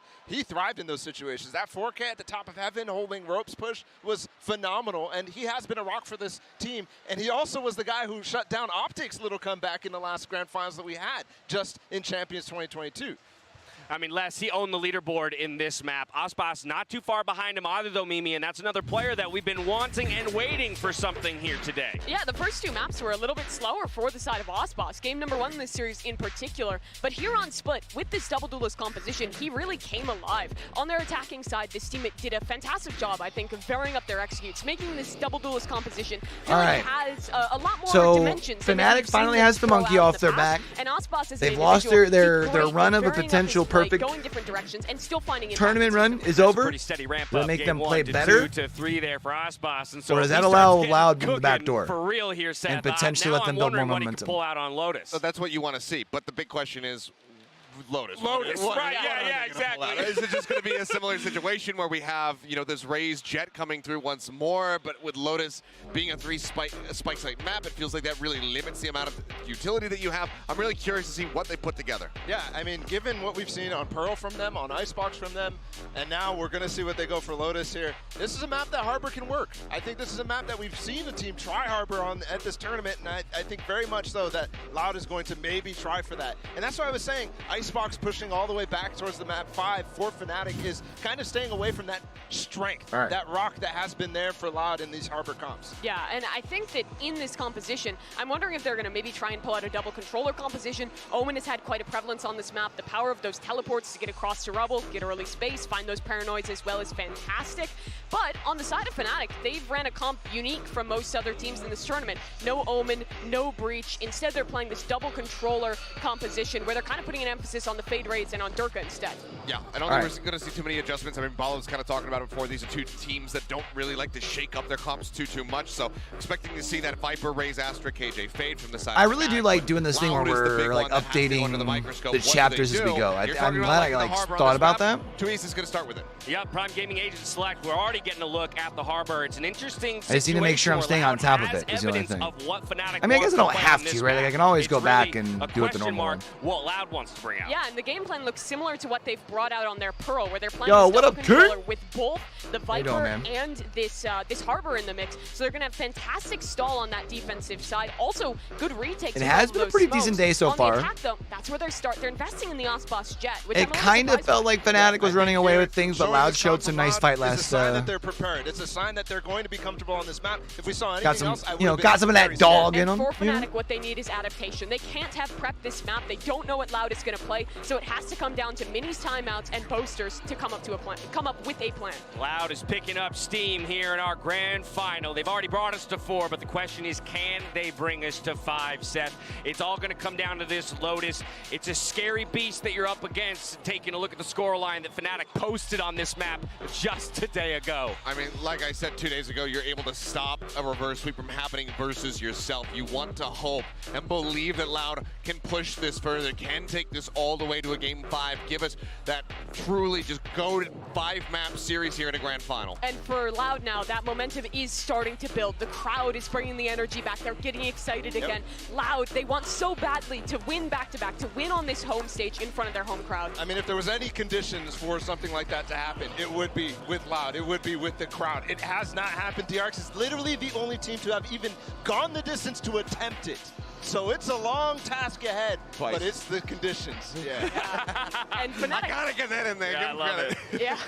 And for FNATIC, this is like their first real test. Like you were mentioning earlier, first map they have lost this tournament. First time that they've been in a position where they're in a series where, sure, they're still in control. They still have a map up, but they're a bit more at risk now. Yeah, I mean, how do you deal with taking a punch, right? That's always the question when you're looking at a fighter, and this is FNATIC taking the first punch of the tournament. I think, though, their split is one of those maps that are super more disorganized than you're used to seeing from the rest of the comps. This one we just saw against Na'Vi the day before is a lot slower. It's a lot more coordinated. Well, the 6th man is fully behind Loud here. The question is, can this grand final go the distance? Can we get a map 5?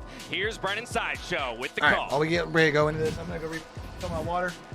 Would be a dream come true for us, I think, but for the competitors, listen, FNATIC are going to be putting everything on the line to stop Loud in their tracks. The desk was hammering it home, Josh. Momentum is behind them, the crowd's starting to get their energy back, and this is a potential dangerous situation for FNATIC. You need to close it out here. I think part of the danger also comes from you have no idea really what Loud are going to bring to Lotus. You've seen the composition before on Pearl, but it's going to play very differently just because of the map. So where's that utility going to go? It's going to put strain on Boaster to figure this out, put strain on Mini. Prior to them losing on Split, the closest FNATIC had come to losing a map was Furia throwing a weird composition at them on Haven. So definitely this team being one where they like to know what they're going up against. Yeah, the counter-strategy and prep. It's a big part of their game plan. And what is that? Might be seeing glimpses of it. Maybe they just knew that Leo was going to be posted up on that angle. Spam brings him down, and now a fast play right into the... Oh my! Wow, what a play. Snakebite into the pull, and Boaster sprays 2 down. The frenzy is so good in those moments. And you ain't surviving that. It's thrown uncertainty into the mix. A tap of the spike. A bait, perhaps, of the positioning. They want some of these FNATIC players to give an opening, a shot, a freebie. It's a big post plant. It's very open. We've seen people win 1v3s with the spike planted in this spot. No way. Miscoordination, the wall falling. Maybe just not commed, maybe just not called, but traded down to 2. Loud need this pistol. They need it desperately. Running and gunning, that's the name of the game. Beautiful one to land, and Aspas with 21 health. Chip stacked against him. Tap of the spike, Boaster sticks it. Feeling confident. He knows his team's got his back, half on it. Don't want to give away anything for free. And a pistol round claimed. All right, FNATIC diligent from FNATIC closing it out. It's the opening 2 kills, though, that really made the difference, right? I mean, it's a 3v5 right from the beginning. And we don't even get a sense of how Loud are going to play this kind of necessarily. Does anyone notice you do have like a... But I am interested to see where different teams whole commit their like Viper function utility. the way Twitch does, or The not? wall that FNATIC throws cuts through that Probably not, rotating right? door on A. So it actually allows them, more so than any team I've seen on Lotus, to fight for tree control on defense. But it does also weaken, you know, slightly the BC areas of the map. And Chronicle showcasing there that the snakebite is imperative to holding. Another 2K, sure. Boaster blessed by God. 2 away from the Cosmic Divide. It's farming up these players. FNATIC so comfortable in this round. Throw a bit of chaos into the mix. The rotating door, it's going to mean that FNATIC are like, okay, well, are they pushing B? Are they still C? Game plan from Loud, though, seems to be claim the ult orbs, build up those big ults. Yeah, playing hungry hippos in round 2. How's he with the contact play here? What is a Q? He's, just got right past it. All that util that was otherwise going to dissuade. And crosshair placement's not quite good enough. Boaster spots it out. He knows his position is compromised still. He was trying to take that head off, though. Chance, a glimpse at a head or neck shot. Chronicle, though, contains. Doesn't look possible here. Boaster's just going to tighten the net. The Sadak's just getting swarmed from all angles. Yep. The coordination from FNATIC in these really moments good coordination is still there. Really good. I love this discipline that we're seeing from them.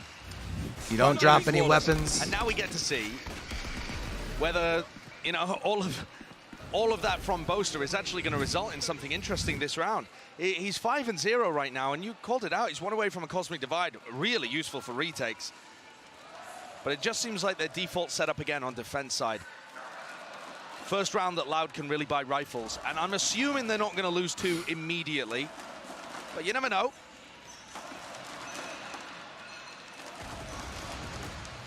Up to Loud to answer back. Patience. Waiting it out now. It's a slow creep towards B main. Althea broke the door immediately at the beginning of the round to go and help the A players. They're leaving B just off the turret. King, how's your weekend going so far, and this buddy? wall is also really interesting. Appreciate you for coming through and hanging out during VCT all event. That goes for all you guys in here. I've been hanging with your boy, man. Really appreciate you. Just has to contain here. Doesn't need to peek. And he's just not looking. Punished for that one. With him falling, High Tide rips its way across. Trailblazer has to clear a lot there of the side connection, but now the Cove lets down the free plant, but Boaster getting that kill has now got his ult online. Yeah, that's pretty huge. Cosmic Divide, now he's going to be using it. Why not throw it into the mix? And alongside it, fights being taken, and it's all coming up FNATIC. A kill feed of green. It's vibrant. It's looking good. Well, if Kawazine and Sadak have got something to say about it. Winnable for Sadak. Instant trade. Sadak repositions here. Is it going to be known? The answer is yes, and that's so well played. Wow. Dodging, juking, weaving in and out, using the Cosmic Divide, never giving an easy target. Yeah, really solid movement. Very nicely So that's done. going to reset. But from Loud, Loud, I basically. expect Aspas to be able to win that duel. I expect Aspas to be able to take out Chronicle. That's tough. And I certainly expect 2Es to be able to get a trade. These are the moments that have been seriously letting Loud down in big rounds. And if you want to start an era in Valorant, if you want to get back-to-back titles, lift a second trophy, bring Kawazine and 2Es into the fold as, you know, make your mark on the Brazilian scene. You No have to ults see Loud yet for winning either those side. rounds. You have to see Although Loud we're winning getting those close on a moments, couple. and everything has gone the way of FNATIC. apart Les from has that Split so lockdown far. shortly here for Loud. Unconventional. Miss from Durka. Durka has 2 more ult But this orbs, is and an then he'll unconventional. have He went for a second peek. He's always the showstopper. Always aggressive. And that's one of As the you can things see, that's pretty well running so the exciting Shiko about over on the watching side of Durka Loud. And Aspas play, actually. They're really comfortable on both of the duelists that are meta right now. Cascade. Attempt there to push them back. The Nano Swarm at Alvia's feet knew he was not going to be swarmed. But this is what's different about FNATIC's defense on the map. Every other team just gives tree there. And this team is very happy to fight. It is so difficult for Loud to get through that door. Opened up. Dog moving forwards, but it's exchanged with the Prowler, and I believe FNATIC should know there's nothing behind this one. And while all this was happening... So what do you think they're going to rotate probably it's a back over slow towards... play. Just the Sheriff's in their hands. I mean, probably C, because they got 2 over there, right? I was going to say pillars and go towards B, but they have enough time to go all the way around if they want. With 35 seconds left, this is looking a bit dodgy. The push here, if Boaster close. Boaster isn't ready for it, he is. He He knows. spots it out. And so aware that they've gave up the side still. Chronicle, what was that? It's a great shot by Not Sadak. what you wanted. Plans Just had to the go code down. for the plant. Defensive barrier. Pulled back. Yeah. Not pushed away, not punished, but it does pull that spike to a bit more of a favorable position. Moving now onto the site. Leo. Horns up top, close, spots it out. So now they know Reckoning, though, is used. That's a great response. Flash as well. This is really awkward and really dangerous. And Aspas is coming on a flank here too. He's getting in behind them. And the plant, because it got pulled, is going to be for him. Oh, no, no, no. Oh, the read on it. How do you manage that? Kill found, but still that time is being bled off the clock. Still a danger. Still a situation.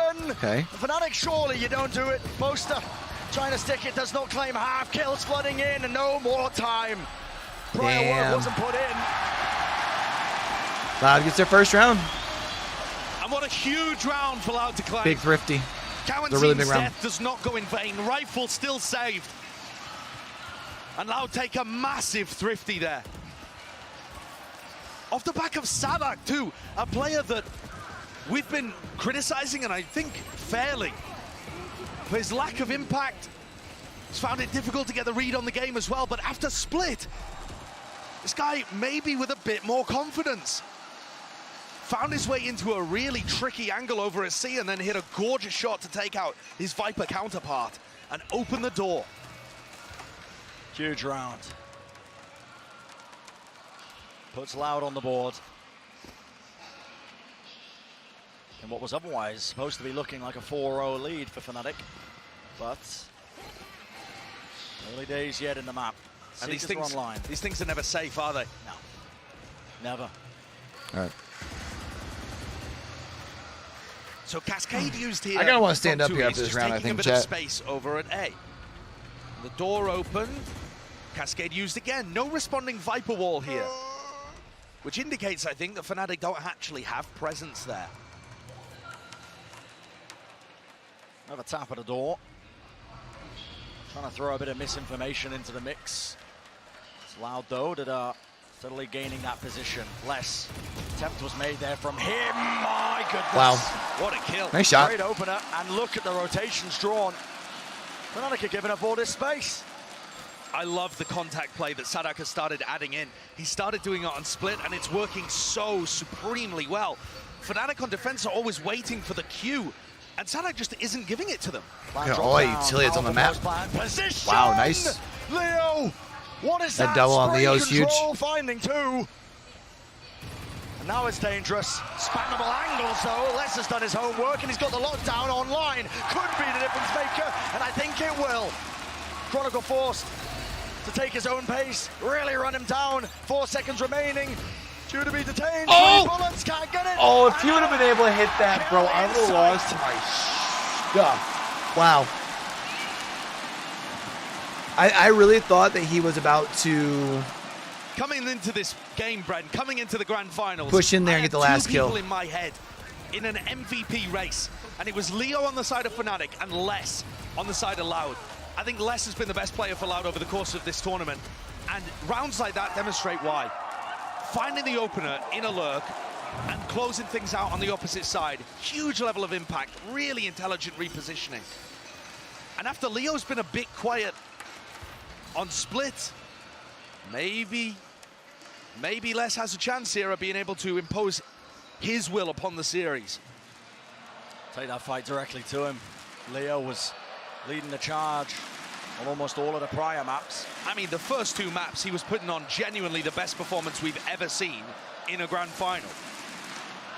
Tough to beat. Present showcase though. Neutral shot down, dash forwards, but no one's clearing. At least the tree area. Door. How to rotate around and spam it. Really smart by Les. Good clearance. Yeah.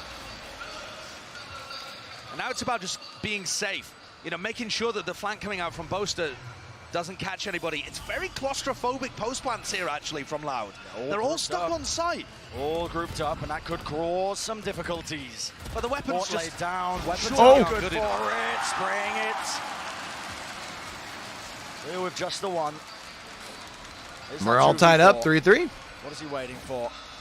Recall star at his feet as he opens up the door, maybe? Waiting. Pops it up. Shut up. Shut up. Oh, bro. Close. That's Boaster's domain, but nevertheless, it's Loud who take the round, draw it even, 3-3. Bro, if you'd have been able to swing all the way around that door, I think if he would have came from the backside, that one, I think he would have been fine. I think it was heading back around to the front, which made it easier to be found.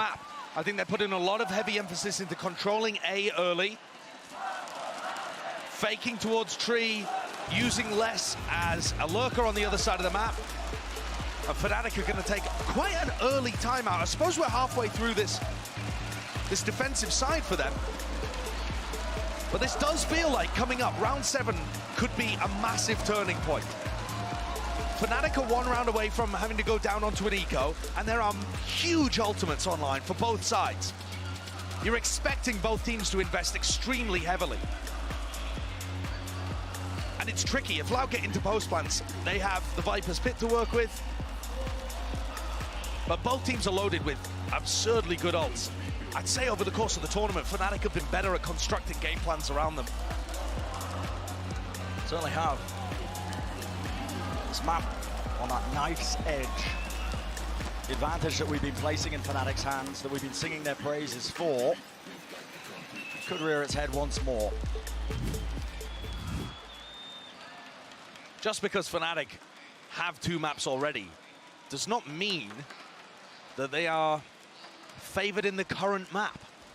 It's true. Momentum doesn't work like an avalanche. Mostly just a mental thing. And Loud look like, from my point of view, it looks like they're back on track after split. All right. Finding that presence in the server. And of course, we hadn't seen FNATIC's Lotus until they demonstrated it against Na'Vi. It looked excellent there. But again, just because Loud have never shown Lotus does not mean they're bad at it. We kind of learned that lesson yesterday with FNATIC. Yeah, not much showcased, but the map pool So was this time around, they're looking to make the push more towards B. So Chronicle uses his Viper's Pit to completely lock down C. They're committing Viper and Killjoy to C, completely controlling that. But Loud could run a fake here into B and pivot A, or just go for some kind of pick. door broken. They have so much map control. Yep, it's an opening. A squeeze now into the B site. Looks like that was a solid goal, Durka. Let him rip that showstopper. 3 ults available on the Loud side. Viper's Pit of their own. Lays it down. One of them just getting played in there. Fog rolling deep. I think Leo's ult is going to be massive here. Nightfall into this and follow the Prowler. You might be able to get inside this pit and still win. And there it is, Nightfall. Tagging onto Aspas. It's going to be a Prowler at his back. Maybe he can't quite hit anything. Wall, everything on this one, Boaster. Good positioning for him, but still. Time's time to be bled away. It's down to this fight is being taken place. FNATIC is one. Yeah, dealt with, traded, Loud, in control. That's going to get rid of the how much longer? pit. The pit's fallen. Chronicle spamming. He will fall. 2v2. Down to the 2-on-2. Nana Swarms. Cosmic Divide makes him have to come in. That's forcing the issue. Oh! And Leo, he's holding the ground. He's a strong defender. But Boaster gets half, waiting for the repush. No more time. Oh! Once more. Really well done by Loud. Now the crowd's going to start getting into this too. That's exactly what you were looking for, man. Every round feels safe with less involved. It's a Red Bull clutch for him technically, but I mean the Nana Swarm has just delayed so much time. And then he's so diligent at being able to trade out Leo there. Very nicely done. He knows it. He knows he's put his team in a position to lead the half now. Loud have won one of the most crucial rounds. I said it was a pivot point, massive ultimates invested, and Les is one away from having another lockdown. They need to navigate this aggression over towards Rubble though. FNATIC have 4 players pushing this one through. And there's no eyes on it. It'll be Les who is tasked with containing this. A deeper push. Turret's not even watching for it. Smoked off. Moving back. Off angle held. Tap, tap, tap. Oh, he got a couple tags too. Like yay out here. Certainly doing the Because damage. Chronicle and Boaster are both hurt. So much done. I mean, the round already over. The big gambit from FNATIC fails. But it was only an anti-eco that Loud have managed to repel. Having said that, FNATIC have only really won pistol round, the follow-up, and then the bonus.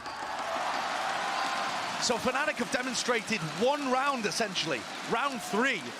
This has been really good for them. Some form of rifles in hand and were able to. Where they're able to start building momentum back here. Other than that, this composition that Loud have showcased, that Loud have invented to apply to Pearl, also is working wonderfully as an ace in the hole. It's going to be interesting if we do go to Icebox at the decider. Maybe evidence of just how reliant FNATIC are on that preparation, the counter-stratting play. But when it's taken to the limits, map number 4 of Lotus, Icebox has only been played once by FNATIC. Loud steadily but surely claiming that lead. And maybe even... I don't think Loud's played it, have they? Oh, they did. They beat DRX 13-8. It's another really important. So both teams have really only played it once. In order to halt this.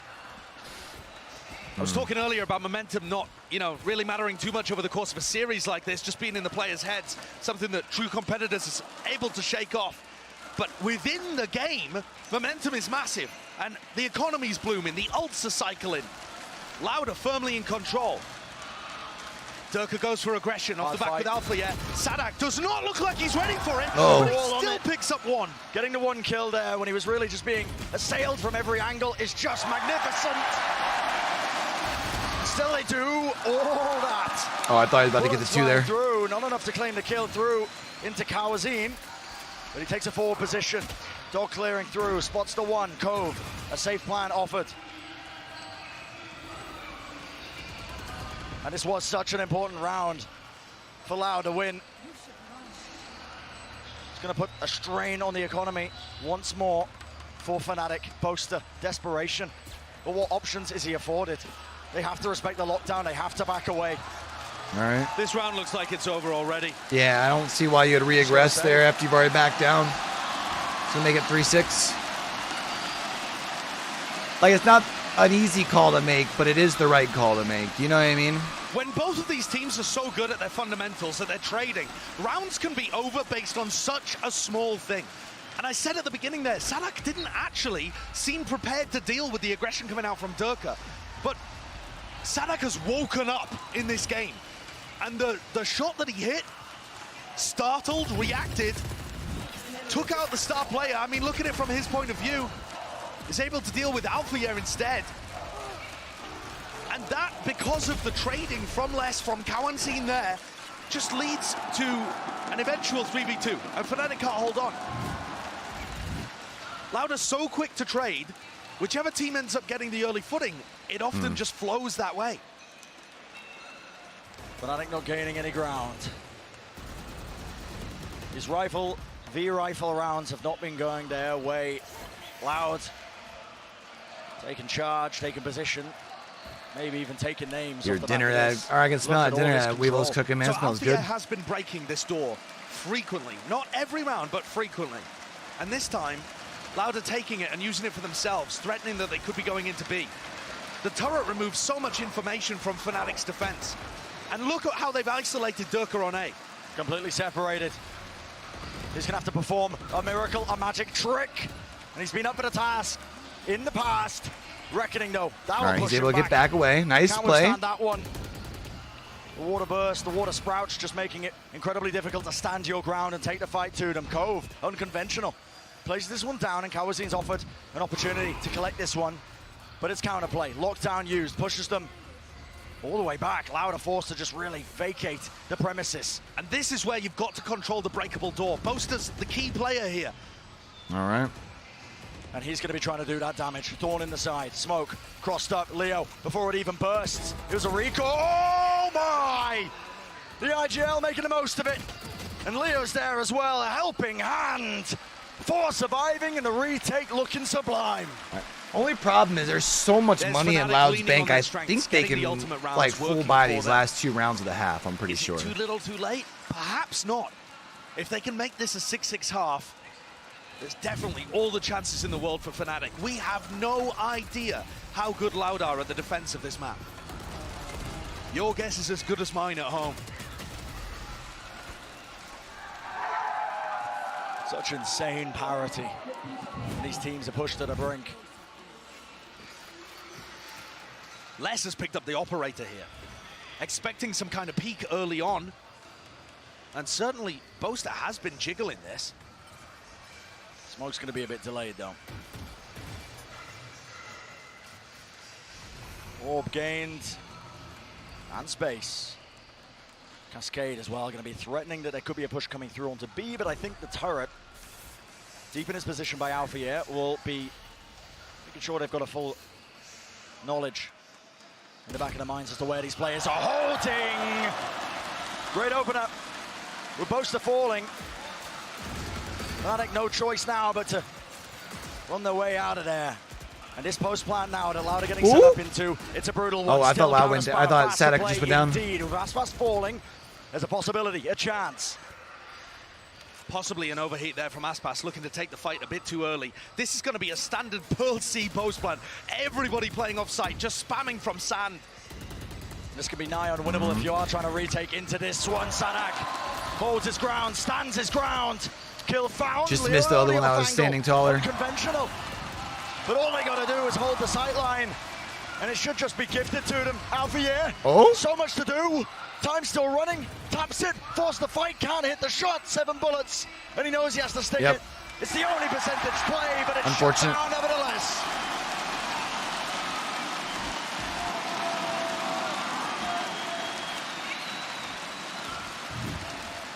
It's a great post plant.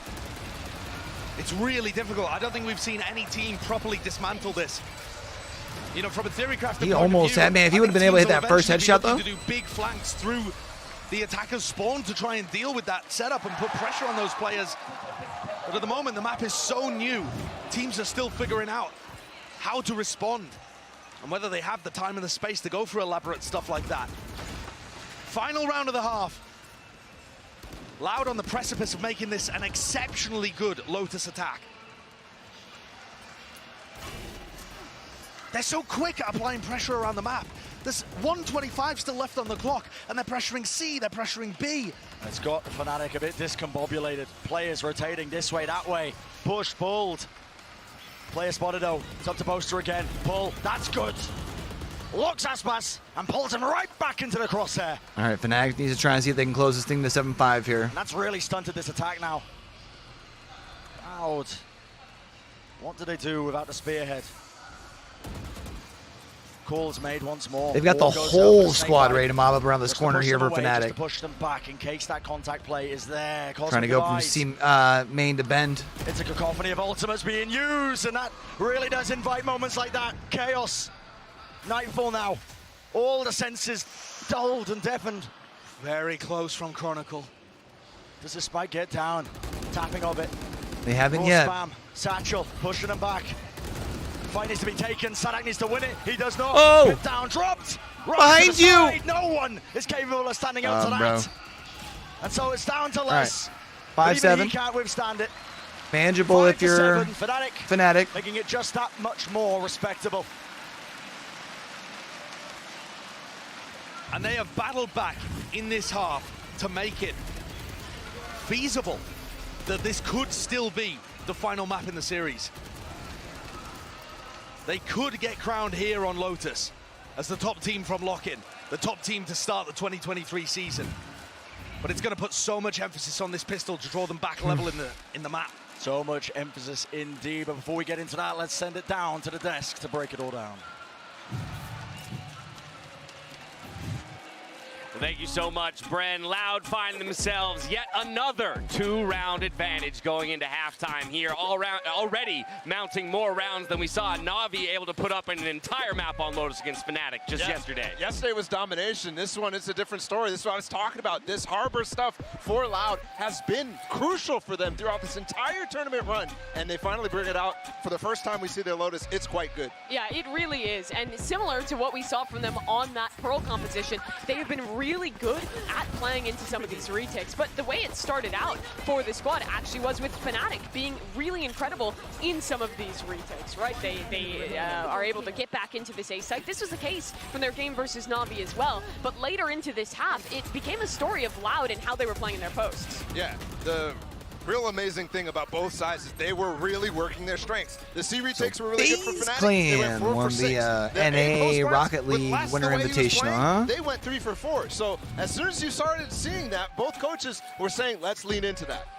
This guy right here, Achilleos, 300 ACS on less. He they're going to Championship Sunday tomorrow. Okay. And he's looking to do the same here. Yeah, he is. I mean, he put up a strong performance while he was feeling under the weather versus DRX. Now he is right back up into tip-top shape. We saw him on the walkout popping off, really just reveling in the crowd. A little bit of a slow start, much like the rest of Loud, but in this map, he is looking incredible. But we still need to see these incredible performances. This Harbor finding value as they get ready to swap sides. Prior to coming into this map of Lotus, 61% win rate for the attackers. FNATIC are definitely not out of this despite that 2-round deficit. Yeah, in the first half it was about Les's lurks. Now it has to be about him anchoring because FNATIC is very good on these side executes. They are not out of this game yet. Do you believe in magic? Because Loud is pulling out all the Do you tricks believe here in map miracles? number 4. Let's get the second half underway. Back over to our casters. This pistol round going to have that vital importance for a team like Loud. A reverse sweep, that magic that is necessary. You're going to need more than tricks. Maybe even just a blessing, some divine intervention. It looks like Loud are set up to try and contest Sand here. 3 of their players. Cascade and a Trailblazer stops you from being able to shoot that so easily. Bada bing, they get a bada lot boom. of information out of it. All right, pistols round. Big pistols round here. Start loading ult orbs early. No, they didn't go for it, actually. I thought that was going to be the game plan there, but they're just clearing the area out and starting very quick rotates towards A. Already predicting where Boaster's going to be taking his team as a reaction. Second guessing themselves, though. All picked up for good measure. Drag those rotations, so Loud. Trying to put a stop to this. And FNATIC on their attack side were loading orbs into Durka. You'll see this all across the map. Durka is their focus for getting his ultimate online on the attack side. And then they use the showstopper to create space on B and on C. I don't see why they would deviate from that plan when it worked so well against Na'Vi. But now Kawanzin is really going to get tested. They cleared sand at the beginning of this round. How quick does the help come? There's still 4 players defending A. Yeah. Pushing their way through here. Alfia, he's really pulled the brunt of that all the way over to defenders just swarming the position, and it's given over that free site. Leo set up for the plant. Nothing to dissuade him, nothing to push him back, and this is a call to be made. Look at this from FNATIC. All 3 right. players looking like they want to fight tooth and nail. FNATIC's pushing up here.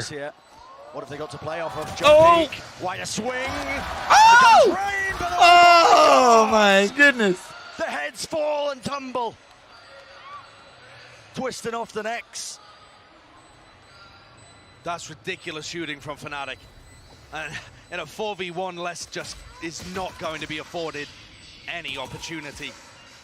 Poster weaving in and out, no easy man. fight. What a play. And that is massive. The call to be made, but also how collected FNATIC were Insane. to be able to withstand that. Look at the shooting here. And that's ridiculous. I think that's a Kalat headshot Yeah, that Durka hits. That's nasty. That's nasty. And then immediately follows up. Everybody on FNATIC is disgustingly, sickeningly skilled. But Loud have demonstrated in this series already that they have mental resilience. That they can take a hit and bounce back. We've seen it from them in prior series too. They're off balance for now. Play made over towards the C section. Look at that. Orb gained as well. Counter spam. Goes in, you're lucky to get out.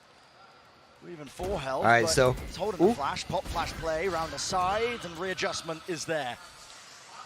You do still have to worry about Aspis. Aspis has a Marshall, but nothing crazy. Obviously, that's the headshot. Really don't think it matter. But for Loud, this round is not the one that they're playing for by any means. A couple of guns out of hands would be useful, I suppose, but Loud are going to be firmly thinking about the future. Yeah, of things this map. start in round 15 is where it really matters. Oh my. Reaction. Alfia majestic with it. Alfia wants to be a bit more of a presence as well. It's a flank play by him with the Marshall, but he's going to have to aim for the cranium. If he manages to pull this one off, the most absurd play I've ever seen. Won't be allowed. All right. 7-7 for FNATIC. Drawing even. And now things get serious, And a chat. broken 4th game. The dance that's been played by Loud and FNATIC draws so much more closer. Putting serious pressure on the Loud squad that's playing in front of their hometown here. Sao Paulo, where these teams have been based for a long time in Brazilian Valorant. Lifting the back-to-back trophy here would be everything, but they need to convert on Lotus. And remember, Loud have only ever lost to 2 squads in the history of this team. They've only ever lost 4 series ever. They barely know what it's like to lose. It's the first time playing against FNATIC, and the heat is on. Turned all the way up. Pistol out. Deals with that one. Gotta respect the util though, so Sadak backing away.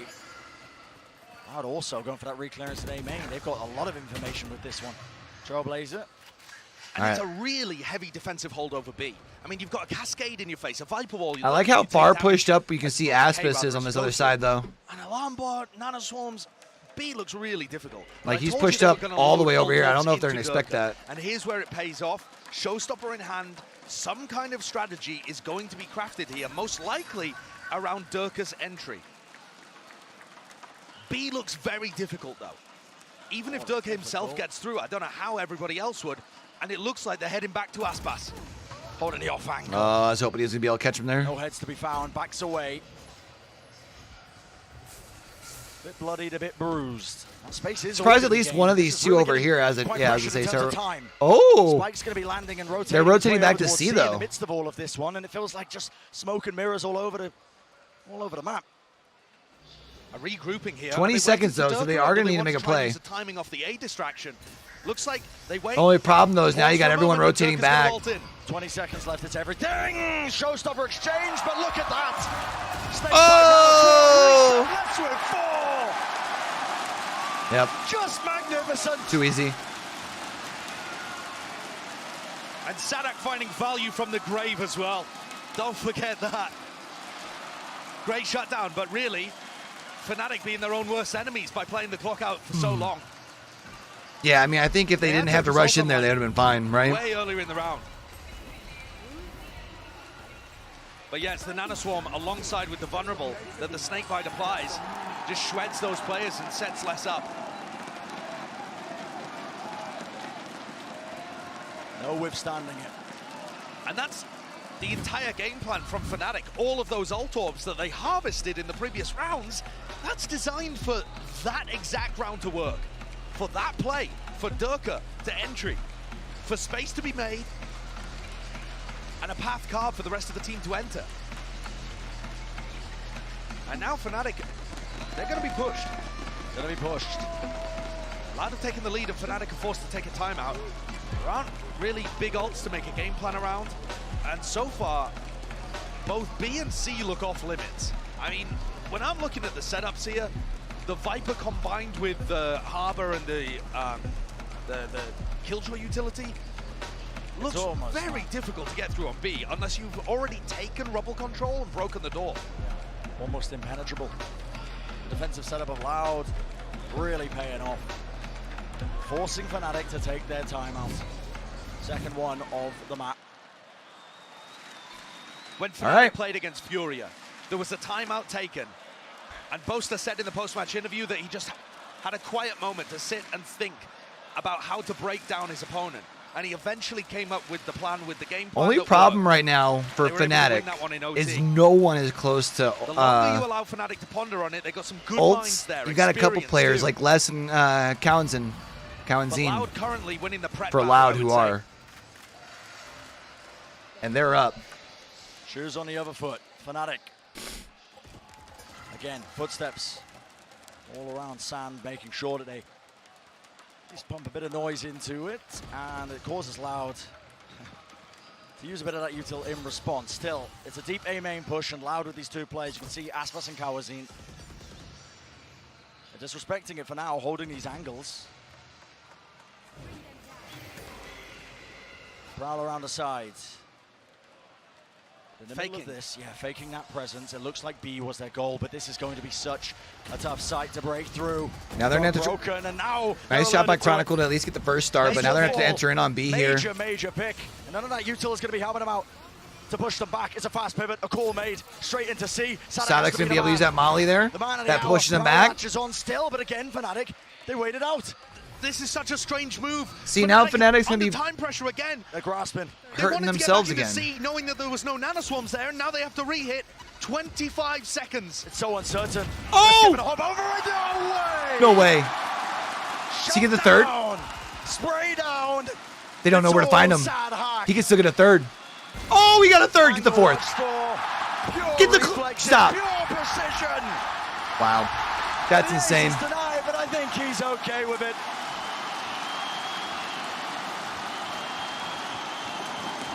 That's insane.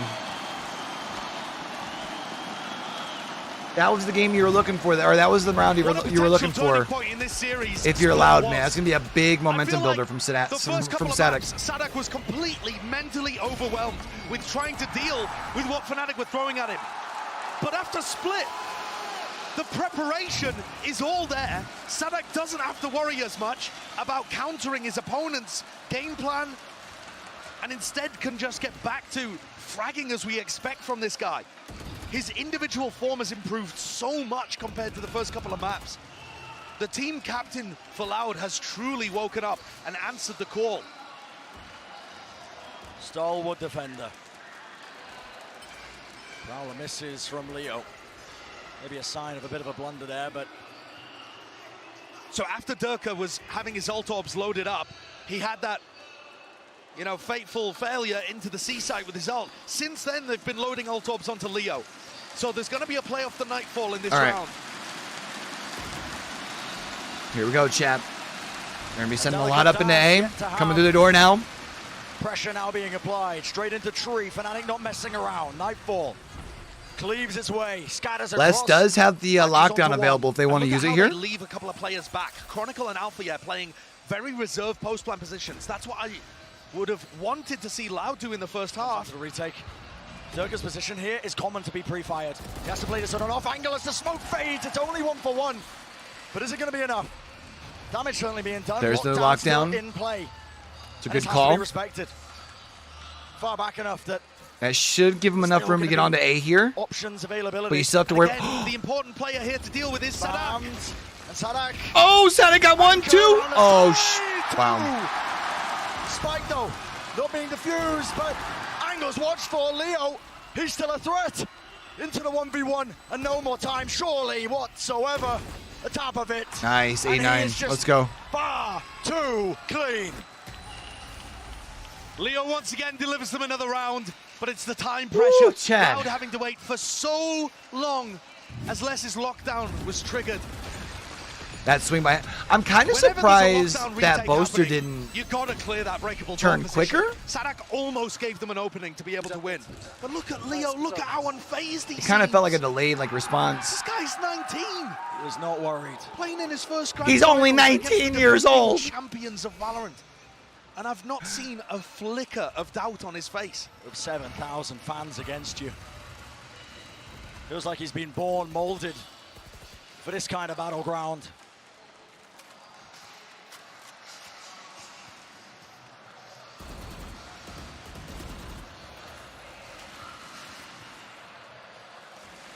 I do like that FNATIC have adapted to try and take rubble early.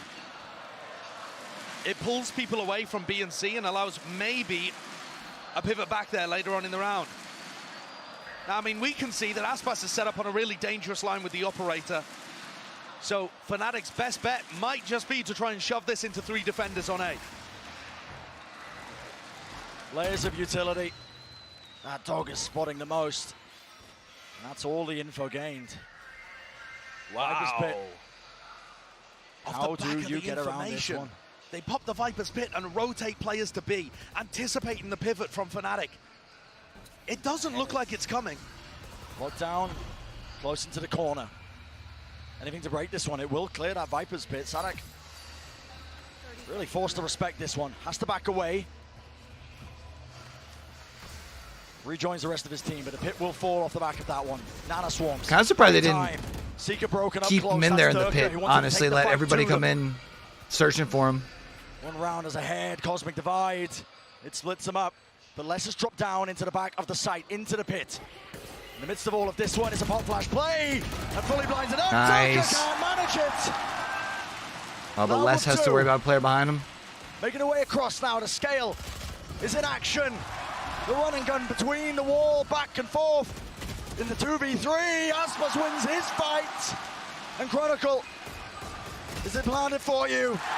It Nice. is, but it matters not. It's another round.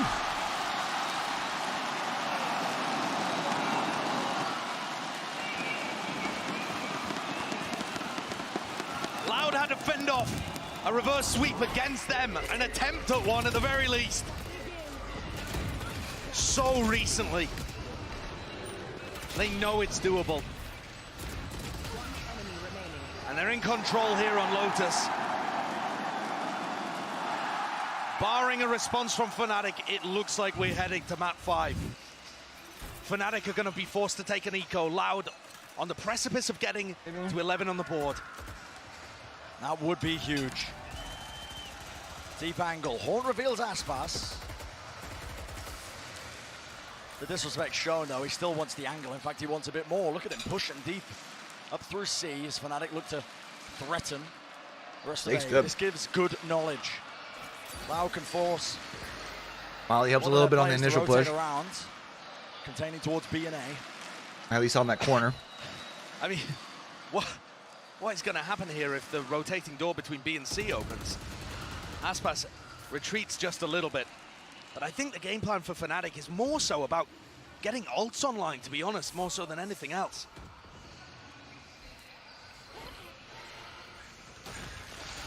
Oh. Door broken. Oh. Oh, bro, if you would have been able to get the third there. Lovely shot from Alpha. Pushing, lurking, waiting their way in now. Plants. Nothing to push this back, so it's going to get that extra money in the bank. If FNATIC want to secure this round, they need plays to be made. Alfiez got himself tucked into an advanced position. Spraying 2 down with the Spectre would be surely more than they can hope for, but Boaster's ready to help. Clears. Holds his ground, and the angle watched for. No funny business. 2 walls in Chronicle's face. It's not planted for him. And the defuse just being stuck. Full peace of mind for Loud. Damn, and man. that 11th round is theirs.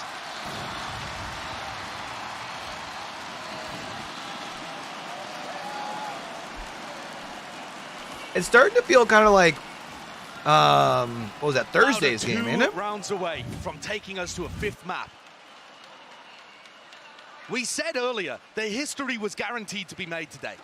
It was absolutely guaranteed.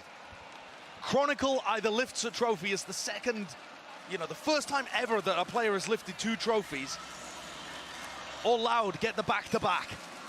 Okay, However, so there it was. I did did miss here see earlier. it potentially happening in also a reverse sweep.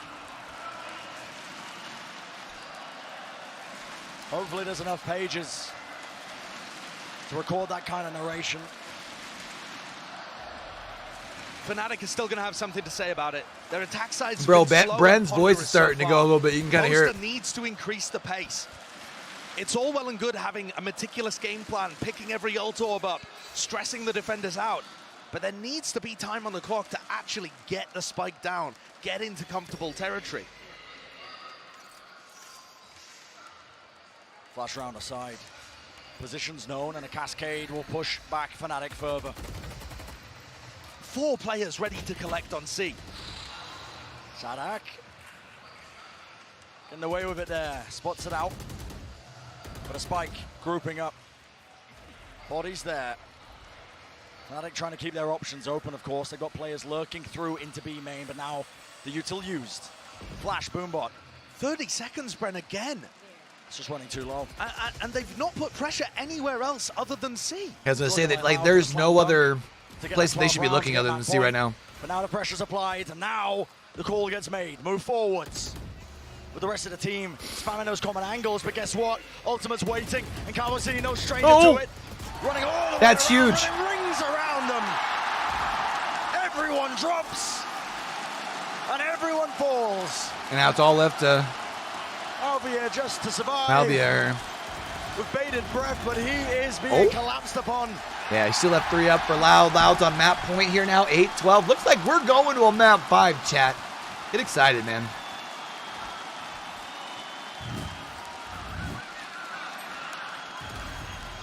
Unbelievable. Loud.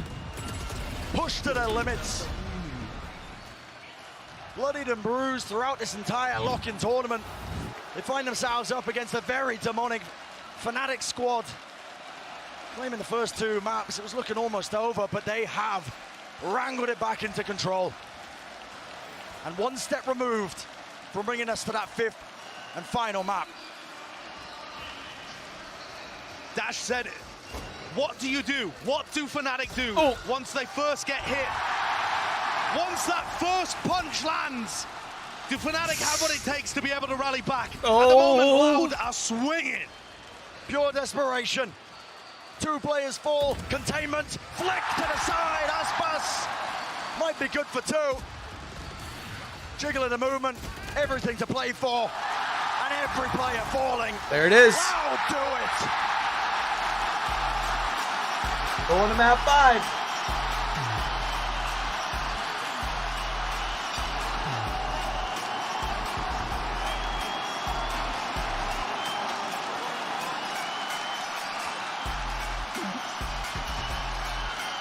Outstanding stuff for Loud to bring it all the way.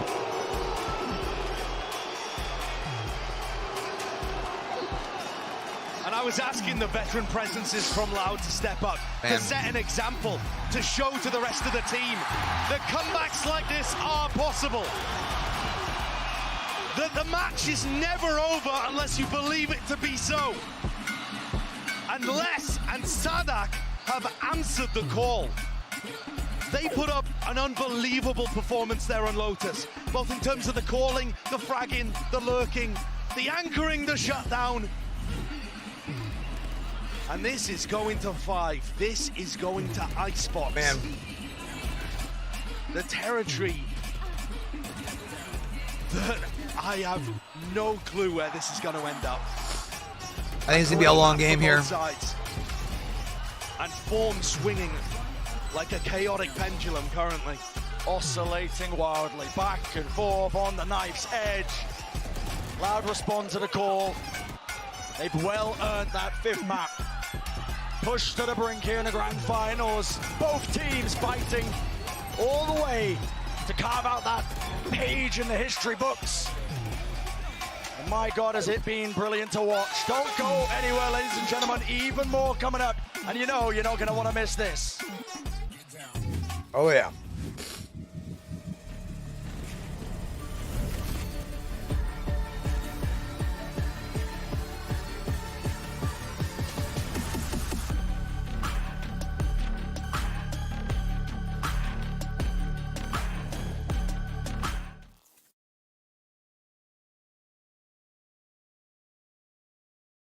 No music?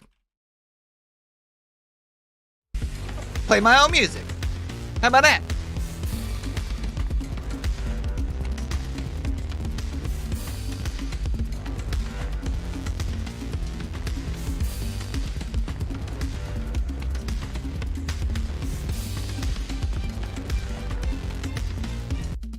I was gonna say now, of course, it's back. I was wondering why it sounded all fucking weird.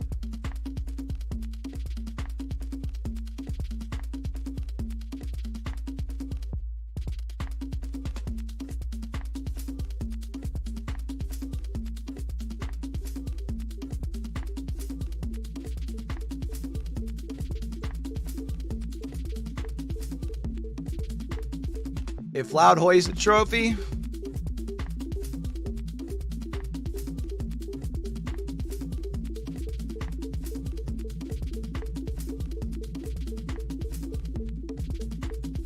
what's the name of the venue they're at?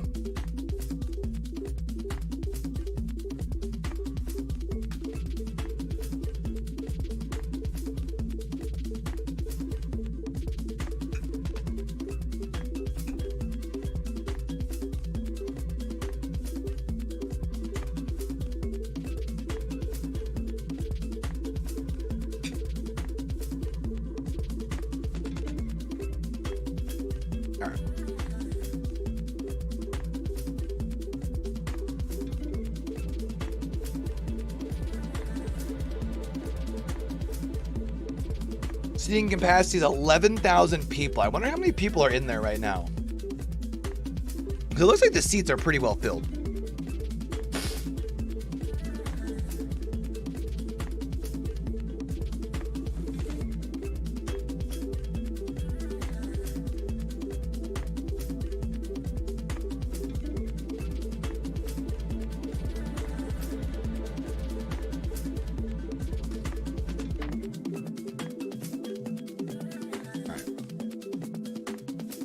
Getting ready for map 5.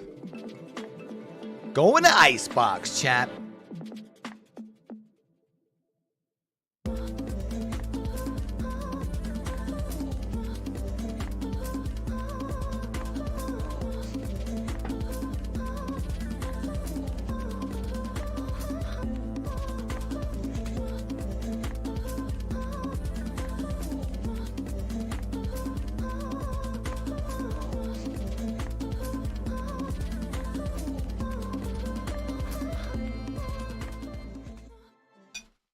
All right, let's go, chat. Off the Icebox we go. Feels like the momentum's definitely on Loud's side. We have yet to see FNATIC be able to respond after a loss. Welcome back to Sao Paulo, where Keep that just in mind. 2 days ago, Loud shut down the reverse sweep attempt. Today, they find themselves trying to complete it, and they are now just 1 map away from doing so. Mimi, they've taken us the distance. That they have. What a fantastic rally from Loud. And for the side of FNATIC, they were asked a question in this map. We've seen what they can do. We know that they are a good team on Lotus. We had no expectation of what would be brought out by the side of Loud. And for FNATIC, they failed to adapt. They failed to find the solution to that game plan. And now they're headed the full distance, and the reverse sweep is very possible. 2 hours ago, FNATIC was looking at the flawless tournament run to end this, and it looked so good. It looked like it was a damn near possibility when we went to split. It looked like a surefire thing. Now they're looking like they might be the first team to get reverse swept in history. That would go back to the original narrative about this team a little bit, though, would it not? Wait, has no one gotten reverse swept in Valorant? They've been trying to shake this tournament. Exactly. They still have an out, though. They just need to be able to rebound from this Lotus loss. They elect to go there. They fall flat on it. Loud able to look very strong on both sides of that map. Paulo, once again, it's Les leading the charge here for this Loud They got to be squad. talking about this late in an And event or honestly, something, he was right? the engine to this reverse sweep getting started, right? He was the guy on Split who brought rounds like this back into it. Then on Lotus as well, he continued that same momentum forward. And I honestly think a major reason why Loud is still in this game is him alone. Absolutely it is. And if you think back to Champions 2022, it was Les who helped get this team over the line to help them win their first championship. And here again, when they're up against the wall, he is performing to a level that is absolutely incredible and keeping them in this series. His lurks on the attacking side were excellent. The way that he was anchoring on the defense was perfect. And for FNATIC, they were really struggling in that map. It felt like consistently on that attacking side, they were letting that clock run down. They were kind of folding a little bit under the pressure and then running into these strong setups and getting mowed down by Loud. It just feels like everything for Les is just firing on all cylinders. His decision-making, his crosshair placement, his reaction times, everything is incredibly on point for him right now, and FNATIC need to find a way to shut this guy down if they want to walk away victorious and hold that trophy. So Les, the consistent top performer for Loud, but we had also put some onus on Sodak to pick it up. It's crazy to think in this map on Lotus, and he did exactly that. How he picks good up they can, our HyperX reflex moment for the like, day. cruise in through this this? grand final highlight, it When they belongs want to to. him and him only. Yeah, I think the casters, Brennan and Josh, were talking about it really well. This guy was asked a monumental question. Can he bounce back from the week 2 maps that he started off? The first 2 maps, very weak for him, especially Fracture, where he was asked to play the Raze, and then Split. He starts going back a little bit, the mind games start going. He looks like he has answers to Boaster.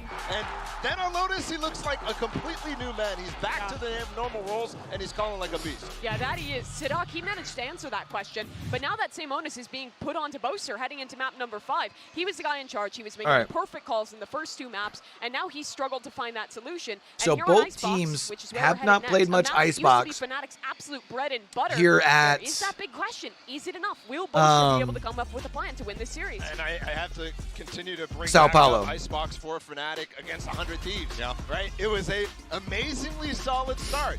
And then it fumbled. And then it looked like 100 Thieves was going to bring back the entire map. And they had a miracle round to save it. But there was still the question, is there actually going to be FNATIC succumbing to the pressure?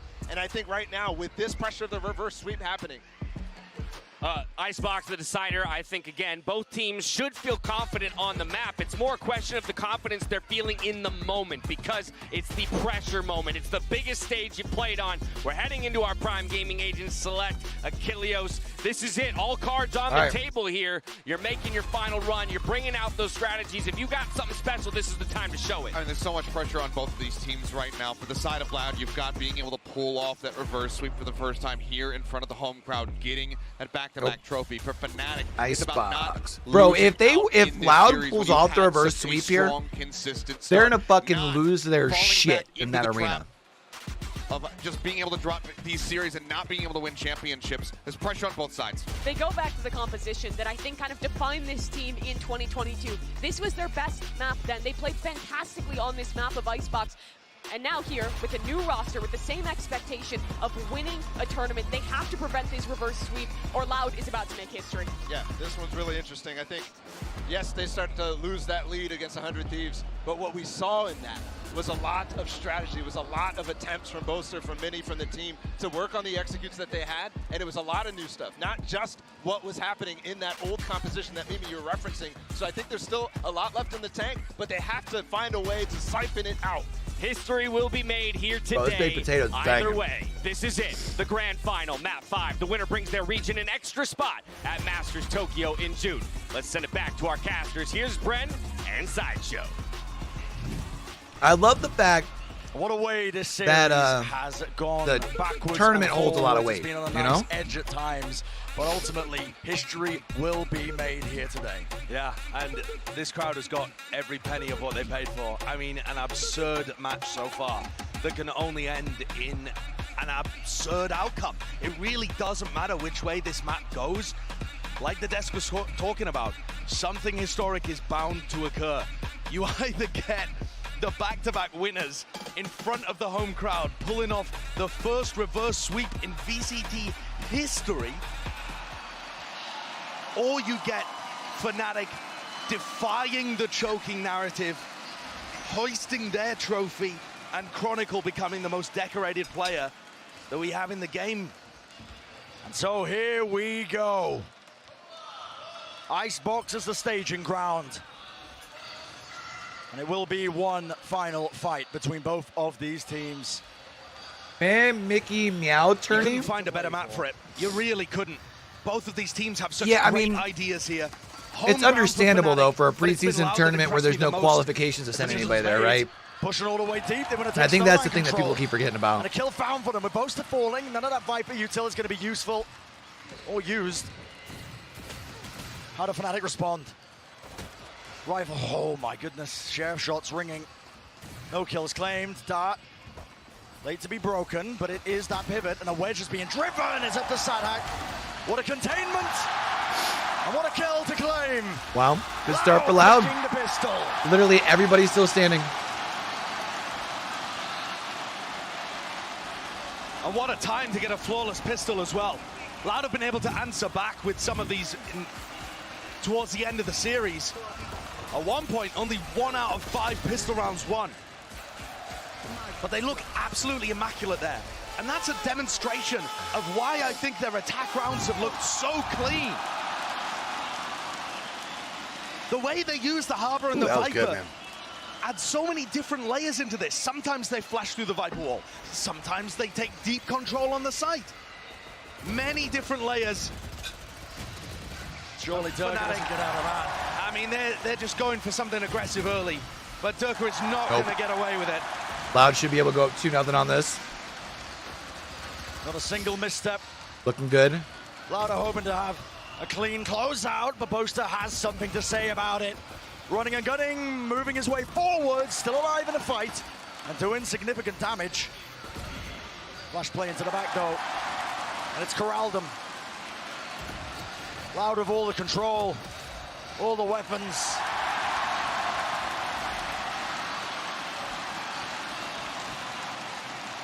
FNATIC mentally have got to hold on in this series.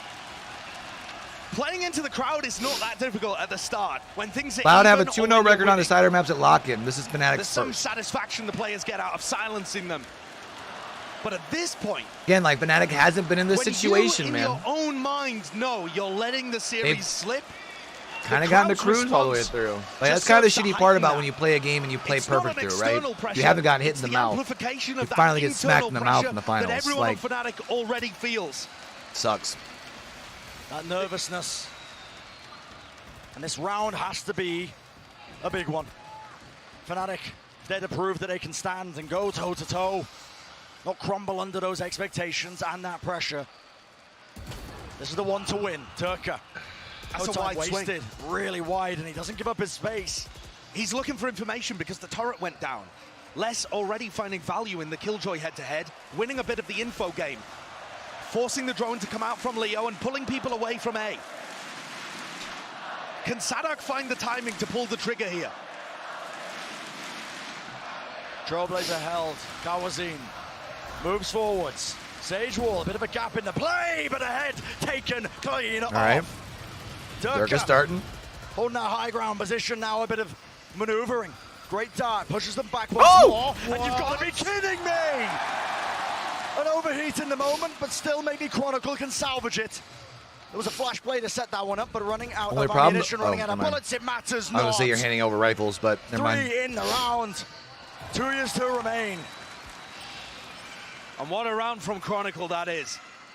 The play from Durka set up with his swing. And then Chronicle claims another.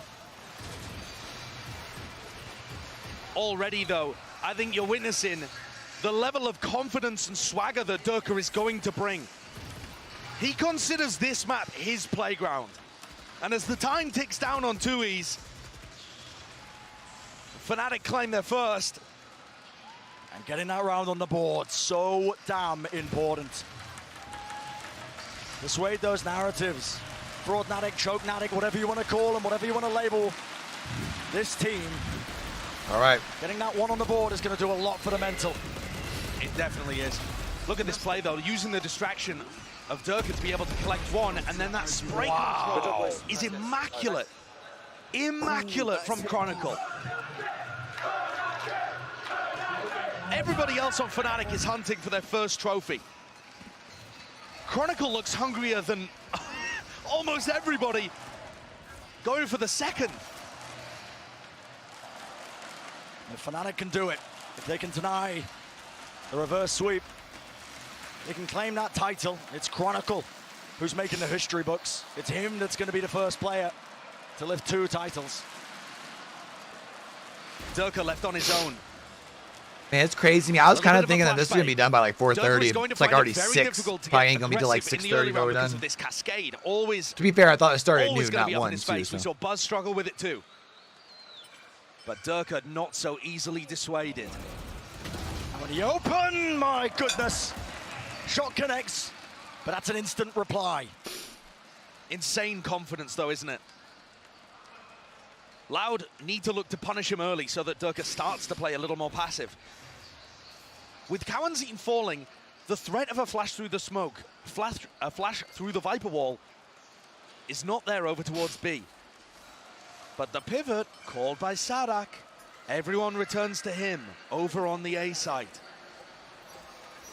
Presence shown, Util drop down. I would kind of like to see scaling into it. Aspas is so what far this away Jet from ends this up hit. doing, though. All the way back on B. He's going to be that last final piece of the puzzle. Because this Jet's going to end up backing that this way. Holy shit, that's really wide. Spike in the hands, and it is Aspas who has to do the most, and he does. Distraction in the play.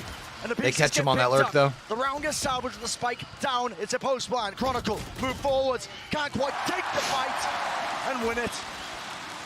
Alfia's still got a chance here. Sadak and Les are very weak.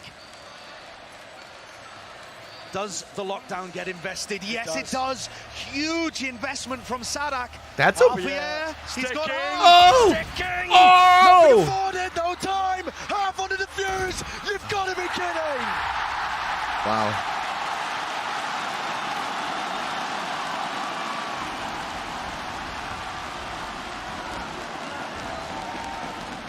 All right. What is that? What an absurd round. How Aspas got that much value on the flank, I'll never know. And how on earth does Alfia get that and bring things down to milliseconds, the difference? That's how close that was. Hair's breadth away. But you got to put full focus forwards. Durka's looking for an early fight again. He's got a hero rifle in the round. FNATIC normally are unassailable on their defense side. Sometimes their attacks don't look as solid, but defense side of Icebox, they are usually immaculate. And so far already getting tested. Everything to play for.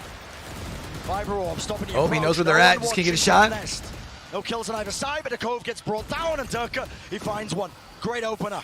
Dash disengage. Aspas tries to play his life here. The weaponry's not ideal. Util now to try and buy some time. A bit of spam as well. Chronicle was aiming to get 2, but Durka, Boaster, running gun. Slam. It's pure chaos.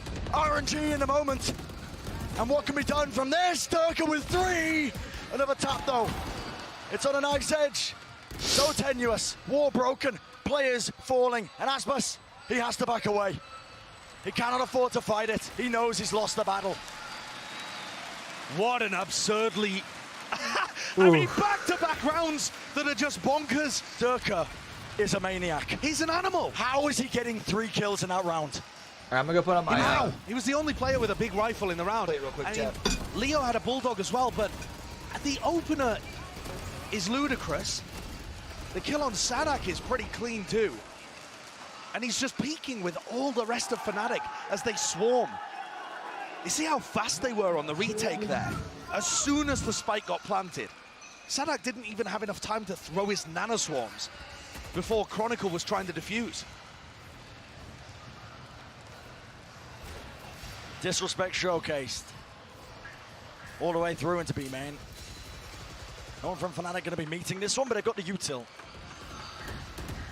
It's so deep from Sadak. Push all the way up, knives. Surely positioning's known. Sadak, does this get cleared? It has to, surely. Leo, half clearance, off angle. And he's doing enough damage, he's buying enough time. Reckoning, that's going to assist. Plant will fall. Will this go down? Dart in the back. Great to supplement. Durka, this guy's unleashed. Nothing to tether him back. Dash, still active. And he wants to make the most of it. Rez going to be committed. Brings it back up. Player advantage for them. A dodge, a skip around, wall up in their faces in the cloud burst. It's getting dangerous, and it's getting more than that. Looking like the round win.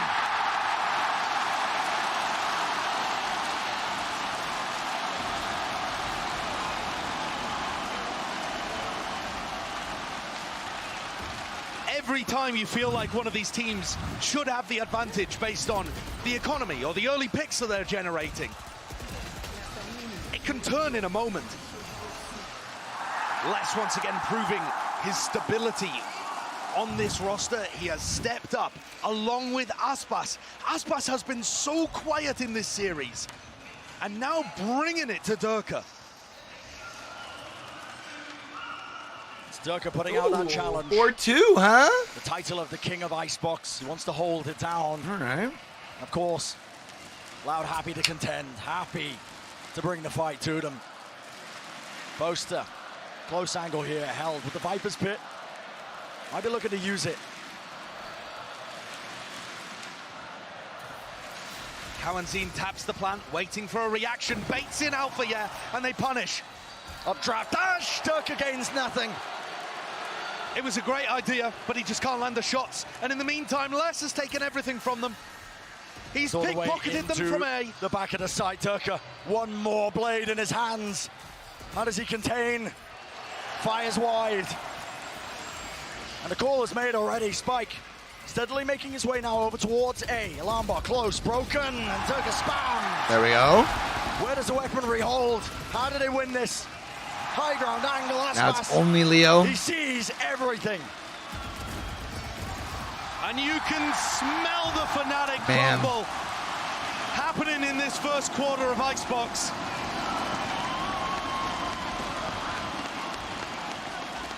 And for these fans in the arena, they are fully feeling it for Loud. It's the manner in which these peaks are happening, rushed from FNATIC. Yeah, they are kind of space on the other side of the map. Playing a little impatient. Loud are one step ahead, the pressure being applied, the individual ability too. At this point in the series, yeah, they definitely need a pause. This is probably what they're doing here. It's a really good call. Yeah. To take it all away. They want to carve out their spot. They want to be in a back-to-back team to take a title. And so far, it feels like map 5 in Loud DRX, where Loud were able to summon something extra, another gear when their team needed it the most. And they put the pressure on their opponents who crumbled. FNATIC are taking a timeout as Mini tries to reinforce the squad. Boaster speaking words of confidence to the rest of the team too. They have been within a fingertips distance of this trophy all day. To see it snatched from their hands on Icebox of all maps, where FNATIC are definitely the greatest team of all time on this map. There is no one else that comes close. This is FNATIC's playground, Durka's playground, and so far, they're getting destroyed. Fight taken. That's confidence. The kind of response you need, FNATIC. What the fuck are you shooting at? Let it go for free.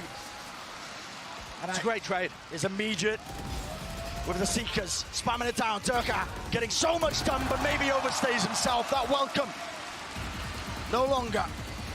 Look how much value they're getting out of the high tide. It becomes impossible for players at Snowman to swing and help. Durka tries to make a play, but he's completely on his own. There is no one there that can help. This harbor is getting so much value. And a regroup. 3v3, rifles in the hands of everyone. could come down. Lockdowns available on either singular side as moments. well as Viper's Pit. Glimpse in time to turn the tide.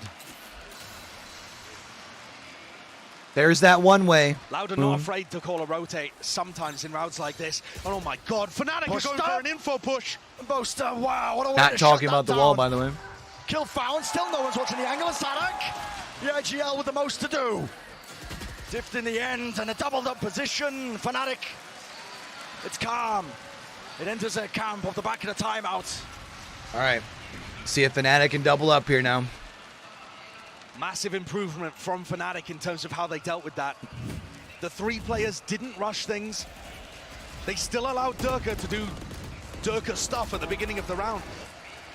But when things Durka's got my little tense, brother, by the way. I they don't know if you guys can grouped tell. up together and went for a coordinated play, re-pushing towards yellow, catching Loud off guard and creating an advantage for themselves.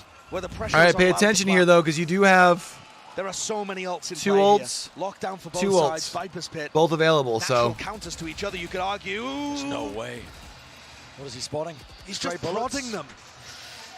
Oh my goodness. And this is an ankle watch spot. Durka, where you looking, son? What's going on? Out in the open. He's trapped. It's amazing that he didn't end up falling. You do got to be worried about a little bit of the. Goggle's got his back though. Util there, back against the wall. Durka. I was going to say the bank. How did FNATIC go 2-2 there? Leo, Hunter's Fury rips its way through. Les can Aspas still and Les. technically invest his pit if he wants to buy room for Aspas. FNATIC have answered back. We will not go down easily. Not into that distance, Knight. And we will not let these opportunities slip away from us. Viper's Pit though. Less. Does Althea really have time to invest his ult here? I don't think so. Okay, they go for it anyway. The lockdown. But surely you can't wait another 6 seconds before you even start getting into the pit. Try and clear this. Pressure on them. Lockdown destroyed. Counter spam. Is it there? No. And the pit remains up. Boaster falls. Lurk plays. Oh. Leo just doesn't have the right angle. Less than Aspas pulling this one back from the brink. Can you expect anything Damn. less? Rookies turn veterans. You still have your knives available on your jet. They just missed out on their. Or they just were unable to capitalize on the lockdown. It's a huge round for Loud, All man. of these crucial rounds are going the way of Loud. Amazing play. So stable from them. The way that they navigate that pit, get the spam on the lockdown. And so many dangerous situations where Just FNATIC locked in. Look at him, man. maybe No, even get away with too much. no And Loud emotion. still come out on top. Still have a hunters, or still have the Not that he's an closing ult the available on rounds out, each but side. Aspas is really delivering. You also could potentially He has get a been couple more ults so up on quiet your in side this for series FNATIC so right far. now, whereas you don't really have that And all it takes for, is one player to step up. And suddenly, Loud. massive So, I mean, you shift. have ability to turn it around, but it needs to start happening Matching quick. the kind of performance that Durka loves to put on in a regular basis. 14-4. And as long as Aspas and Durka are having a similar performance each, the rest of Loud looks like they've got it. Oh. Oh! Forced into the angle by Durka. Shots going stray. Lovely bit of util though, Leo. I'm going to claim that one. That was a shock dart straight at the feet of Les. I think it hit him in the eye. Yeah. Even as the fight goes, they still don't have the weapons, so FNATIC are going to be struggling to make the most of this one. What's the call to be made? Loud. They push forwards, they push deep. Cove used. Blocks up one of the angles, one of the avenues, and Boast, or I should say Chronicle, almost going down. Dart going wide. Maybe that panic again settling in. An extension to the round though as time goes their way. FNATIC though, Danger. returning fire. Major Oh! danger here. The pistols lighting these players up. Reckoning has to be pulled out.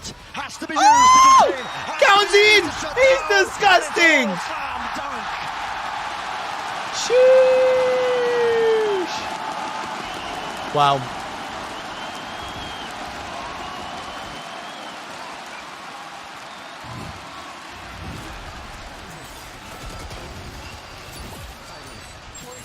Loud 7-3 up. Getting huge value out of the Harbor pick. This new innovation in the meta. Moon, remember when we saw Knights Arena freeze out and we started seeing a little Harbor, and I told you how much I love seeing him playing? Perhaps here it's really the enjoying same. seeing him Loud have had a great read on the meta this entire tournament. put more in like the pro play, picks, seeing how people are using them. Usage, the Sky from Cowanzine, it's all fired them forwards to this spot, this moment. Less on the lurk up tube as the rest of the players put pressure towards A. FNATIC left wondering, where do we find that advantage? Where do we find that edge? And it's certainly not here. Aspas moves forwards, but a denial. Looks like up the plant. There was a spike being used. Durka has to respect it. Dash back. But Aspas is causing chaos, carnage.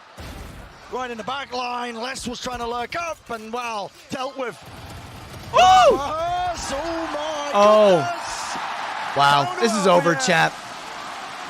It's scrappy. It's all over the place. But it's all in Loud's favor.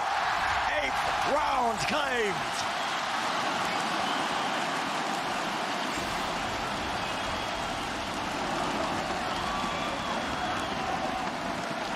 No, I know. But I'm just saying when we saw it. Like, I told you I was excited. Like, I was kind of excited to see more teams starting to bring him in. I've been really excited to see how he's implemented. And they are now in commanding control of the 5th and final map, the decider in the grand finals. FNATIC have had so many heartbreaking moments over the course of this team's history, with Boaster and Durka together. For them to lose this, it might shatter them.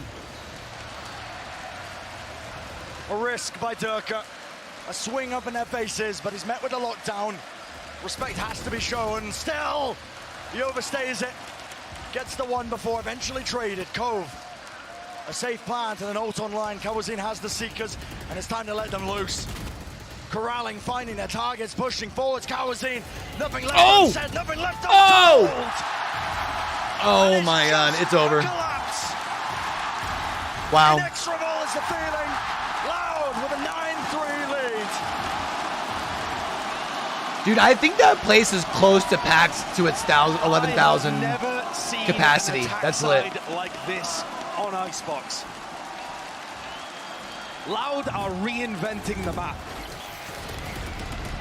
It's gorgeous to watch.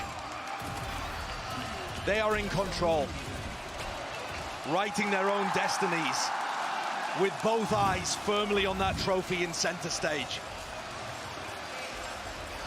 FNATIC needs this pistol if they're going to stand a chance. Loud. And the chances are already still pretty slim, but Crowd all on their side. Let's send it down to the desk to break it all down.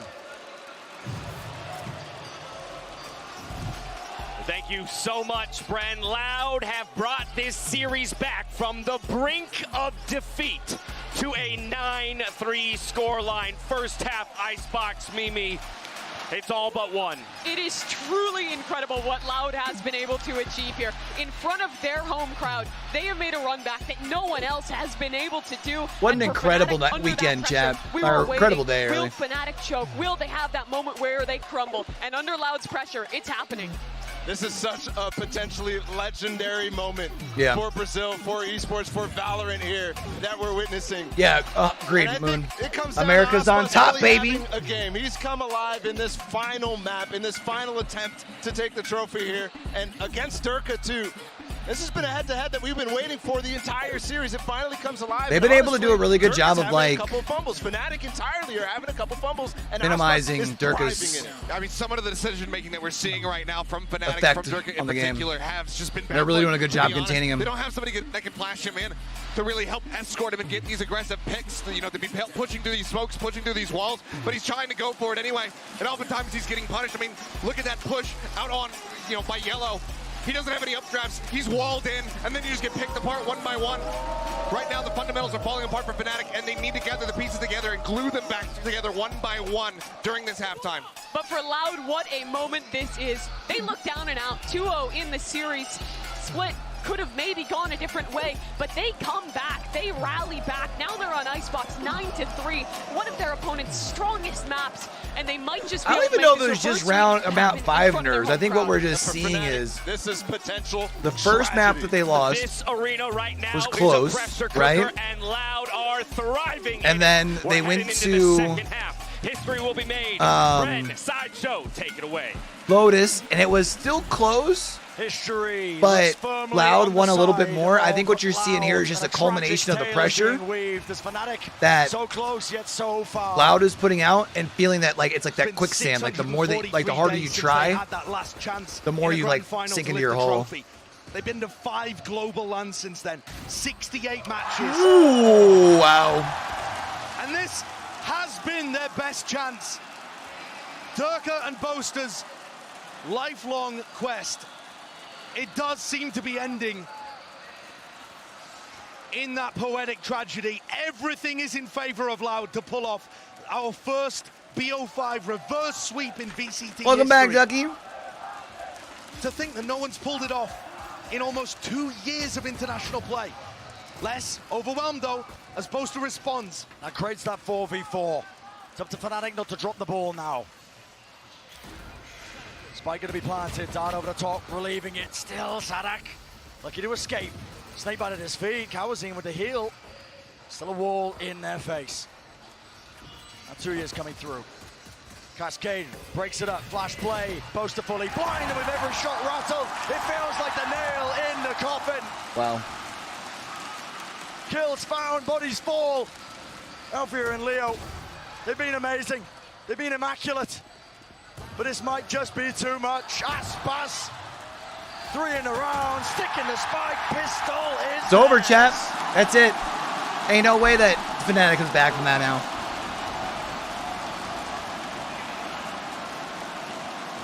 The difference of the feel of this series, from opening to close, there could not be a bigger contrast. Loud look on fire. Aspas 21-5. Les and Sadak right there as well. But Aspas and Sadak have woken up. They've remembered why they're here and what they need to do for their team. FNATIC are forced to force. They must invest into this one. 7-round deficit. They need a miracle. They can feel it. Kind of pressure that most players will only experience maybe once in their life.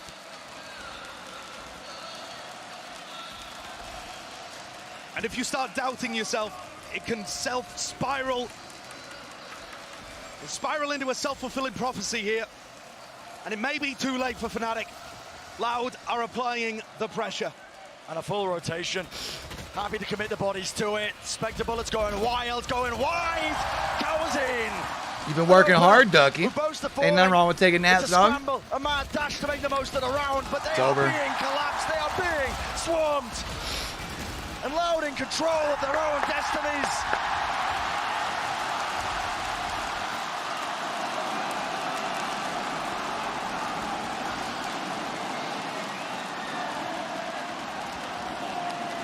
The second iteration of this Brazilian super team is on track to be just as good as the first. For this core of Aspas, Les and Sadak, I said it before, I'll say it again, they've only ever lost to 2 squads. And it does not look like FNATIC are going to join that elite group. Yep, FNATIC timeout. Loud You have to. have only lost 4 series ever. All time in the history of this team. That's a pretty dominance out of Loud that isn't getting talked about yet. 34-4, looking to make it 35-4. 3 grand finals in the last 12 months. And the slight shake of the head from Boaster says everything you could possibly need to know. The roar of the crowd, the reverberations and echoes and vibrations, they take a heavy toll, even amongst the best in the world. This FNATIC super team is definitely going to have other chances. but Lockin was looking primed to be theirs. What a fucking turnaround, man. That's just crazy. Never seen before. At the global VCT events. Wow. On the eve of the 2023 season, Loud looked to have ripped it from their hands. Possibly paved their way brick by brick to the start of a dynasty. Damn, Dougie. What a way to begin 2023. Claiming accolade after accolade. And with every player that falls, it just feels so damn difficult for Fnatic. A flash play. Les getting confident. Has to be punished. He gets out alive. He's going to receive the heal as well. Kawanzin taking a bit of damage for it. War forwards, close fight taken. Trades are there.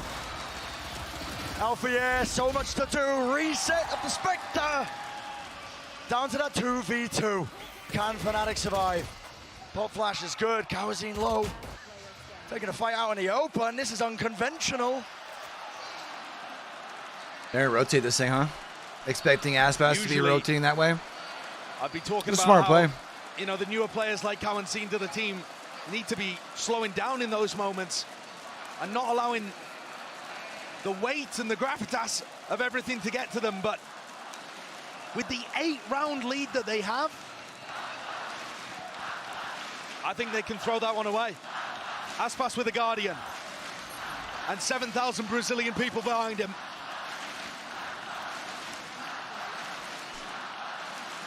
Spike planted, extends the round out, adds a couple of stray seconds. Fast updraft play, triggers the alarm bot, doesn't know where the players are.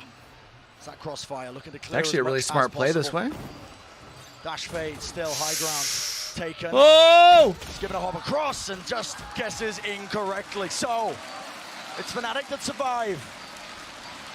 If they are going to pull off Ain't gonna matter though. Impossible, it has to be one round at a time.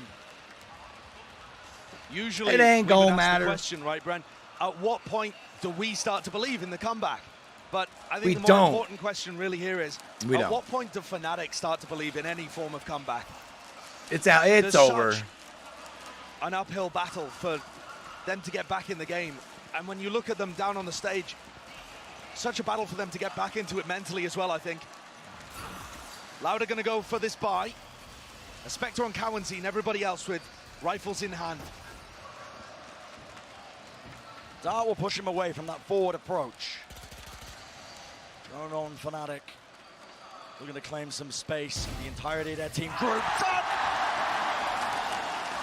Unless winning out a fight. Once more, taking it straight to Alpha here.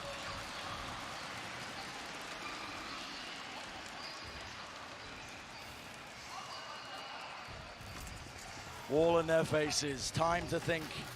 Time to brood. The emphasis is going to be on Fnatic. Wall beginning to be broken. Plant push back now to Seekers. It's every single element included into this game plan. Up top, angles watched for. Chronicle. Stand up. Wider swing. Leo's good. Half on the health, but still can't claim They're still the fighting kill. though. I mean, they're Down to that 2 not on giving 2. up. The spike's still not planted. Same players left alive for Loud. One falling Turka. Durka versus Aspas. Disengages, spike in his clutches, and everything to play for. Durka's going to be able to get a free plant, and the question is where he repositions to. He's got his pick of the litter. He's never quite had a task like this ahead of him, Josh. No. It's been a long time since Durka's been outplayed like this as well. Normally dominates the Jet matchup.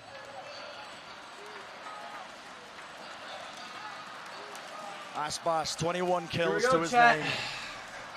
Looking to make it 22. Looking to put Aspas it technically on map has point, the health looking to advantage put here. it on series point. Durka though is gonna know where he's Damage done though, Durka. That's good. should be expecting Biding him. his time, Aspas, a bit of spam will do it.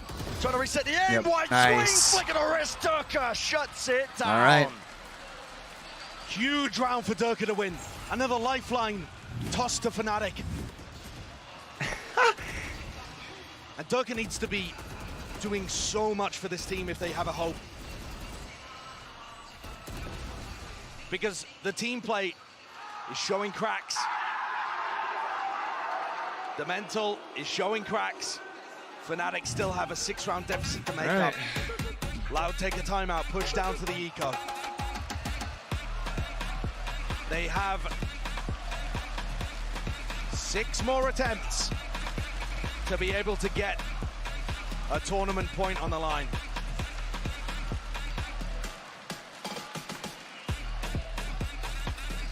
I'm not ready. Used here, Josh. I'm not ready for a comeback, Brent. I'm not ready. Dude, honestly, send this thing to overtime, man. Give us 30 rounds in this grand final. Massive lead. I'm in for it. How about you guys, to chat? cool down. We're getting a bit panicked there, forcing into it, just trying to end it early. Going for a lot of those early fights, yeah. And I think also possibly over-rotating. Stacking 4 players onto the A site, and then Aspas also joined, leaving that rotate back through for Durka late. Though at that point, it's a 1v1, and it's not like you can really cover the map. 4 players down here towards B. I've seen so many potential comebacks ruined by a gamble on a Thrifty. And it could happen here. Loud move forward, steadily, slowly. But a rifle spam. It's FNATIC looking to try and contain it. What? Lovely. How do you even know he's there? Making the most of this one, and the coverage, every single angle watched for, spammed. Any sort of threat of this getting out of hand looks like it's basically done and dusted. Less.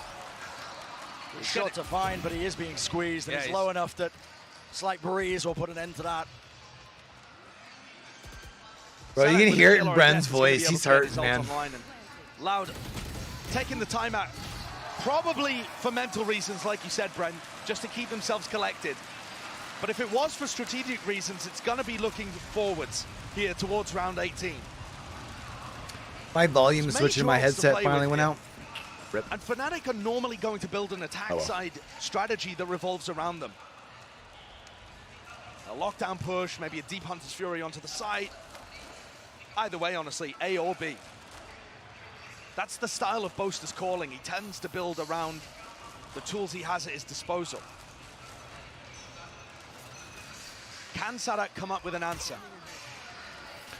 All right, so this time around, in the match against NRG, and Aspas has got, or not Aspas. I mean, technically Aspas as well, but Loud has those rifles in hand all the way across. Tricks of the trade. He knew Durka was playing, but Lockdown available on either side. Viper's Pit.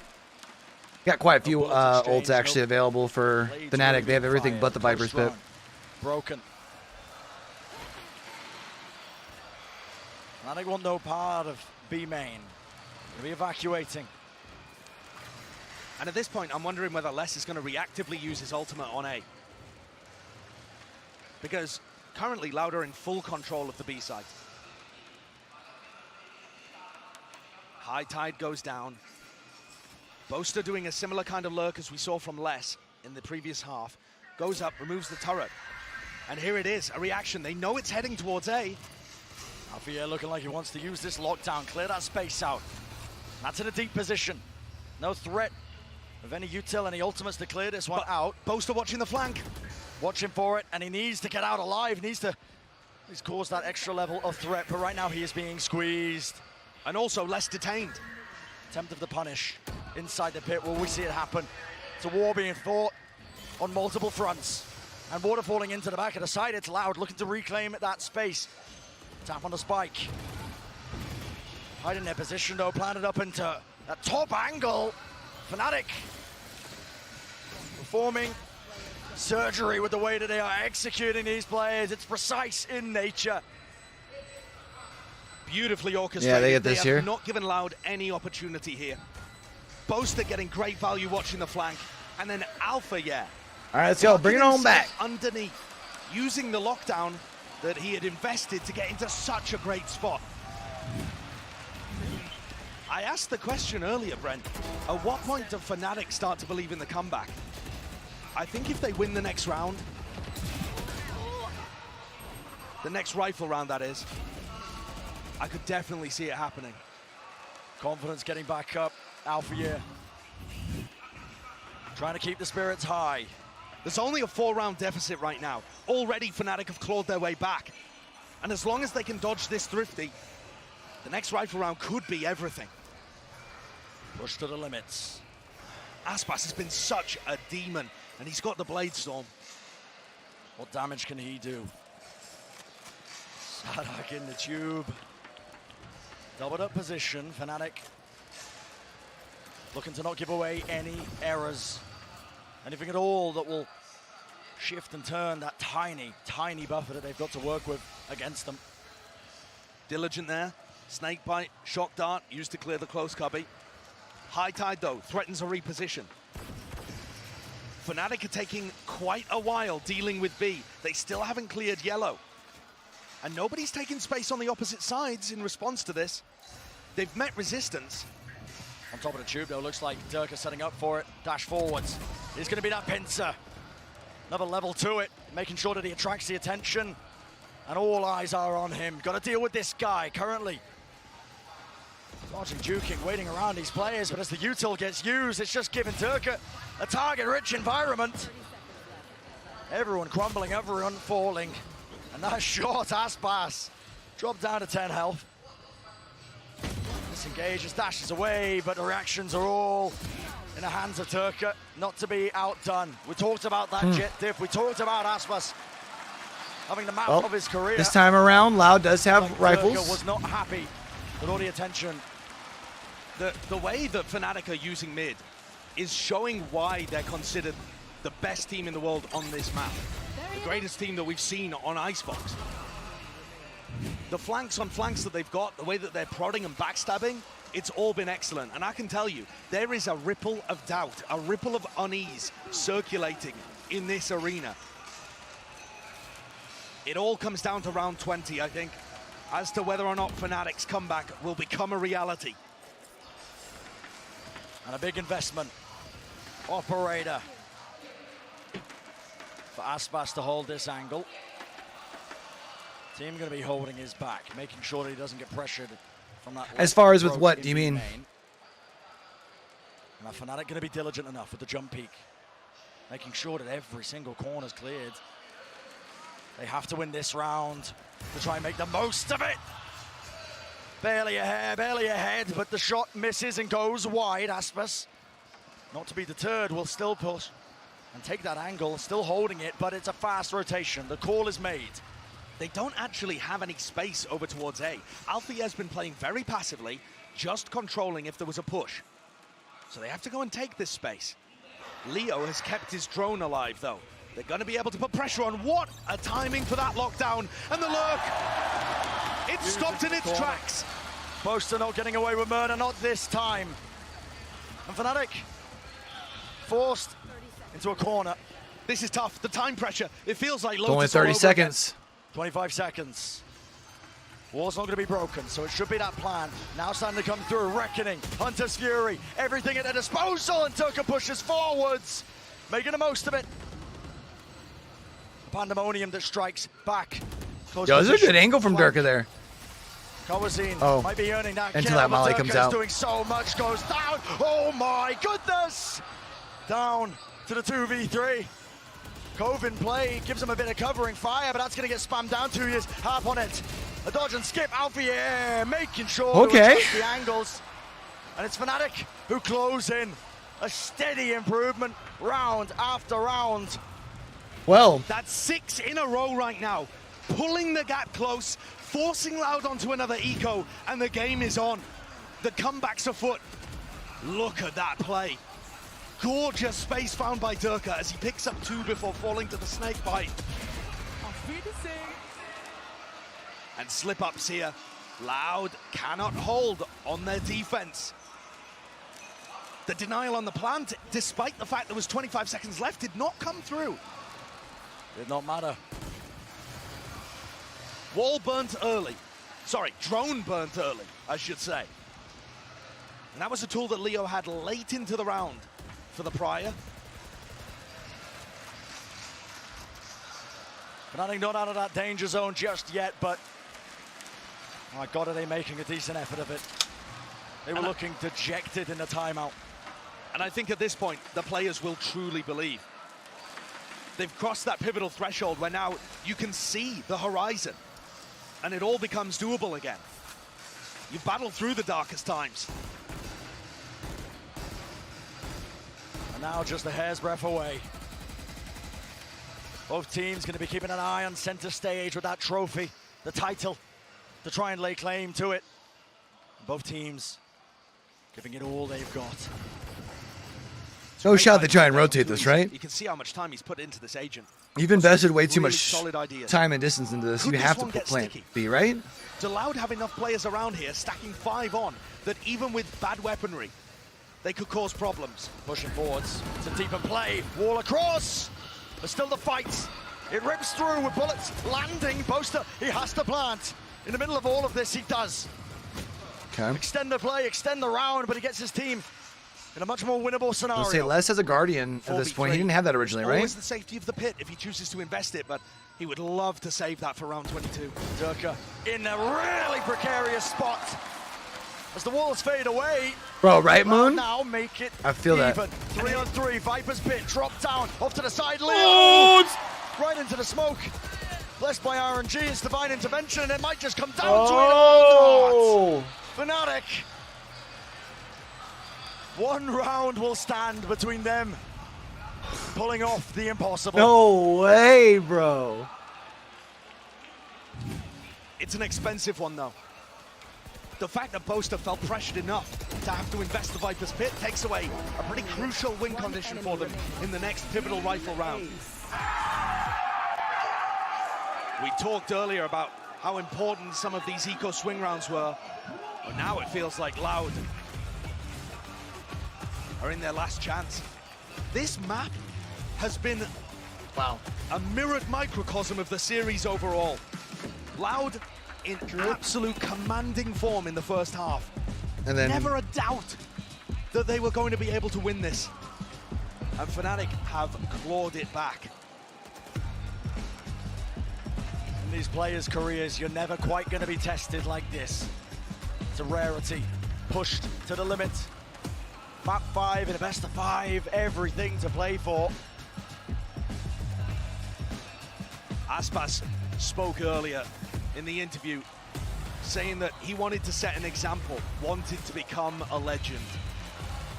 For all of these players, that opportunity is now. One big play, one clutch. All right. Rifles One here for crucial Loud. entry could be all it takes.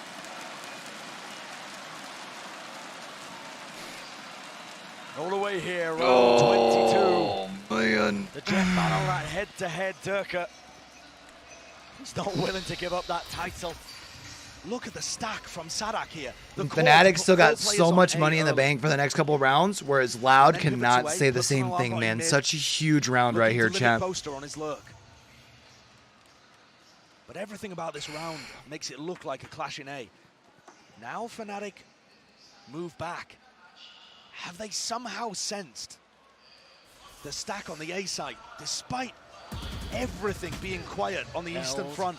Breaths, drone to clear, respect shown. Aspas has to do that. No, from Boaster, it's merely a feint back to B. This battle is going to be fought on A. And Loud, by virtue of either some crazy read or sheer luck, have got their players in the right position to fend it off.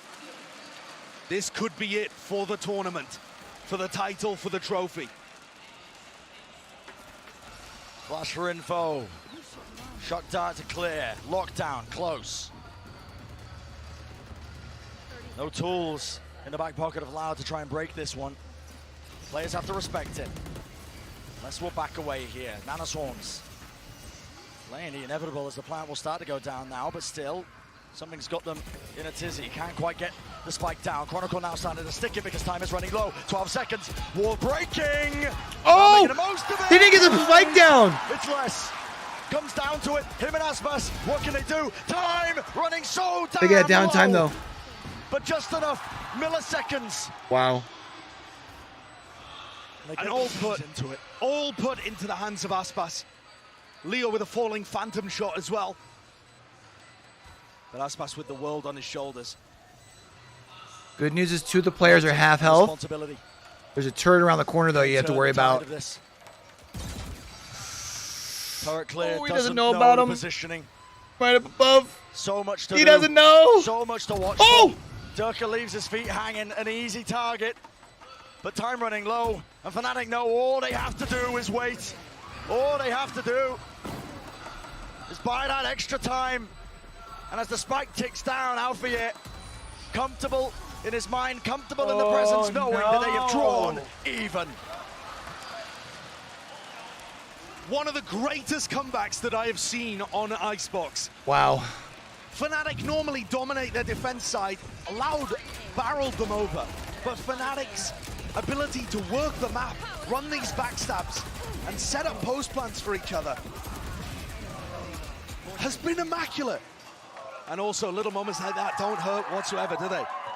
Loud And now enough momentum to take an eco and on play for FNATIC side overtime. when it matters the most. Insane shift in this series. FNATIC Yeah, I think that might be are in the GG. driver's seat. Thought it wasn't possible, yet here we are.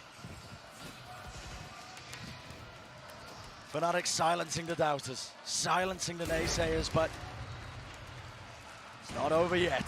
Couple more hurdles left. You know that FNATIC are going to be raring for it. Their story is one of tragic moments over and over again. The last 2 years, players like Boaster hunting for that trophy, coming so close to the first ever LAN event that we held in Valorant. Now we can taste it. The stack is set up. Sadak finds the first, and there is no lurk play. No return No way, back. right? That was in. If they go for this pivot. Oh, shut up. Kalanzine. Oh, he should have expected him there. He gets all the information, but Boaster knows that, and they're going to go for a re-hit on B. He's anticipating these rotates to have moved, and Loud have. They've relinquished a little bit of that pressure. Trailblazer sees nothing on A, though, and these players return to B. War Force, though, was it come properly? Resetting through. Rifles carries them forwards, but it doesn't win them around, not just yet. 2-on-2. Aspas and Kalanzine again for the 3rd time in this map to try and convert a 2v2. Tags him. Aspas low. Nanoswarm almost taking him out, but 10 seconds ticking down. The spike will be planted. An extension once more. Updraft. Aspas hunting for information, hunting for a glimpse, a glimmer. Anything to make this doable. Oh, it's 2v1. Jet Force, it's all down to Alpha yet. Noise everywhere. Oh my goodness! Spray down! What? Unbelievable! And a groan of absolute disbelief from everybody in the building as Alpha pulls off an absurd 1v2 to take his team No fucking way. to the very brink. This round should not have been close though. Loud on an eco. And Loud have one shot, one chance. Oh my God. And stopping the magic like that, look what it means to these guys. Durka telling the crowd to shut up. You can feel it. It's palpable. It's in the air. FNATIC taking destiny into their own hands, wrestling it away from Loud. Tepid is the approach on Belt. Leo just backs away, taking a bit of a tickle of damage.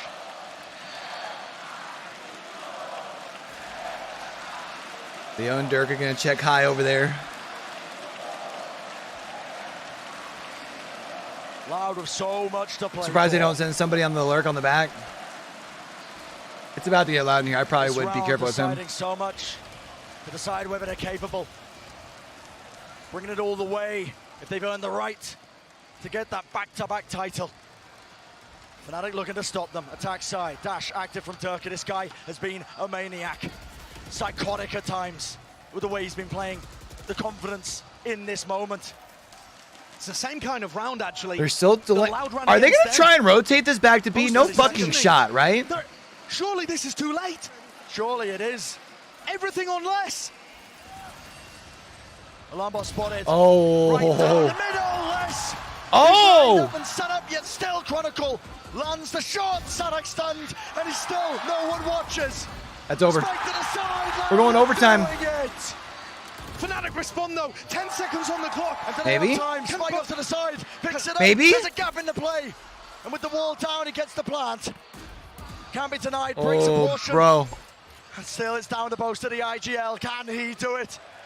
All up to him. All down Overtime. to this, and it's not going to be the case.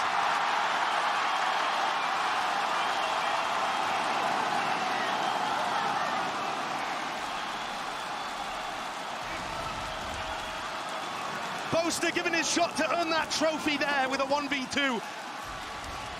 And Loud used the advantage that they had generated to pull themselves to overtime. Truly, could it have ended any other way? Stretch to the distance.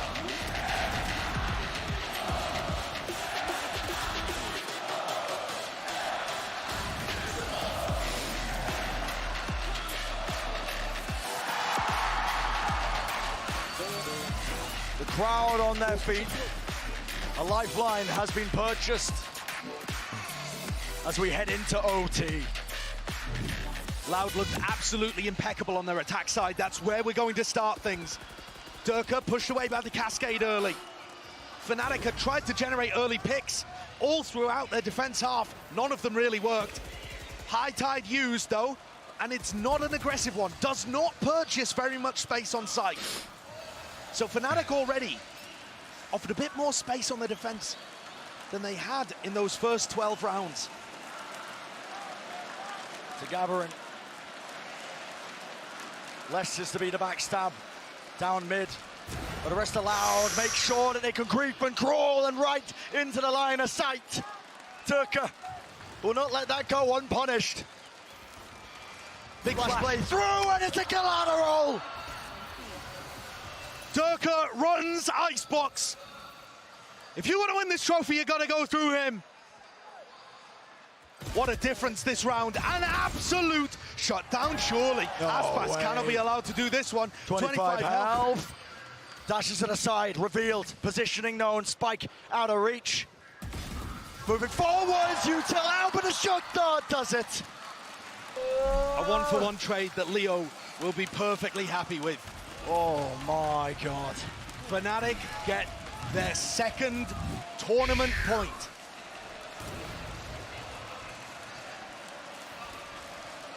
Last time they made it to a grand finals, they were nowhere near any tournament points. A 0-3 loss to Sentinels at Masters 2 Reykjavik all the way back. The dawn of time, essentially, in Valorant history. Well, here they are. They stand once more on the precipice, on the brink. One round. It's all it'll take. It stands between FNATIC and lifting that trophy. Long time coming for a lot of the players on this EMEA super team. And with that singular round, it'll be Chronicle who makes history. The first player to claim 2 titles. And Loud look to deny, look to scrap, scrape, push their way into the limits of OT. It's another well-timed cascade, actually, and Sadak's called a good rotation. In terms of getting the defenders in the right spot, Sadak has been doing his job as the IGL on defense. But they actually can't stop these backstab plays from coming through. And the post plants. You think this jet pushes up on the backside here? The nightmare's been had for Loud. Grouping up. Like, I know it's an aggressive push, but I think I pushed this jet right there. And so are FNATIC. Dash forwards to the side, slow warp, supplements. Durka able to take this fight, but it's a little bit labored, a little bit strained. Dart lighting them up, re-swing, swings down, straight down. It's over, and chat. everyone falling, everyone collapsing. It's deafening. A gloom enters the arena. As FNATIC, they can feel it. GG's. Inexorable, inevitable, however you want to call it. Wow.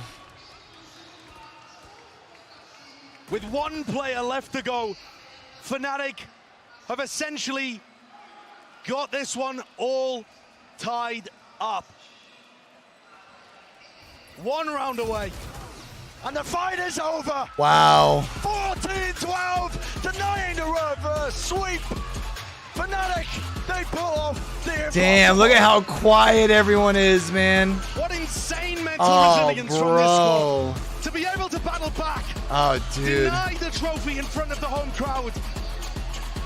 And as Boaster said earlier, a trophy was taken by Loud on Turkish soil. What a final, so man. Alpha will respond. Boaster and Durka complete their long, winding journey towards a trophy. And Chronicle becomes the first player Wow. in the history of Valorant. What an insane finals, man. Honestly, an insane event over the last 2 weeks. Wow. What a story. And what limits they were pushed to. Or 3 weeks, I guess. 32 teams whittled down to just these two, and Loud be sent home. Respectable effort. FNATIC. Damn, man. Had to work for it. I think that might be an understatement. Loud had so many chances, and they will be You know what, though? horribly disappointed that they I think this Loud team has a lot to still be able to grow. So to be able to push to this, I think gives you a lot of an unreal comeback from FNATIC. things that you could be motivated about in 2 or 3 days. Obviously, you're not going to be motivated by it right now. You're going to be upset that you fumbled. But I think when you look back in like 2 weeks, you're going to be very happy with the performance in Sao Paulo. Much deserved. It's been 643 days since that loss to Sentinels. 68 matches, their 5th global LAN. And finally, Boaster and Durka can put their hands on a trophy. There it is. And you know what's really cool, man? Look at Loud right behind him, man. When they circled it back around. Loud still sitting there cheering for him, like, as heartbreaking as it was to not be able to lift that trophy, like, that's fucking dope, bro. Not just in the crowd as they were denied that trophy, but FNATIC. With pride, they lift that trophy high above their heads. The goal that they set out for so long. Durka, Boaster, it's finally theirs, obtained. And all of that working out at the gym finally paying off. Magnificent. All right, champ.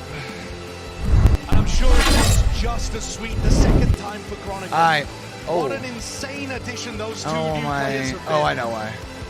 It's because I have that as my have added so much to main this window squad. capture, so I didn't have the window around Both this of other these thing. Teams, I was not expecting them to be at this spot.